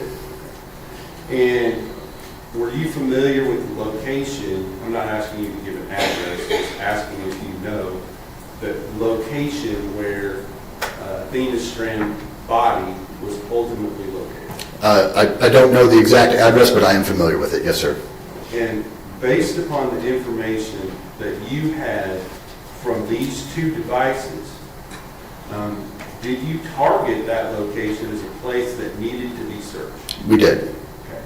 And was that information communicated through the command post to officers in the field prior to her body ever being located? It was. Now, many officers were all called to look in a particular location during that same period of time, correct? That's my understanding, yes, sir. And so was there enough bodies to then go out and look at all these different areas where you're saying we need to look here, we need to look here, we need to look here? It can become a big strain on resources when you're trying to dispatch law enforcement to multiple spots. So to answer your question, I don't know exactly what personnel were assigned to which area, but again, we did identify the location where her body was ultimately located as one of the areas to be searched. And that location was actually identified in advance by some period of time of when she was actually located. Is that correct? Yes, sir, that's correct. But because the resources were diverted to a different location, that area was never able to be searched prior to her body being located. Is that right? I don't think it was searched thoroughly. The area that we identified was a body of water, and obviously if the body is not readily viewable on the top of the water, and especially given certain times of day, darkness would be a factor in that as well. So yeah, if you don't have adequate personnel to do a proper search of that spot, you may not find what you're looking for at that initial search. So if officers had been available to thoroughly search that location. Objection, speculation. Let me hear the question. Is it your opinion that if officers had been available to thoroughly search those locations, that her body could have been located earlier in the day? Objection, speculation. Sustained. With regard to your work, you said you were working with Mr. Sedgwick, is that right? Yes, sir. And he is also a member of this CAS team? Yes, sir. And then does the CAS team often, in preparation for a trial like this, or to sort of analyze the data that you have, do they prepare something called a cast analysis? We do, yes, sir. Okay, and tell me what a cast analysis is. It's oftentimes going to be centered around cellular records, as you might expect, but then it's going to have information related to activity of the cell phones that are cellular devices that are being analyzed, and then that activity is going to be mapped in concert with known events related to a particular crime. Just because the mapping of a phone or a cellular item itself isn't necessarily meaningful unless you have locations of relevance as it relates to the crime that's being charged. And are there potentially other devices that could be used to corroborate the modem in the vehicle as well as the cell phone? Yes, sir. Okay. Would package scanner potentially be something like that? Yes, sir. Okay. Would geolocation data on a video be something like that? That would also assist in that, yes, sir. And so if those things also corroborated those points of data you already had, that would be something that might go into the CAS analysis. Yes, sir. Don't lead your witness. Now, with regard to this particular case, was a CAS analysis done? It was. And who was the officer that did that CAS analysis? Special Agent Sedgwick. And with regard to your part in that, did you act as a technical reviewer of that? A peer review, yes, sir. Okay. And, but it would be Agent Sedgwick that would be the one to actually present that analysis, correct? That's correct. Pass the witness. Cross-examination. Good afternoon. Afternoon, sir. Good to see you again. Yes, sir. Just one question. So, as far as that analysis goes, your contribution was to request the geofence data from T-Mobile. So the initial geofence request was done by me, and then once the phone number was identified as the result of that geofence, as well as the phone number associated with Mr. Horner, both of those exigent requests were also made by me to T-Mobile. Okay. And then you're talking about from this command center, you're comparing data as it comes in with Agent Sedgwick. Yes, sir. That's all I have. Thank you, Your Honor. Redirect. Nothing further, please, witness, Your Honor. May Agent Page be excused subject to any potential recall? Yes, Your Honor. Yes, Your Honor. Thank you, sir. Thanks, sir. Okay, I need a break. Give me 15 minutes and we'll start back up at 5 minutes to 3, okay?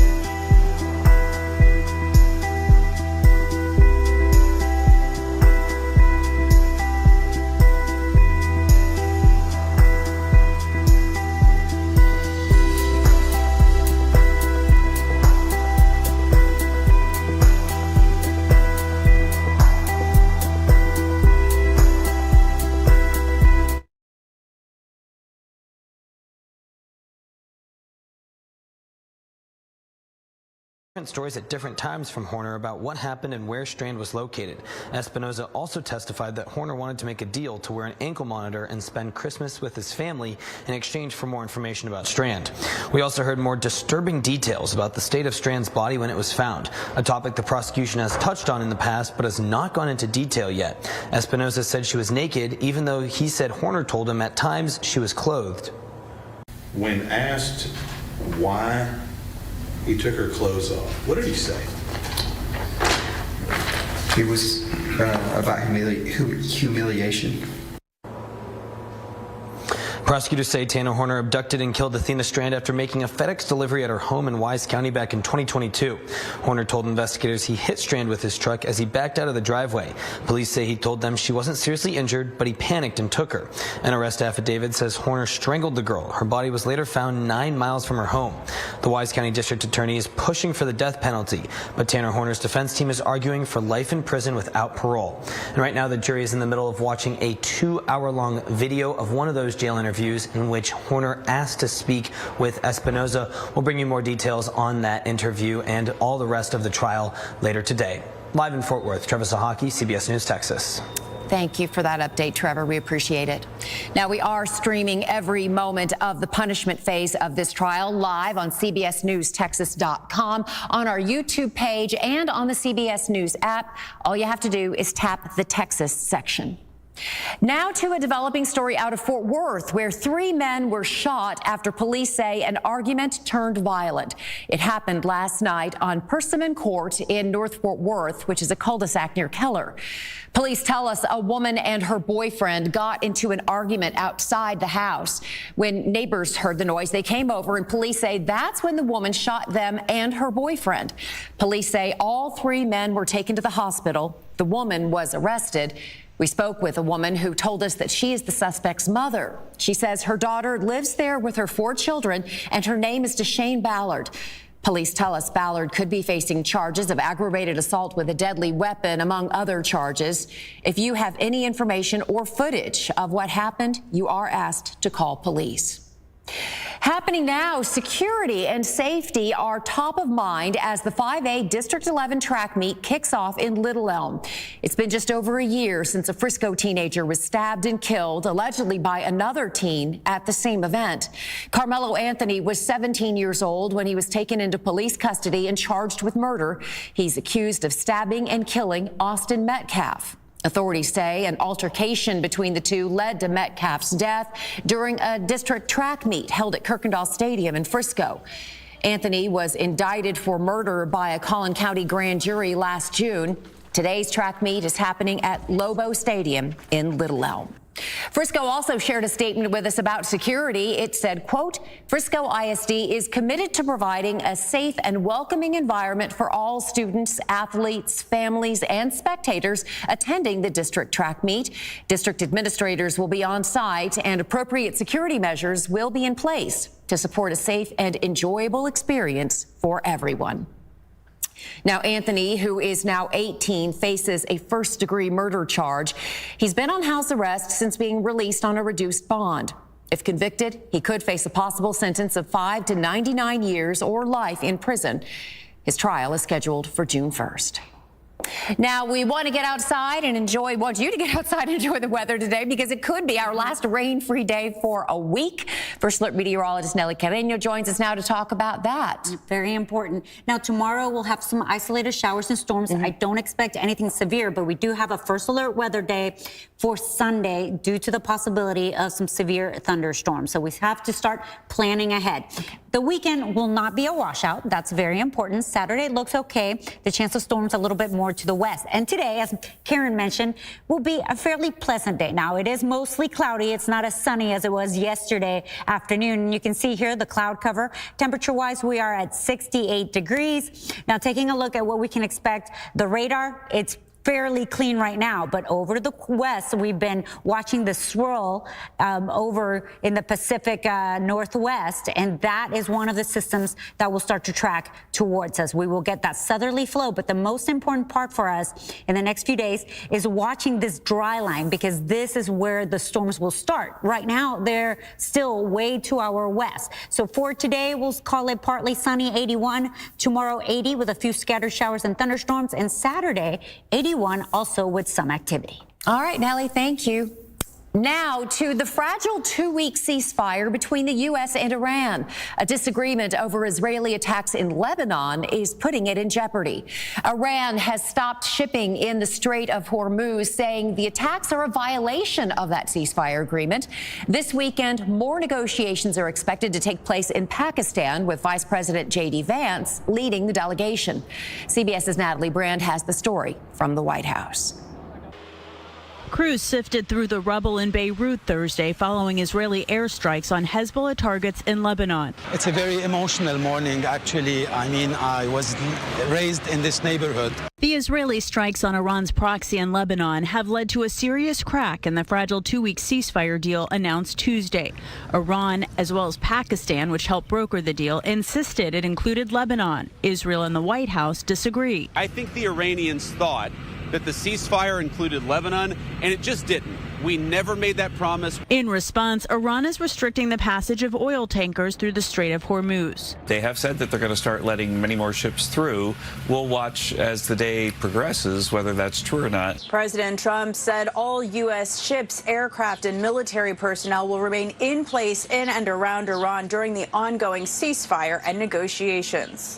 Oil prices are back up amid concern the ceasefire may not hold. Every dollar that a person has to spend additionally at the gas pump is a dollar less in the communities that they support. Tony Stafford, the owner of Ford's Fish Shack in Virginia, says the rising fuel prices are starting to impact small businesses like his. This couldn't have come at a worse time with spring break and people planning trips. The national average for gas is $4.17 a gallon. Natalie Brandt, CBS News, the White House. As Natalie just mentioned, according to AAA, the national average for regular unleaded is $4.17 per gallon. It's more than 30 cents cheaper here in North Texas. In Dallas County, you can expect to pay about $3.85, and in Tarrant County, you'll pay about $3.83 a gallon. Experts predict that prices below $3 a gallon are still a long way off. Connecting the past to the present, I should say, coming up. The Texas Rangers are unveiling new uniforms with a Tex-Mex flair. Plus, the Chicago White Sox are paying tribute to their most famous fan, how they plan to honor Pope Leo later this year. Your CBS Texas Primetime lineup is sponsored by Health Spring Medicare Plans. Put a spring in your step.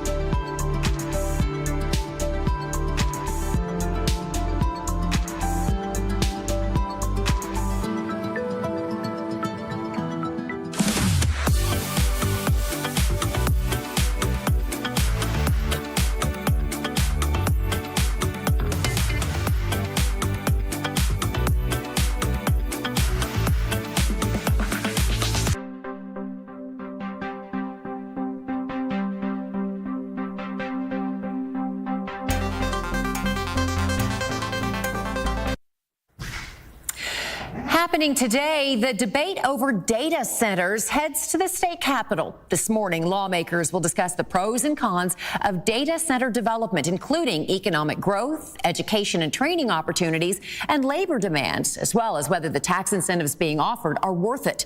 Cheap energy, available land, and easy regulations have Texas on the verge of becoming a data center mecca. Recently, several cities in North Texas have discussed bringing data centers to the area, but many residents have fought back. This meeting today is expected to be part of the conversation leading up to the 2027 legislative session. And today, the Texas Rangers unveiled their new Nike City Connect uniforms that honor the team's past and Hispanic culture. The jersey's red with the word Tejas across the chest, a nod to the team's roots and the state's identity. Details like papel picado artwork and Charo-inspired patterns highlight Mexican heritage. The Rangers are going to debut the uniforms on April 24th against the A's and will wear them during every Friday home game for the rest of the season. The City Connect collection is also on sale for fans to buy, and you know they'll do so. Well, the crew of the Artemis II is preparing for their return to Earth tomorrow after a historic mission. But the mission wasn't just about making history. The experiments on board that could impact healthcare here on Earth.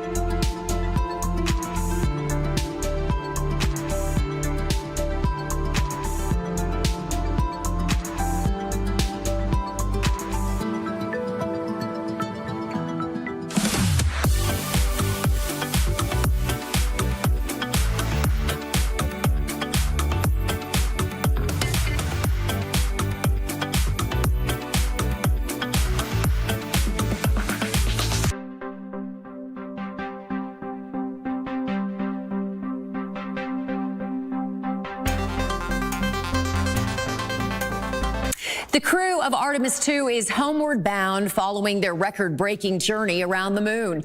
On day 8 of their historic space voyage, the astronauts took questions from space during a press conference. They're expected to return to Earth tomorrow evening off the coast of San Diego. The astronauts are also taking part in health studies that will give scientists more data about all of us here on Earth. One of the health studies takes a look at how astronauts sleep in space and perform. The crew wears special watch-like devices that provide data about their sleep cycles and the quality of their slumber. And soon after the astronauts return to Earth, they're going to take part in an obstacle course. Their performance is going to give clues about how NASA should proceed when the space agency lands a crew on the moon. That's scheduled for 2028. We can understand how well they can function, how well that inner ear is working, and whether or not they will need to rest some before they can go out and do their work. Scientists are also monitoring radiation levels and will use saliva samples to evaluate astronauts' immune systems in deep space. And fortunately, when they land on Friday night on the West Coast in the Pacific, the weather's supposed to be nice, right? Yes. Calm winds and everything, which is just what they need. For us, things are starting to get a little dicey on Friday. Exactly. Today is the last full day of dry conditions. We could see some spotty showers in places like Comanche and Hill County, but here in the Metroplex, we're okay today.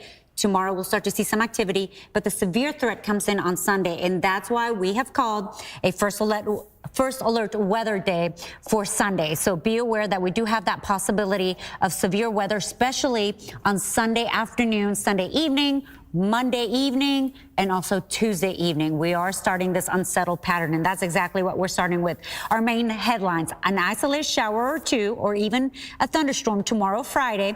Once again, I don't expect it to be severe, but we could see a little bit of activity. An active pattern will bring those multiple rounds of showers and storms Saturday all the way through next Wednesday. It won't be a washout every day, but during the afternoon and evening, we'll have enough instability to see activity. That could turn severe, so you really need to stay weather aware, starting especially on Sunday. And as I mentioned, severe storms, flooding will be a possibility. Lots of humidity with these rounds of storms, lots of rain. For now, we have cloudy skies. This morning it was sunny, but the clouds have been building throughout the morning and into the afternoon. It will be mostly cloudy. Temperatures are near 70 degrees. We'll top out at 80. Today, tomorrow, the next day, that's about the high for the next 6-7 days. 80 degrees until a front comes through. And as of right now, it doesn't look like it will come through until next Wednesday. So 80 for the high almost every day. You can see here the cloud cover that moved in from the south in the last couple of hours. But really, this is what we're watching, the swirl that will really push disturbances towards us in the next few days. So as of right now, the wind's coming in from the south. It is sustained 12 to 17 miles per hour. Some of the gusts today could be 20 miles per hour, so not super windy, but a little bit breezy. And that wind is increasing humidity, and the temperatures are reaching 81, 82. You can see here for the lows tonight, mild. About 66 for the low, and that's during the morning hours, of course. So let's go ahead and take it hour by hour. So as I mentioned, today, if you live in Comanche, maybe even Hood, over into Navarro, in those areas, you can see an isolated shower. For tomorrow, we start off dry, 7 o'clock in the morning, no problems there. But you notice how the showers start to move in from the south over to the north, and we could see some scattered activity, nothing severe. Saturday, over to the west, we have the chance of some severe activity. And when I say west, west of our area, 81 will be the high. We're at a level 1 for Saturday. Sunday is what we're watching, including the Metroplex. Sunday evening, you can see it right here. And on Monday, we also have a slight chance. I do think that we will issue a first alert weather day for Monday and Tuesday as well. But as of right now, we're still watching it, still a few days away.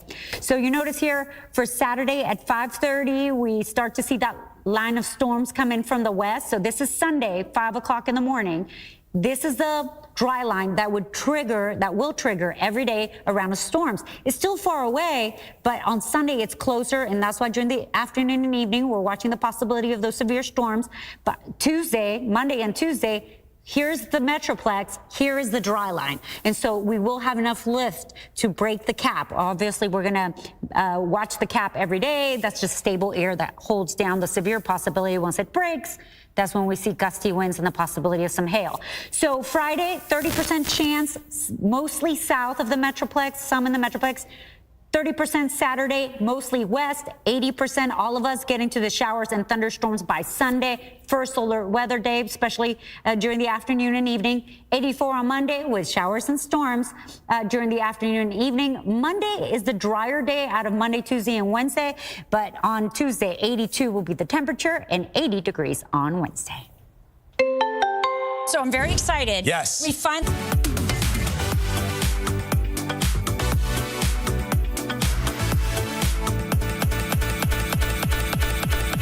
BRUCESHERMAN. Ms. Dool. Thank you, Judge. Good afternoon. How are you, ma'am?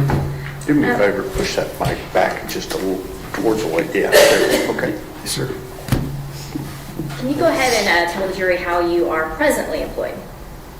I'm a lieutenant with the Texas Department of Public Safety. And what do you do for that? I'm in our Internal Affairs Division. We call it the Office of Inspector General. Okay. Now, back in December of 2022, how were you employed? I was a Texas Ranger for the Department of Public Safety. So the same overarching thing, but a little bit different. Yes, ma'am. All right. How did you become a Ranger? I started with the Department of Public Safety in 2007, and as a highway patrolman out of the academy, and I was a trooper around several places in Texas. I started out down in the Beaumont area, and then I've been in North Texas since 2008. I worked in Denton for a little while, and then I was in Rockwall before I went into the narcotics service in our criminal investigations division. And I conducted investigations into drug trafficking organizations for about 3 years before I went to the Rangers. And how long were you a Texas Ranger? From 2017 to 2023. So not long after this case, you made a move. Yes, ma'am. All right. I'll lead your witness. What were you actually doing with the persons of interest of Tanner Horner that you were speaking about? Yeah, we were finding any digital fingerprint, if you will, of them that existed publicly online. And so, you know, some of the most common ways that is maybe a Facebook account or an Instagram account, Google accounts, things like that that are publicly available. And then obviously, if we found something of interest or more interest, then we would use our intelligence and counterterrorism division to look into those things further. And did you start your search with Tanner Horner or with someone else? With Tanner Horner. And what did you do to preserve any accounts? Yeah, so the way that works with most of our social media and digital evidence, if you will, those don't require a formal legal process, if you will, through the court system. We're simply asking those digital online platforms, if you will, Meta, Facebook, Instagram, Google, places like that.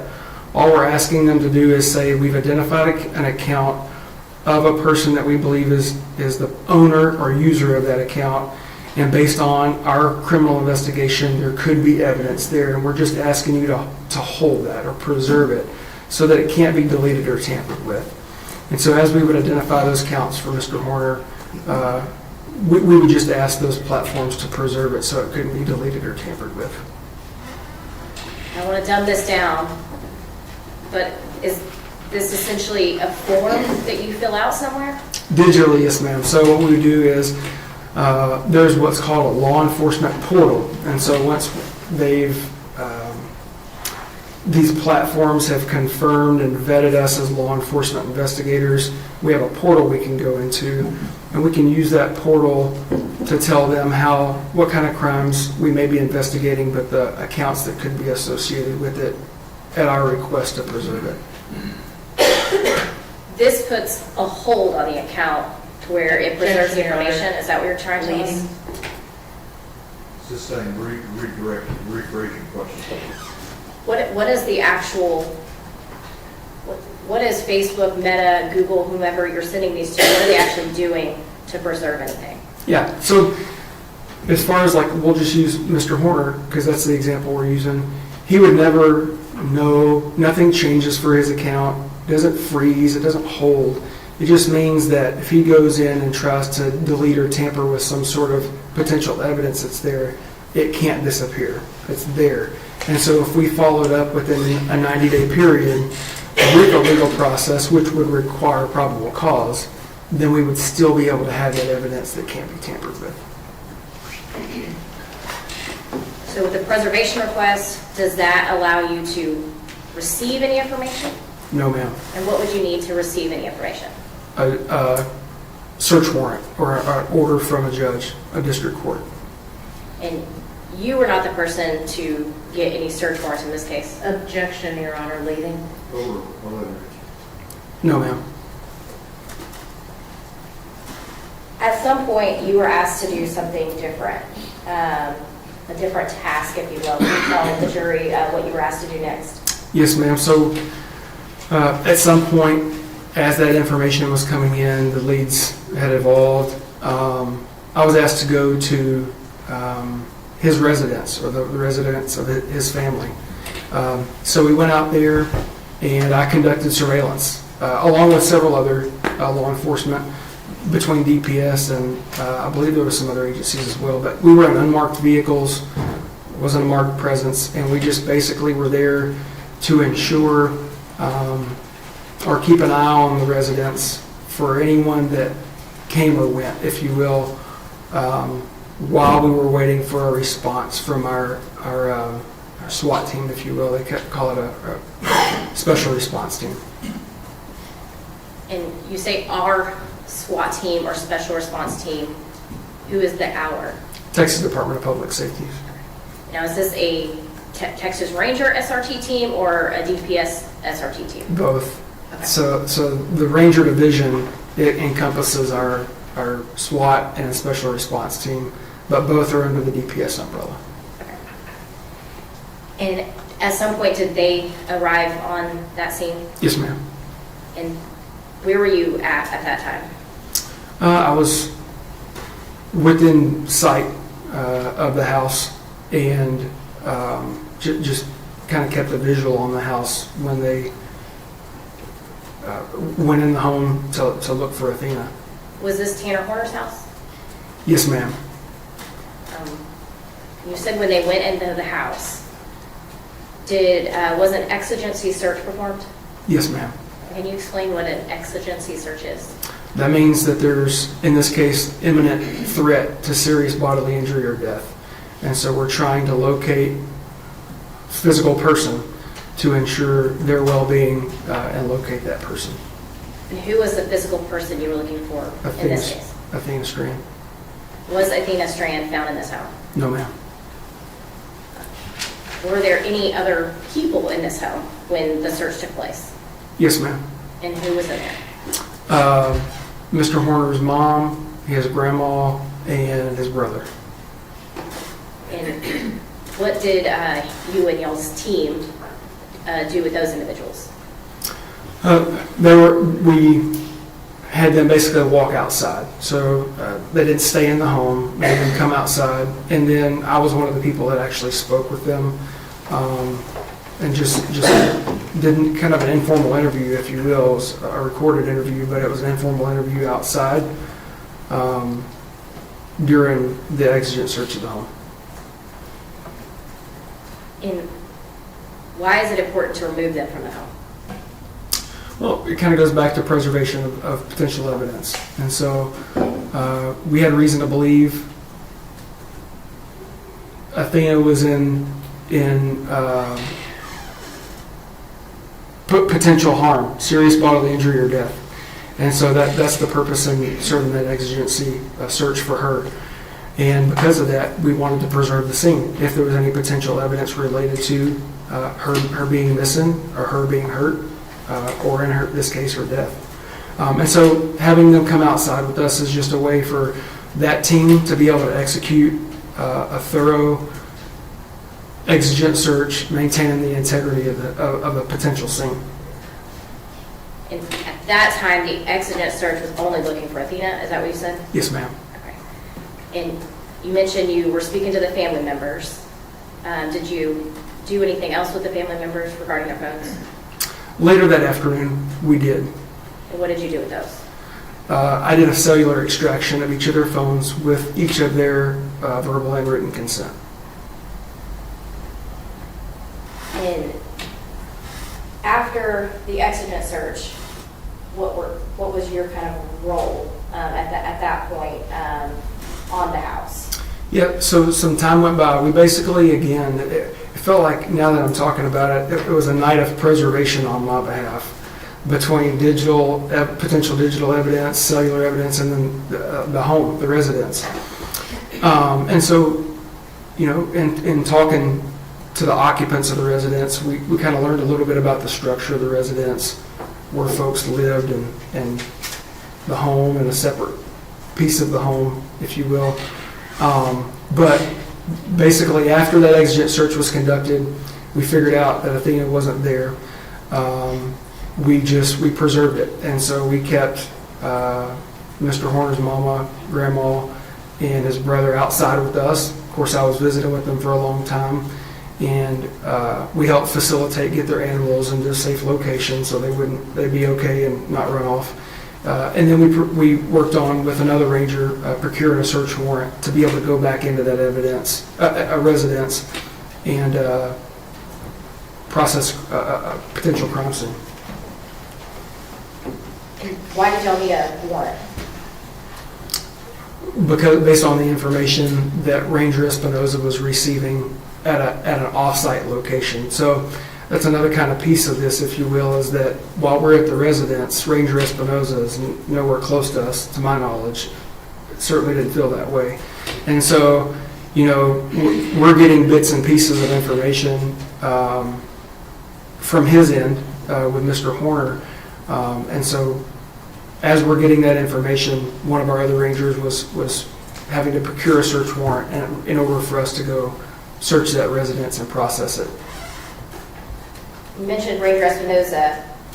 At this time, so we kind of understand the timeline, Ranger Espinoza is with the then suspect, now defendant in this case, interviewing him. Yes, ma'am. And you and your team are at his home. Yes, ma'am. Okay. At some point, did y'all get that search warrant? We did. And so that kind of what we're talking about, this encompasses several hours. So this didn't happen fast. The surveillance that we did lasted for a good while.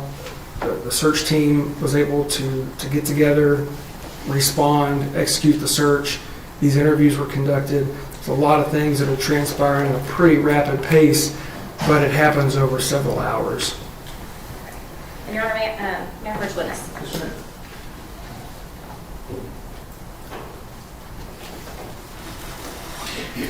I'm going to show you what's been marked as State's Exhibit 52.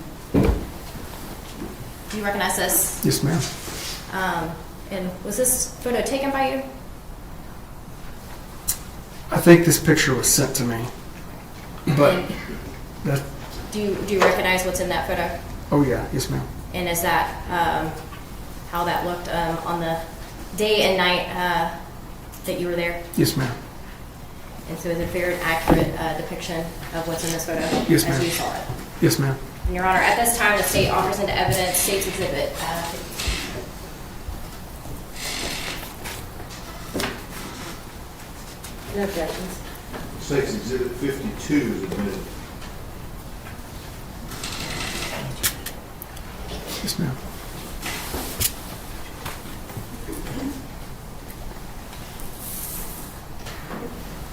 Can you tell the jury what we're looking at here? That's the front of Mr. Horner's mom, grandmother, and brother's residence. There's a separate structure to the rear where Mr. Horner and his child's mother were living. And so when you, as we're doing surveillance, I think was the word you used, on the home, were you guys just kind of sitting outside the house looking at it? Yep. So as you're looking at this, if you can imagine to the left, there's just a driveway on an empty lot, if you will, just down a block or so, and that's where I was backed into watching the residence, to the left, if you will. But then there were other units, unmarked units, I remember being down the road to the right as well. And so we were trying to stay in communication with each other throughout our surveillance while we were waiting for the SRT to get there. And once your SRT team got there and the other ranger came back with a warrant, what happened next? Yeah, so the Federal Bureau of Investigation had a unit or a team come out and begin processing the scene. We're canvassed. Again, they're in communication directly with Ranger Espinoza or the folks that are with him, relaying information, which I'm not privy to. He would best answer what those things were, but I know that they were back and forth in communication, and so they knew the things that they should be potentially looking for while they're searching and processing this residence. So they're canvassing for potential residents based on the information that Ranger Espinoza has and knows. And then during that time, Ranger Don Stoner and the FBI group had identified several cell phones in the residence. Come to find out, that was for Mr. Horner's mom, grandmother, and his brother. They all provided verbal and written consent for those. And so while FBI was processing the crime scene, at that point I did digital forensic extractions for their phones. So, so it's at that point that you and the other team, I guess, take the family's phones out of the home? Yes, so they did not have them on them when they originally left the home? That's correct. Okay. So while they're doing their CSI stuff inside the house, you are doing the extractions. Is that kind of the timeline? Yes, ma'am. Okay. At this point, did you have any other role in this search or investigation? No, ma'am. Thank you. No further questions. I'll pass. Cross-examination. Yes, Your Honor, just briefly. Ranger Sherman, how you doing? Good, ma'am. How are you? I'm doing fine, thank you. The way that you describe this search and the way that you describe the approach of the SWAT seems like it was just another day at the office. But wouldn't you agree with me that it was just a little bit more than that? Well, it was a lot more than that. Well, let's back up to the search. All right, you said that you were working on the street, that you were down the street surveilling the house. Yes, ma'am. And that you were waiting for the, what did you call them? The SRT, Special Response Team. And describe for the jury the SRT arrival at the house. What did they arrive in? As you would expect, almost it's a tactical unit, right? And so they're going in there prepared to encounter any threat, if you will. So this tactical team arrives in basically an armored vehicle. Yes, ma'am. And they're rolling up the street in this armored vehicle. Yes, ma'am. How many are there? A team. It's So, not, like you said, it's not a normal day at the office. So you have more than one armored vehicle riding up this residential street. Yes, ma'am. With how many people in each vehicle? Ooh, I don't know. Were the officers just in the vehicle, or were they also hanging out on the outside of the vehicle? I don't recall that. Okay. But you have these officers rolling up, and they are in, and they're wearing body armor, are they not? Yes, ma'am. And they're wearing helmets. Yes, ma'am. And they have automatic weapons. Yes, ma'am. All right, so you have this tactical team rolling up this residential street to this small house, and then the officers swarm the house, is that right? Yes, ma'am. They did knock and announce and say, please let us in. They just broke on in. Yes, ma'am. And when they broke in, they're screaming, there's yelling. Would you agree with that? Those would be assumptions. I didn't hear those things from my location based on the way exigency searches would go with an SRT. That would be fair to say. And you said that they found his mother and grandmother and brother in the home. Is that right? Yes, ma'am. And these officers, when they came in the home, pointed these automatic weapons at the members of his family. Is that correct? Let me hear the question. Now, what's your objection? Yeah, I mean, it would be speculation. He's already said he was not there with the team, so he doesn't know if they pointed guns at anyone. Sustained. So do you know if they pointed guns at them? No, ma'am. And you said that they were escorted out. Are you the one that did the escort outside? No, ma'am. Or were you aware that the grandmother was in a wheelchair? Yes, ma'am. And so you have officers breaking into the house wearing tactical gear and pointing guns at an elderly woman in a wheelchair. I don't know if they pointed. Objection, Judge. He was getting ready to answer. Go ahead. Yes, sir. I don't know I don't know what transpired inside the home. Okay. With regards to exigent circumstances and the warrants, or let's try that again. With regards to the exception to the warrant that we call the exigent circumstances. Yes, ma'am. That's really not a free-for-all for officers to search, is it? Agree. And that there are limitations on an exigent search. Yes, ma'am. So you would agree with me that when performing an exigent search, you are not there looking for evidence of a crime. Agree. The only purpose of that is to determine whether or not the person that you're searching for is in the home. Correct. So if an officer finds something that they believe might be evidence of a crime, they would have to go and get another search warrant. They would have to get a search warrant. Yeah. If you're talking about like in plain view, if they saw something in plain view during an exigent. Yes, ma'am. All right. So in the case of a missing person, like I said, the exigency involved is to find that missing person. Yes, ma'am. And hopefully find them alive. Sure. And if a person is presumed to be deceased, then that particular exigency would disappear, would it not? I don't know if that presumption was there. That's information that I don't have.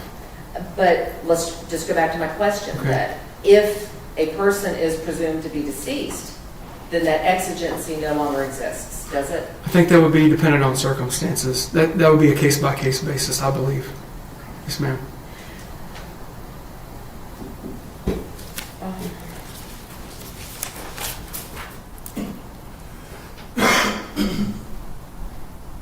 When you had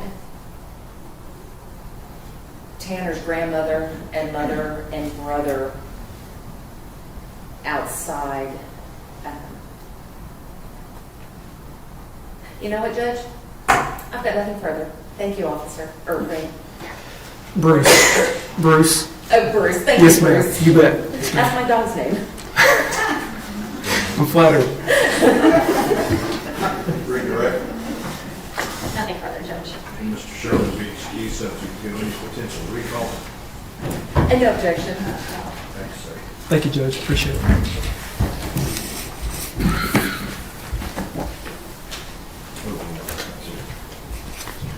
Thank you. Who do you have next? FBI's Kurt DeRoss. I'm sorry? FBI Kurt DeRoss. Kurt DeRoss. Your Honor, may we approach? Yes.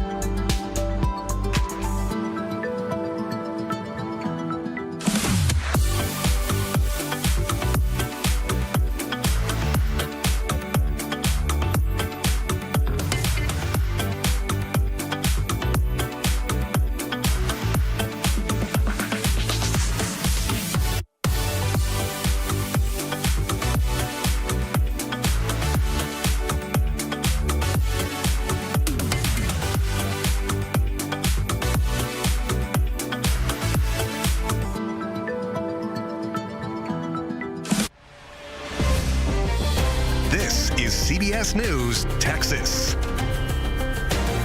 Right now at 4, a quiet cul-de-sac becomes the site of a triple shooting. 2 of the victims are neighbors who are trying to stop a couple who were arguing. A surprise statement from First Lady Melania Trump, what she's saying about Jeffrey Epstein, and what she's asking Congress to do. But we begin with day 3 of sentencing in the capital murder trial of Tanner Horner, the former FedEx driver who pleaded guilty to killing 7-year-old Athena Strand. Good afternoon. Thank you for joining us for CBS News Texas at 4. I'm Karen Borda. Ken is off today. Jurors spent hours watching raw jail interview video and hearing from witnesses. Our Lauren Crawford is live outside the courtroom with the biggest takeaways from today. Lauren. Hi, Karen. Well, this afternoon we've continued to watch hours of continuous video evidence presented by prosecutors who say it shows Tanner Horner confessing to Athena Strand's death. Now, really today, prosecutors have pointed to 2 clear patterns. That is shifting stories that we've continued to hear from Tanner Horner and the lack of accountability. And at one point this afternoon, we even heard Tanner Horner trying to negotiate a deal with investigators. Take a listen. So I imagine you have basically a list and bullet points that you want to know from me, correct? Yep, absolutely. There's only one thing in this world that I want. What's that? I want a month. And there you just heard Horner asking investigators for 1 more month, 1 month to spend with his family. He said, you can put an ankle monitor on me, a GPS tracking system on me, anything, but just give me 1 month. Now, this is coming after he killed Athena Strand, just days, days after this happened, a crime that he pled guilty to earlier this week. And prosecutors played video of Horner asking investigators for time in exchange for telling them everything. Now, investigators made it clear that there were no deals, and Ranger Espinoza also testified that they intentionally played along with Horner and an alter ego, the suspect called Zero, as a strategy to keep him talking and to find Athena. Throughout all of this, who does Tanner Horner continue to blame for what happened to Athena? Everybody but himself. And just a little bit ago, we also heard from another witness, an FBI special agent from Dallas who specializes in cellular data. He was able to get out there on the scene and really use any of the technology that was out there and track it to where it was and who was using it at the time of the crime. So we heard from him, and we're going to have more details for you coming up at 5. Live in Fort Worth, Lauren Crawford, CBS News, Texas. Thank you very much, Lauren. We will continue to cover the punishment phase of this trial as the jury will ultimately decide whether Horner lives or dies. You can find our continuing coverage streaming live online at cbstexas.com and on the CBS Texas YouTube page. Turning to our first alert weather now. It's dry for right now, but that could all be changing by this weekend as our rain chances start increasing. First alert meteorologist Damian Lotus is here now with a look at the timing. Damian. Well, hey, Karen, yes, as we head throughout the weekend, especially as we head into the early to middle parts of next week, I am tracking a very active stretch of weather, including rain chances, storm chances, even, yes, a threat of severe weather starting on Sunday. So let's go ahead and get you ready for the latest here. We'll start you off with a time lapse. And over the past hour, we've seen a lot more cloud coverage today compared to what I was tracking yesterday. We even had a light shower work its way over Fort Worth earlier this afternoon. So overall, a nice springtime afternoon with temperatures climbing into the upper 70s. We even had some upper or low 80s here across parts of North Texas. Current numbers, the low this morning was 62. No recorded rainfall at DFW. And so far, the high today was either 80 or 81 degrees. Depends on what the final recording will be here as we head into this evening. But overall, decent weather for today. But yes, I am tracking that risk of severe weather. I'll break down that extended first alert timeline coming up. All right, Damian, thank you. 2 people in North Fort Worth are now out of the hospital. Police say they were shot while trying to stop an argument in their neighborhood. 3 people were shot in total. Our Braseda Olguin has been following up on this and shares what the suspect's mother is saying. The mother of the suspect says her daughter lives in the area and says her daughter called her as police were detaining her. Now, the shooting happened in this cul-de-sac right here behind me. This is right off Persimmon Court in North Fort Worth. Police say calls about the shooting came in around 8 p.m. Investigators say 29-year-old Deshawn Ballard and her boyfriend were arguing in a parked car when two neighbors heard the commotion and approached them. There was a confrontation between all four of them, and that's when police say Ballard took out a gun and shot the two neighbors as well as her boyfriend. Last night, we were able to talk with Ballard's mother, who says she quickly rushed over here after getting a call from her daughter. She called me screaming, talking about, "Mama, get here, please hurry up, get here." So I'm asking her what's going on. And then I hear the police like, get down. And she like, hold on, don't throw me down like that. She like, I'm pregnant, can y'all put me on my stomach? Police say Ballard's boyfriend is still in the hospital and say the two neighbors have been released. I was able to talk with several residents off camera who say those two neighbors who approached the couple have been living in the area for years now and have always been friendly. Ballard has been charged with 3 counts of aggravated assault with a deadly weapon. Stay with us as we continue to follow this story. For now, reporting in Fort Worth, Briseida Holguin, CBS News, Texas. Thanks, Briseida. The ceasefire between the U.S., Iran, and Israel is hanging on for now. But Israeli strikes on targets in Lebanon and the slow flow of oil through the Strait of Hormuz are threatening what Vice President J.D. Vance called a fragile truce. Natalie Brand has more details from the White House. Social media video from a young girl in Lebanon shows the moment an Israeli airstrike hit this Beirut neighborhood. Israel says it's targeting Hezbollah-linked terrorists, but Iran says the strikes are jeopardizing the fragile ceasefire with the U.S. Israel said Thursday it will open direct negotiations with Lebanon, expected to begin next week. It comes as Vice President J.D. Vance is preparing to lead talks with Iran this weekend. If they don't give us what we need, then I think it's going to be bad, but I'm optimistic that the Iranians are going to be smart, that they're going to negotiate in good faith. President Trump on social media has warned that U.S. ships, aircraft, and military personnel will remain in the region until the real agreement with Iran is reached, emphasizing no nuclear weapons and that the Strait of Hormuz will be open and safe. NATO Secretary General Mark Rutte speaking today following what he described as a frank conversation with President Trump on Wednesday, argued NATO allies are stepping up to help secure the strait. Nearly without exception, allies are doing everything the United States is asking. They have heard and are responding to President Trump's requests. Iran claims the Strait of Hormuz is open, but traffic remains limited. It is inside our water. So we have to be very careful for the safety and security of tankers and vessels. Oil prices went back up Thursday, impacting small business owners like Tony Stafford. Our biggest competitor now is the gas pump, And, every dollar that a person has to spend additionally at the gas pump is $1 less than in the communities that they support, the restaurants. Experts say it could still be weeks before gas prices start to significantly fall. And that was Natalie Brand reporting. It may be a while before we see any relief at the pump. According to AAA, as Natalie mentioned today, the national average for a regular gallon of unleaded gas is $4.17. It's more than 30 cents cheaper here in North Texas. In Dallas, you can expect to pay about $3.85, and in Tarrant County, you'll pay $3.83 a gallon. Experts predict that prices below $3 a gallon are a long way off.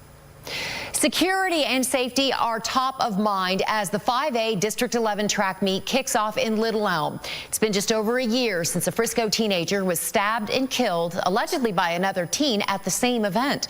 Carmelo Anthony was 17 years old when he was taken into police custody and charged with murder. He's accused of stabbing and killing Austin Metcalf. Authorities say an altercation between the two led to Metcalf's death during a district meet held at Kirkendall Stadium in Frisco. Anthony was indicted for murder by a Collin County grand jury last June. The track meet is happening at Lobo Stadium in Little Elm. Frisco also shared a statement with us about security. It said, quote, Frisco ISD is committed to providing a safe and welcoming environment for all students, athletes, families, and spectators attending the district track meet. District administrators will be on site and appropriate security measures will be in place to support a safe and enjoyable experience for everyone. Anthony, who is now 18, faces a first-degree murder charge. He's been on house arrest since being released on a reduced bond. If convicted, he could face a possible sentence of 5 to 99 years or life in prison. His trial is scheduled to begin on the 1st of June.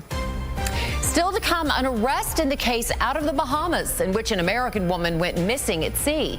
What police and the woman's daughter are saying about the investigation. And preparations are underway for the return of the Artemis 2 crew. Ahead at 4:30, we're going to take a look at everything that entails.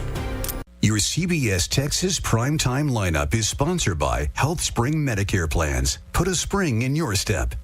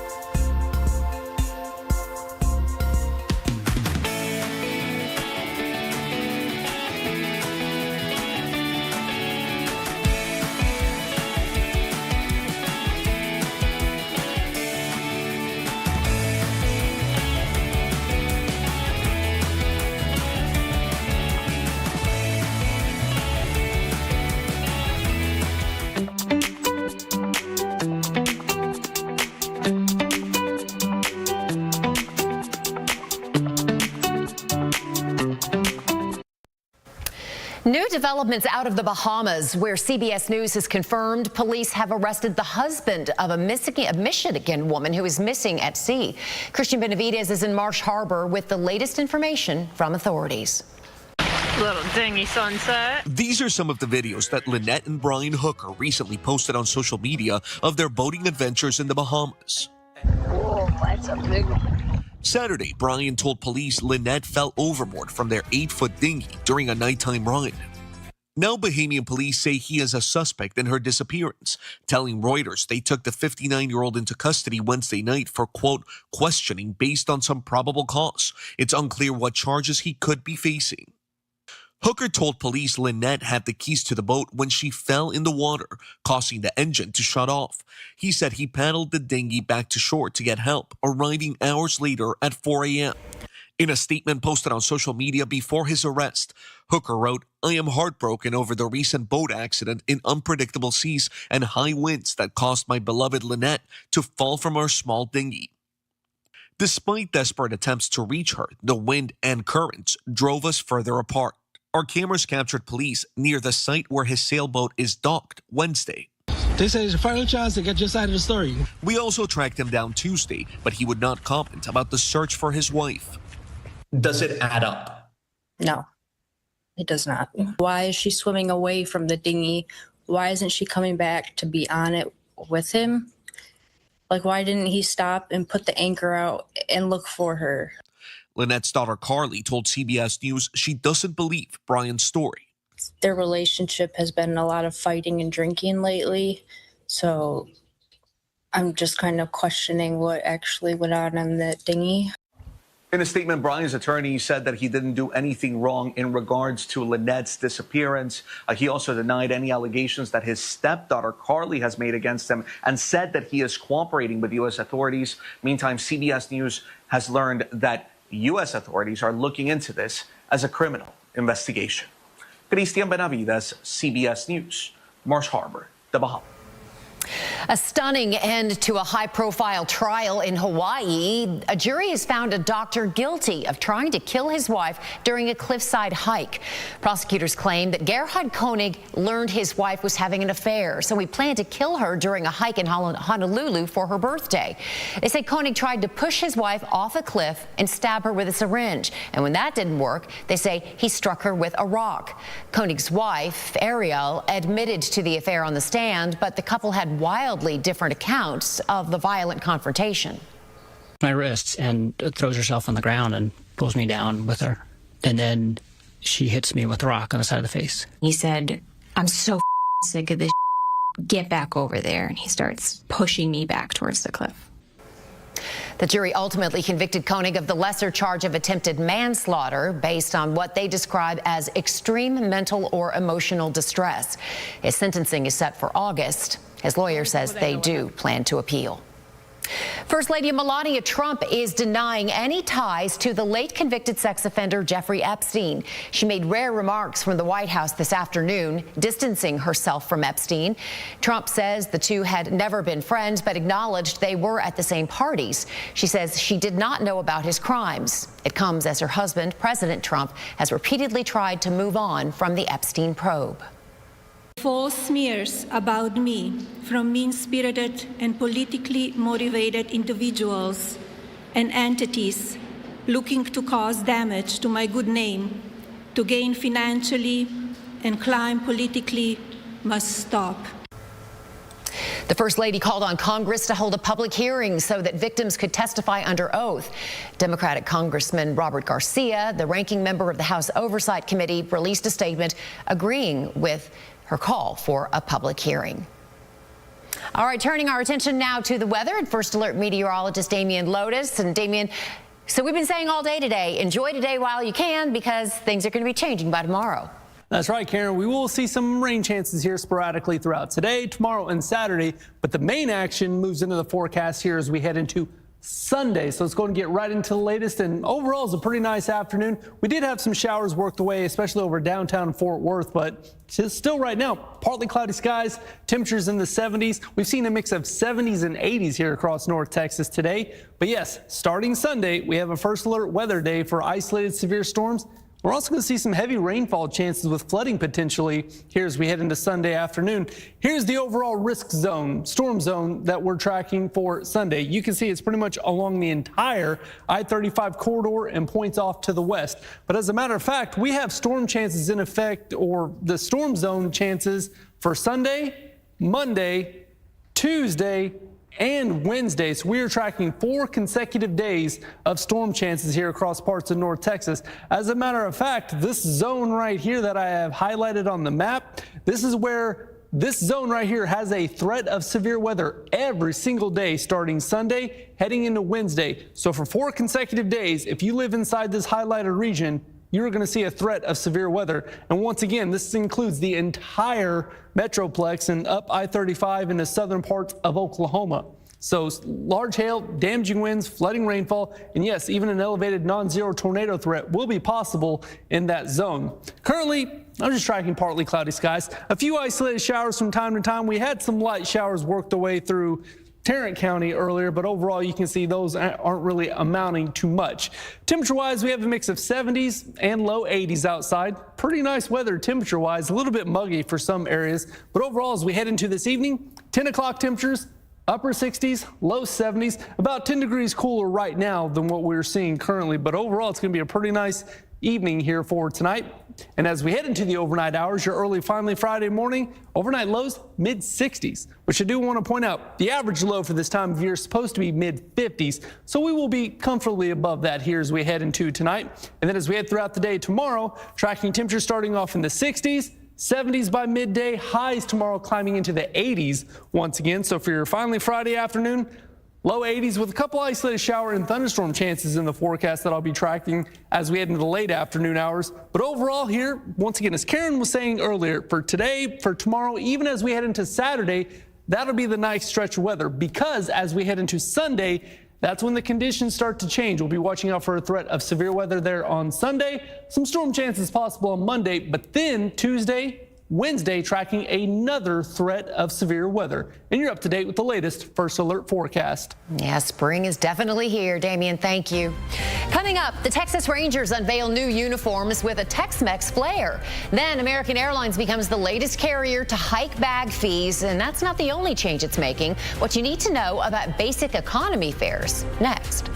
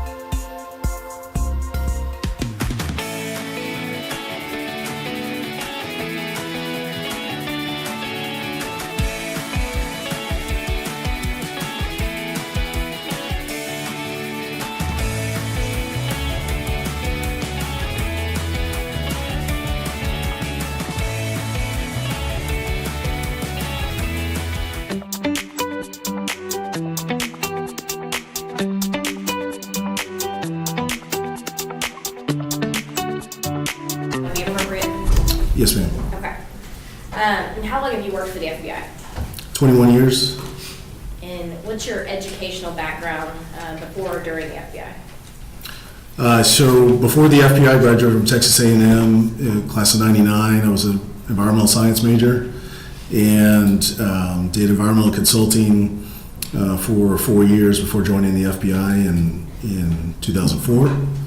And when I joined the FBI as a special agent, stationed in Washington, D.C. for 7 years and moved back to Texas in San Antonio. I was then back to our headquarters and then back here to Dallas in 2019. The whole time I was as part of our evidence response team, our hazardous evidence response team. So I've been doing evidence response for at least 18 of those 21 years. And to be a part of the evidence response team, do you have any specific training? We do. So as special agents, we have some basic crime scene training in our new agents class, but we then can volunteer to be a part of the evidence response team, which is an ancillary duty that we can take on with our normal day-to-day jobs. But in order to be a part of that team, you do have to go through a 2-week basic class that teaches you evidence collection, fingerprinting, DNA, photography, alternate light source, and some other techniques that we use, a little bit of computer forensics, not much, we have specialists for that. And then we can go to advanced crime scene courses as well, so advanced fingerprinting, we can go to the body farm, which is to recover bodies, and we can go to some outside of the FBI classes as well. Have you been to the body farm? I have not, no. Have you done any of these other special or advanced trainings? So I have done, like I said, I'm the team leader for our hazardous evidence response team, so I focus a lot on collection of evidence in hazardous environments. So I've done some extra latent fingerprint lifting, and some DNA training as well. Now, how did the FBI get involved in the, search and investigation for Athena Strand? Sure. So, case, we're invited by whoever the executive authority is for whatever agency, whether it's a sheriff's office, like in this case, or a police chief of a police department. We're asked to assist, and we have a method for doing that from executive to executive level. And then one thing that the FBI provides, the ERT at the FBI Dallas, we have 3 teams of 8 to 10 people. So that's 30 personnel.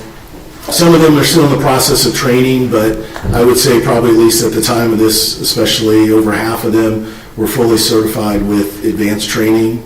And so we would be kind of a force multiplier. So anytime there's a scene or a crime that spreads across multiple crime scenes, lots of police departments don't have the crime scene capability to handle 3 or 4 crime scenes at a time. And so we could provide that supplemental crime scene processing. So the FBI in this case was assisting agency because there was multiple crime scenes? Correct, yes. Yeah, it was a state warrant that we were assisting on, so they provided that warrant, and then we provided the trained personnel to conduct the search. And I think you mentioned you were a team leader. How does a team leader work in these teams? Correct. So with a team leader, it's my job to assign roles within the search. So we have various roles on each search. We have obviously a team leader. We'll have an assistant team leader. We'll have a photographer. We'll have a person that does sketching. We'll have an evidence custodian that is in charge of making sure the evidence stays clear and is labeled properly and is packaged properly. And then we have usually several searchers that will then go out into the scene and do various searches, just depending on what we're doing. If it's a forensic search, then we have certain techniques that we utilize there. If it's just a document search, it might not be quite the same as a forensic search. So it's my job as the team leader to decide what steps protective equipment needs to be used to both protect the agents or the professional staff, the ERT team, and then what personal protective equipment needs to be worn to protect the crime scene as well. So we have our suits, Tyvek suits that we wear. You've probably seen them, on TV or something, but they have hoodies, we have booties, we always wear gloves, so that keeps our forensic fingerprint, our DNA, our fingerprints, our hairs, our fibers out of the scene for a forensic scene. So it's my job to not only assign those tasks, but to decide how people are going to enter that crime scene. You mentioned the Tyvek suits. Are those a certain color? Typically they're white, yes. And in general, are there certain standard policies and procedures that the FBI ERT team follows when going into a crime scene? There are. So we have a set order of how we process a crime scene, and first step is to conduct a kind of a one-on-one turnover with whoever initially had that scene. The FBI ERT is never, I feel confident saying never the first one on scene. Typically, the local police department was there, or maybe our FBI SWAT team, or in this case, the Texas Rangers, SRT. So if there's another agency that's there, it's my job as the team leader to liaison with them, figure out what kind of situation, see if there's any evidence that is obvious and possibly transient that might disappear. We may need to collect quicker. Sometimes electronic evidence such as phones or computers can be perishable, so we need to react to those quicker. So all that would be discussed in the turnover. And then once I have that turnover from whatever agency was holding the scene until we got there. I would then go ahead and walk the scene with that person, and while the rest of the team is kind of setting up a little base of operations area, just simple table, chairs, places that we can bring out the evidence to, getting sign-in logs started and getting some of the other admin logs started about like what time we got there, who was there, other things. So we would then walk through the scene as carefully as possible with the proper PPE on to preserve the scene itself. Like I said, as we're walking through, I'm noting, I'll have a sheet from time to time of noting certain evidence as we walk through, just depending on how big the scene is and how much I can and can't remember. So we'll walk through the scene completely, and usually we're with the photographer too, who is also one of the first steps we do in that walkthrough is we take initial photographs of the scene before we do any searching. So they're called entry photos. It's to show how we found the scene. It's not necessarily how the scene was before anybody got there. It's the scene as we found it when we showed up. And it starts with the front door, hopefully getting the address numbers in the picture, and it's usually walking through into the house, if it's a residence, around the house, and any other outbuildings that may be on the property itself. So those would be the entry photos that get taken as we're doing the initial walkthrough.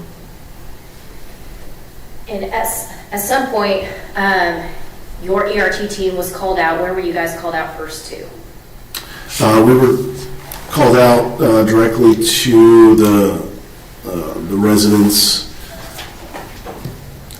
It was 7628 Somerville Place Road, Fort Worth, Texas. Was that the defendant, Tanner Horner's residence? From what I understand, from when I was called out there, yes. Okay. And when you arrive on scene, what did you see? Sure. When we arrived, there were multiple law enforcement personnel already there, multiple Texas Rangers, a couple of FBI special agents from the squad that was assisting Wise County, and they were kind of there holding the scene until we got there.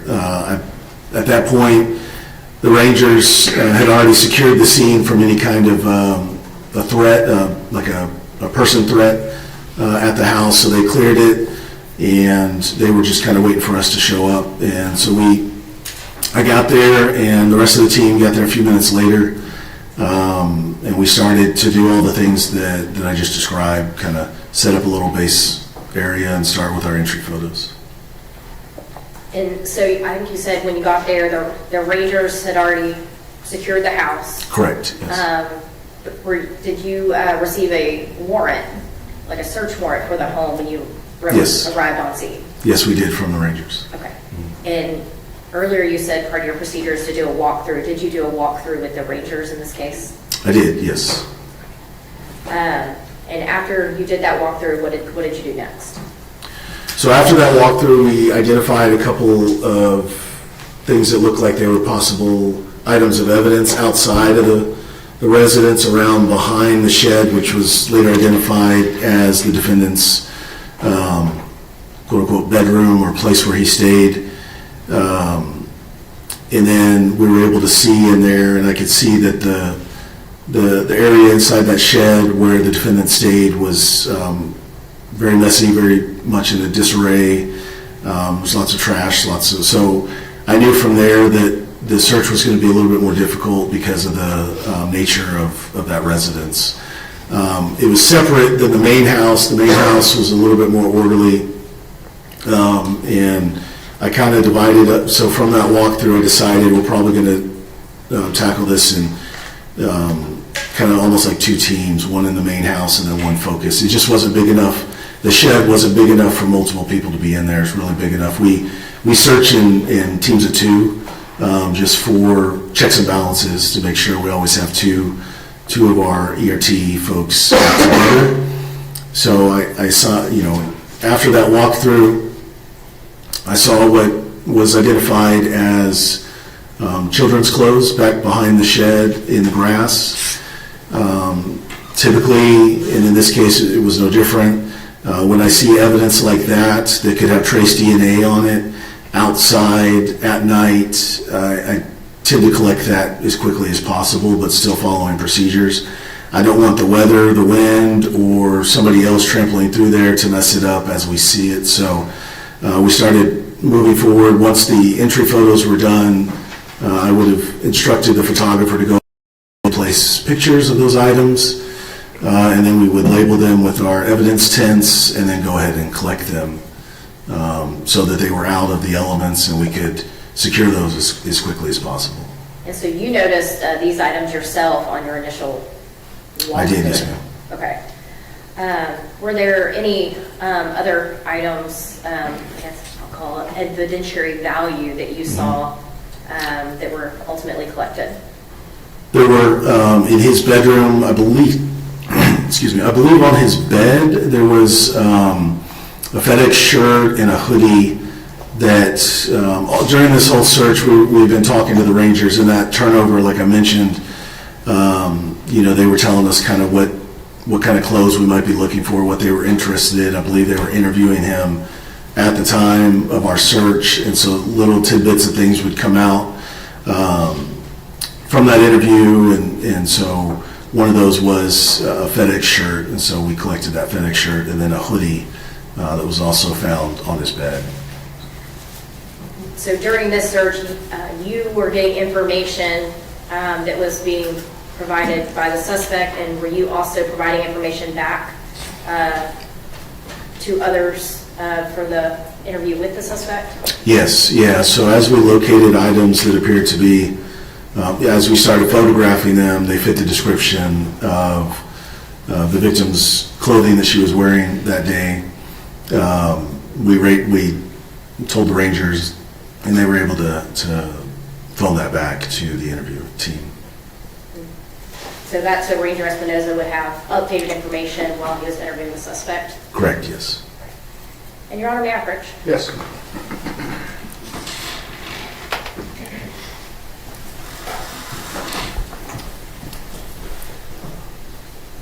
I'm going to show you what are marked as States Exhibits 53 through 82.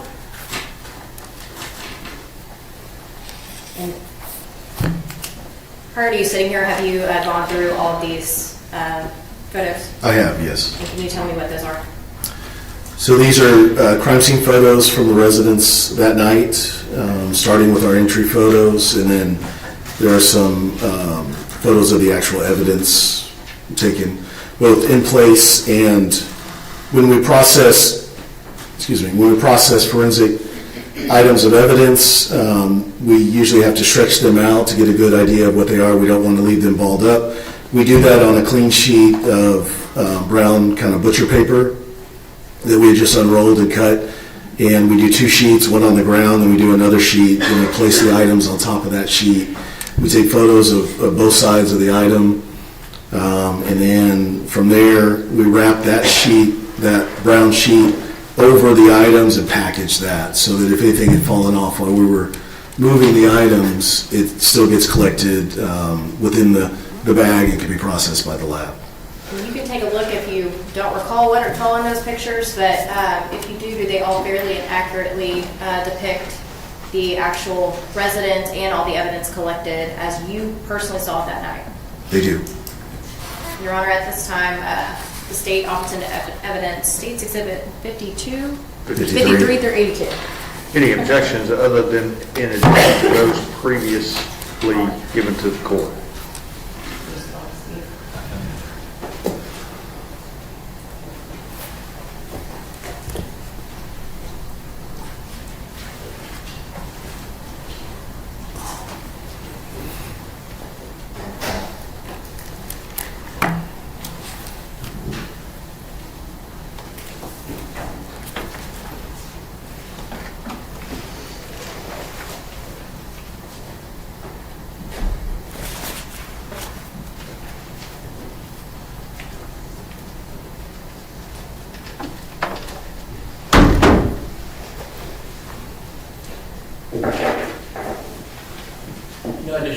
Objection, Your Honor.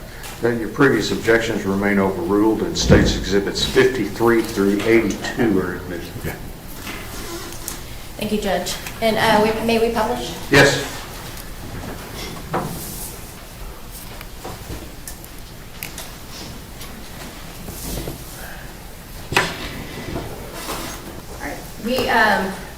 We're talking about how one of the first things you do is do a walkthrough, and then you do, I guess, what we call initial photos. We call them entry photos. Entry photos? Okay. Is that what these photos that we're going to be looking at are? Correct. Yeah, this would have been probably the first photo that was taken, because our first photo tries to incorporate a house number as well as the front door of the house, which this photo does. And so in this photo, does it have, I guess, the address in the photo? It does here on the mailbox post, yep, 7628.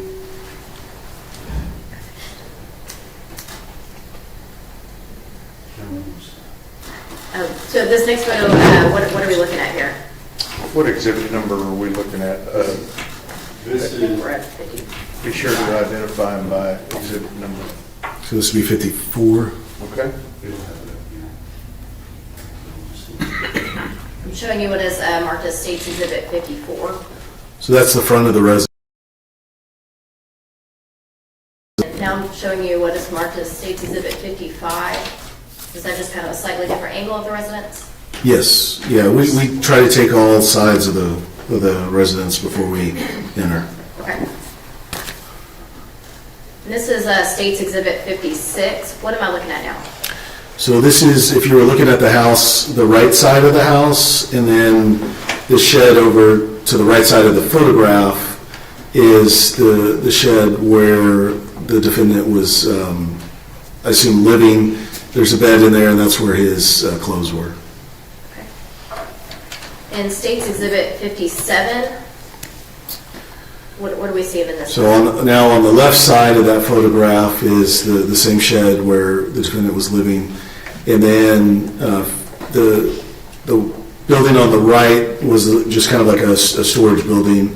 And then if you walk in between those buildings and around the back of that shed on the left is where we noted the child's clothing. All right, so States Exhibit 58, it looks like this is a closer up view to that shed. Are we seeing anything else in here? I mean, there's items, trash. It looks like recent trash outside the item. There's a guitar that may or may not have worked, but yeah, it's just kind of the front-on view of that shed. Okay. And States Exhibit 59? Similar, just a closer up version of that. And is it standard to kind of take kind of further out and then kind of go closer in photos, or how do y'all normally do it? Yeah, for evidence, absolutely, but even for our entry photos, if we decide sometimes when there's a lot going on, meaning there's a lot of items in there, then we'll kind of approach that scene. It's the photographer's training to make their photography look as if you're walking up to a door that you're going to then go in and search. And so, yeah, different angles is pretty common. This is States Exhibit 60. This is just a slightly different angle. Yeah. Yeah, I think noting, so lots of times we want to use even our entry photos can also show evidence in place. So with the bed being there, our photographer would have tried to get as much as she could have on that bed without actually walking in. Now I'm showing States Exhibit 61. Same thing. So she just approached the door a little bit closer, took another photograph. And States Exhibit 62. Similar. So she probably stepped, just a little bit into the shed, and. So she's kind of right at the door frame now. Yeah. Okay. All right. Now States Exhibit 63. What are we looking at here? So this just would have been another angle within the shed. It's still the shed where that bed is that you saw before.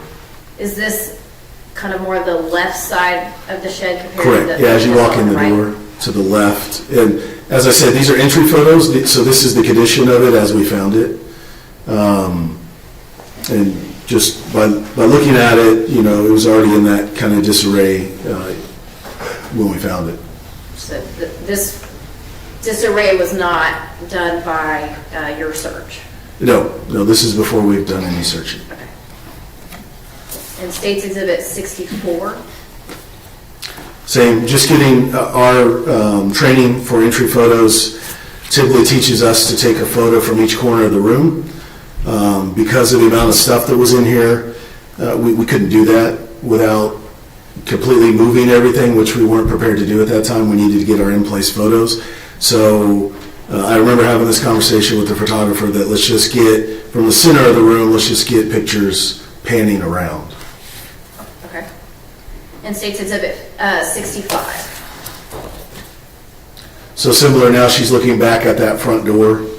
So she's doing that kind of 360 look as she pans around. In State's Exhibit 66? Same thing. Now she's turned to look at the bed and take that entry photo. Now, was there any floor space for you to walk on, or? Very little. Yeah, there was a lot of trash, dirty clothes, some kids' toys, just other items that were kind of just all over the place. Yeah. Now, State's Exhibit 66. So just noting the items on the shelf here, I think she would have just, like we said, we don't know what's evidence at that point when we're doing our entry photos. So when we see a shelf like that, she would have easily recognized that as maybe a place something could be. So she wants to get it in place, picture of it. And, you know, in this case, there's some children's toys, there's, you know, Tide Pods and just other stuff on the shelf. I believe there's a game console up there, so she might have been trying to get that in there as well. If you can see at the top shelf, that white box is the game console. Is that a pizza box? On the floor? Uh-huh. Yes, yeah. And looks like we're moving back outside. Talking about, I guess, the inside of the shed, was there any type of smell? From what I remember, yeah, it smelled like kind of old garbage, like you hadn't taken out your garbage in days, and you know, probably a mixture of dirty clothes as well. Yeah, it smelled pretty bad. All right, I'm going to show you State's Exhibit 68. So slightly different angle. So what are we looking at here? So this is, now that she has gotten the photos of the inside of the shed, she's going to work her way around the outside before we start doing any evidence collection. So that's part of this process, is taking another photo of that angle as she's moving down that area between the two buildings. And I would have been right with her as the walkthrough. We would be behind her and she would be taking pictures, and then we'd walk and picture and then walk. In State's Exhibit 69? Same thing, just continuing that walk. You can see we're getting closer to that trash can if you look back at the other picture. And now we're looking at State's Exhibit 70. Now orientate us between those two. Are we between those two buildings? Where are we at now? So now we're kind of over behind the shed, okay, in that building. And this is the area where the ranger said they thought they saw some children's clothes, specifically a little girl's clothes. So we kind of keyed on that and wanted to get a picture of it before we walked back there and started messing with anything. But it's really hard on the screen, but you can almost see dead center, a little bit bottom of center. There is what looks to be like a little sock. Yeah. So that's the first thing that we noted, that from what we knew of the victim seemed to match. And is there also, it looks like maybe a cigarette package there to the left? Yeah, it could be. There was a lot of garbage just buried in there too.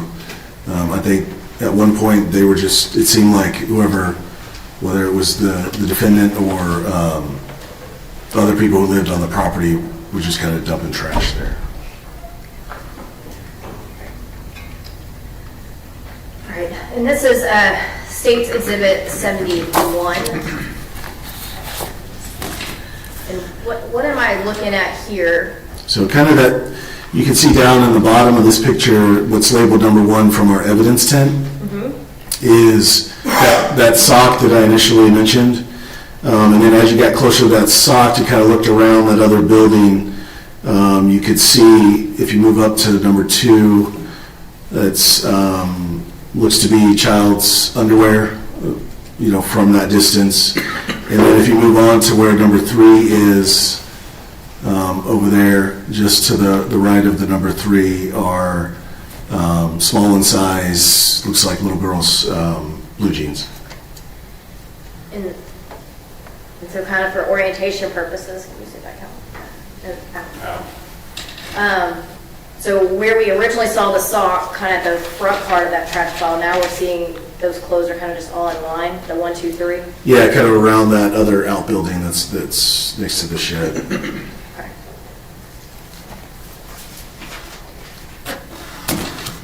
And it looks like there's a little tent there. Can you explain what that is and why y'all do that? So this is State's Exhibit? State's Exhibit 72. Okay. Sorry, Judge. So our procedures when we collect evidence is we take an in-place photograph. So that would have been that first one you saw that didn't have any label on it. And then we take a medium shot of it. So that would have been the one where you saw all 3 evidence tents. And then we do a close-up in place as well. And so since this will be item number 1, the tent suggested it's item number 1. And it's the close-up of the item in place where we found it.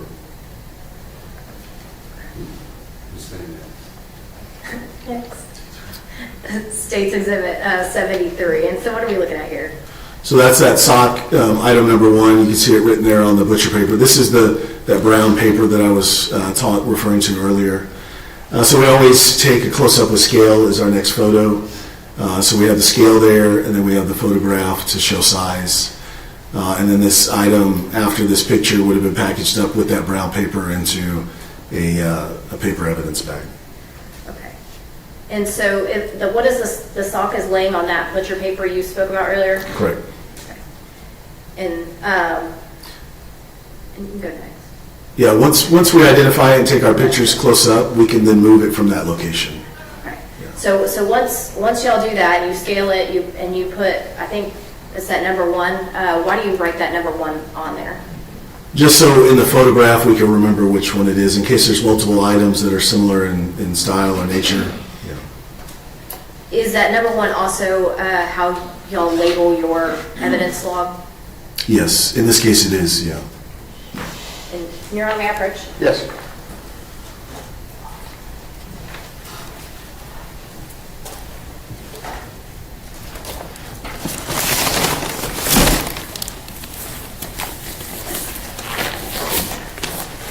I'm going to show you what's been marked as State's Exhibit 83.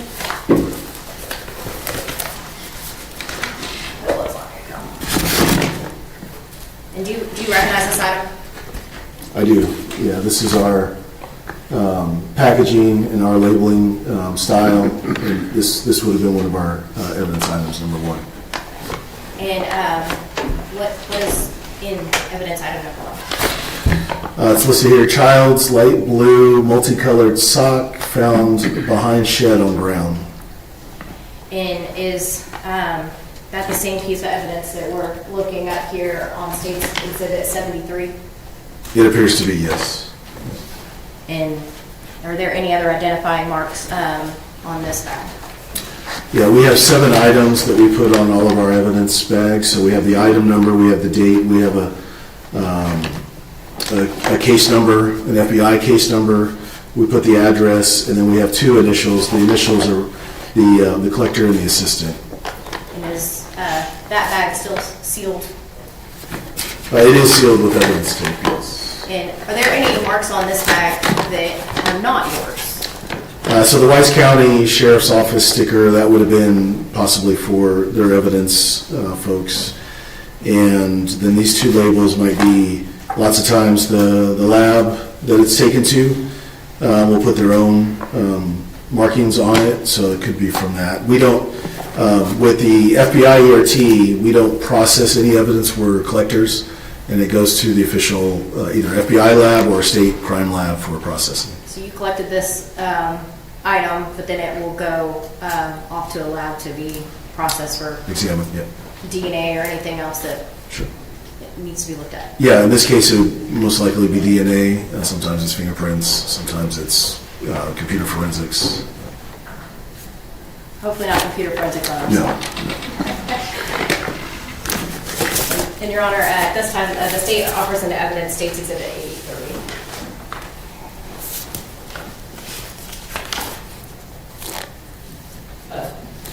No additional objection.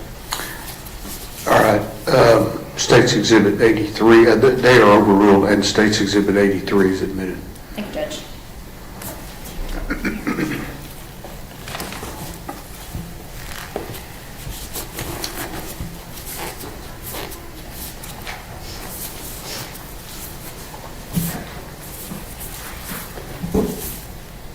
Now I'm showing you what has been admitted as State's Exhibit 74 here on the screen.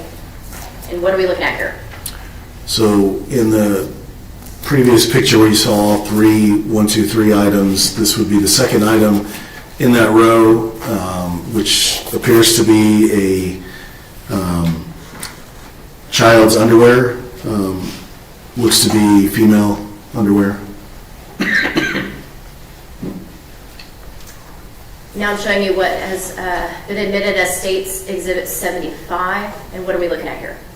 So this would have been a picture close up with scale of those underwear after they were removed from the location that they were originally found, as per our standard procedures to take those scale photographs on that same butcher paper like I was talking about. And is there a number listed on that butcher paper? There is number 2. And did that correspond with the yellow tint that y'all had next to the item? It does. And Your Honor, may I approach? Yes.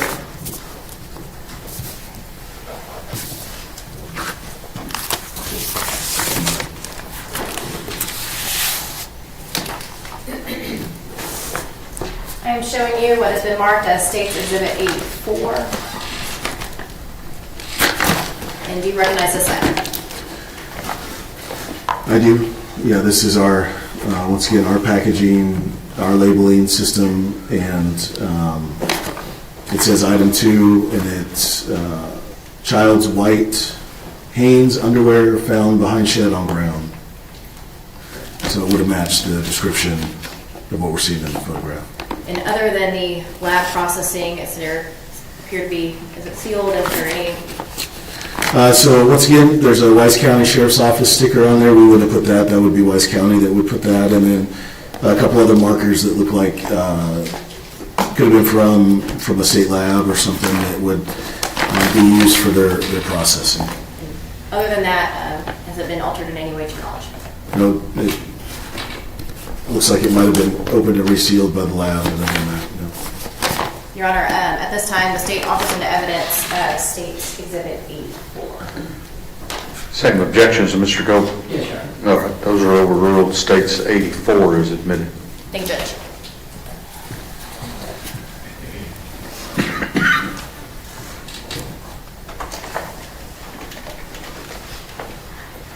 Now I'm showing you what has been marked as State's Exhibit 76. What are we looking at here? So in those 3 items out behind the shed, this would have been the third one in that order. It appears to be a pair of small blue jeans. At the angle we're at and everything, it kind of fits the description, but we're not sure. But we went ahead and labeled it item number 3, took photos of it in place so that we can then remove it and better examine it. And you said fits the description. At this point, was there a description? Did you have a description of what the Athena Strand was wearing when she was kidnapped? I believe we did. It was a pair of jeans with some flowers on it. We we didn't have a picture or an exact knowledge, but it was blue jeans with a flower pattern on it. And what are we looking at here? So as with the other photographs, we would have removed it from that area to better examine it, get it out somewhere where we can spread it out on the brown paper, the clean brown paper. And I just want to reiterate, the brown paper gets wrapped up with each item, so it's a new piece of brown paper each time we take this photograph. And just to be clear for the record, this is State's Exhibit 77 that we're looking at right now. And it's labeled item number 3 on the paper. It has scale, so we can add size to it, and this would have been obviously the back side of the blue jeans. And I'm showing you now what has been marked as State's Exhibit 78. So this would be the other side, the front side of the blue jeans. And from this, I told the rangers that were out there, I can't remember exactly which ranger, and they were able to see it and relay that back to the other investigative teams that were either talking to the family or talking with the defendant to see if that's an accurate description of what she was wearing at the time of the abduction. So, and we also know when we saw this, you can see there's something in that leg, the pant leg, so it looks like a sock, which it turns out to be a sock. Now I'm showing you what's been admitted as State's Exhibit 79. And so what are we looking at here? So these are the blue jeans with the sock removed. We would have packaged these together since they were found inside, since that sock was found in there. So we removed it, photographed it with scale, and then we'll wrap it up into that that brown paper. So one sock was found separately out just by itself, in the car, right? but one sock was still inside her pants. Inside the pants, yes. And Your Honor, may I approach? Yes.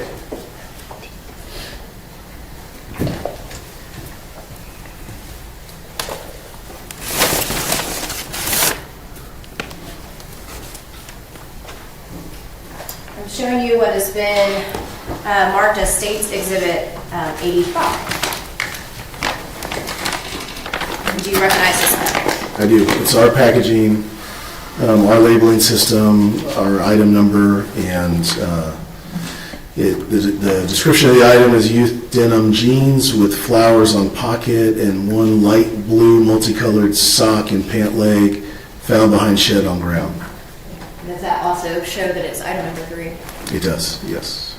And kind of like the packages before, other than the markings and resealing from the lab, has it been altered in any way? Yeah.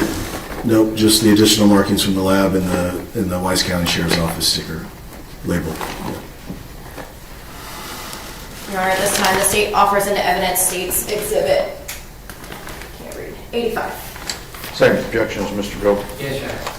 Those are overruled, and State's Exhibit 85 is admitted. Thank you, Judge.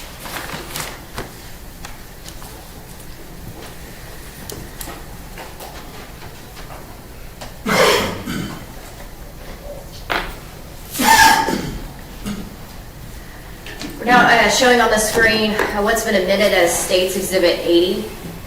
And what are we looking at here?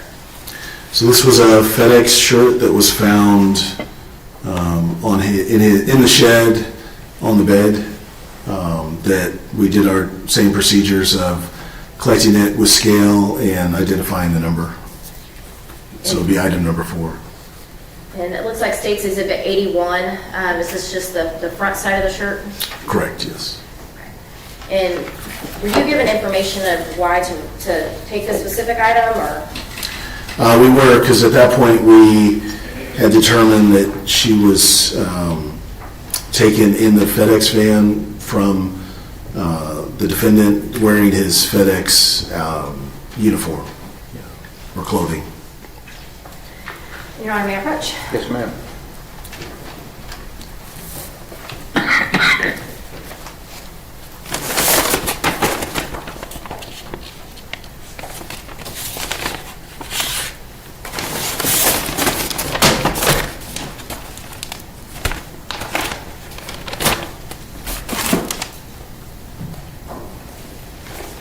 I'm showing you what's been marked as State's Exhibit 86. And do you recognize this item? Yeah, it's labeled item number 4.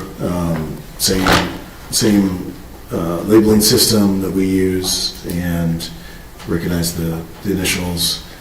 Extra large black and purple shirt with FedEx, found on bed in shed. Other than the labeling and the sealing from the lab, has it been altered in any way?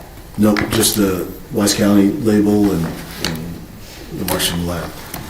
Your Honor, at this time, the State Office of Evidence, State's Exhibit 86. Same objections, Mr. Gold? Yes, sir. Notes are overruled and State's Exhibit 86 is admitted. Judge.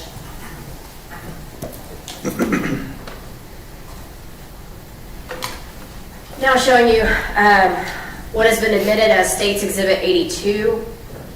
And what are we looking at here? So dark colored hoodie. I believe at the time we were told that he might have been wearing a hoodie as well, so we went ahead and collected that as part of the evidence.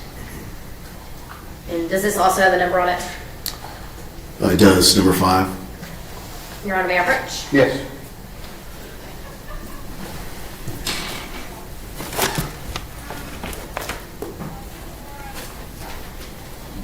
I'm now showing you what's been marked as State's Exhibit 87.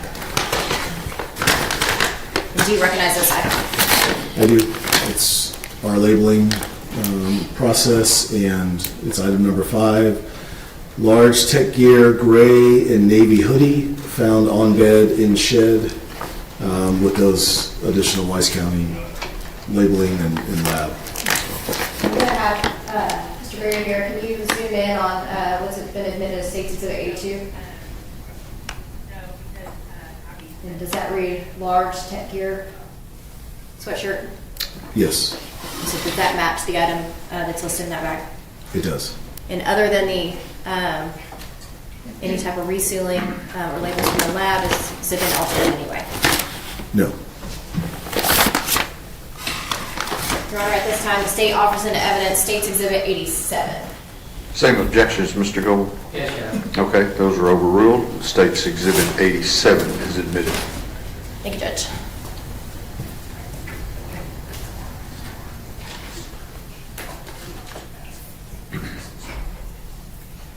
And Your Honor, may we approach? Yes.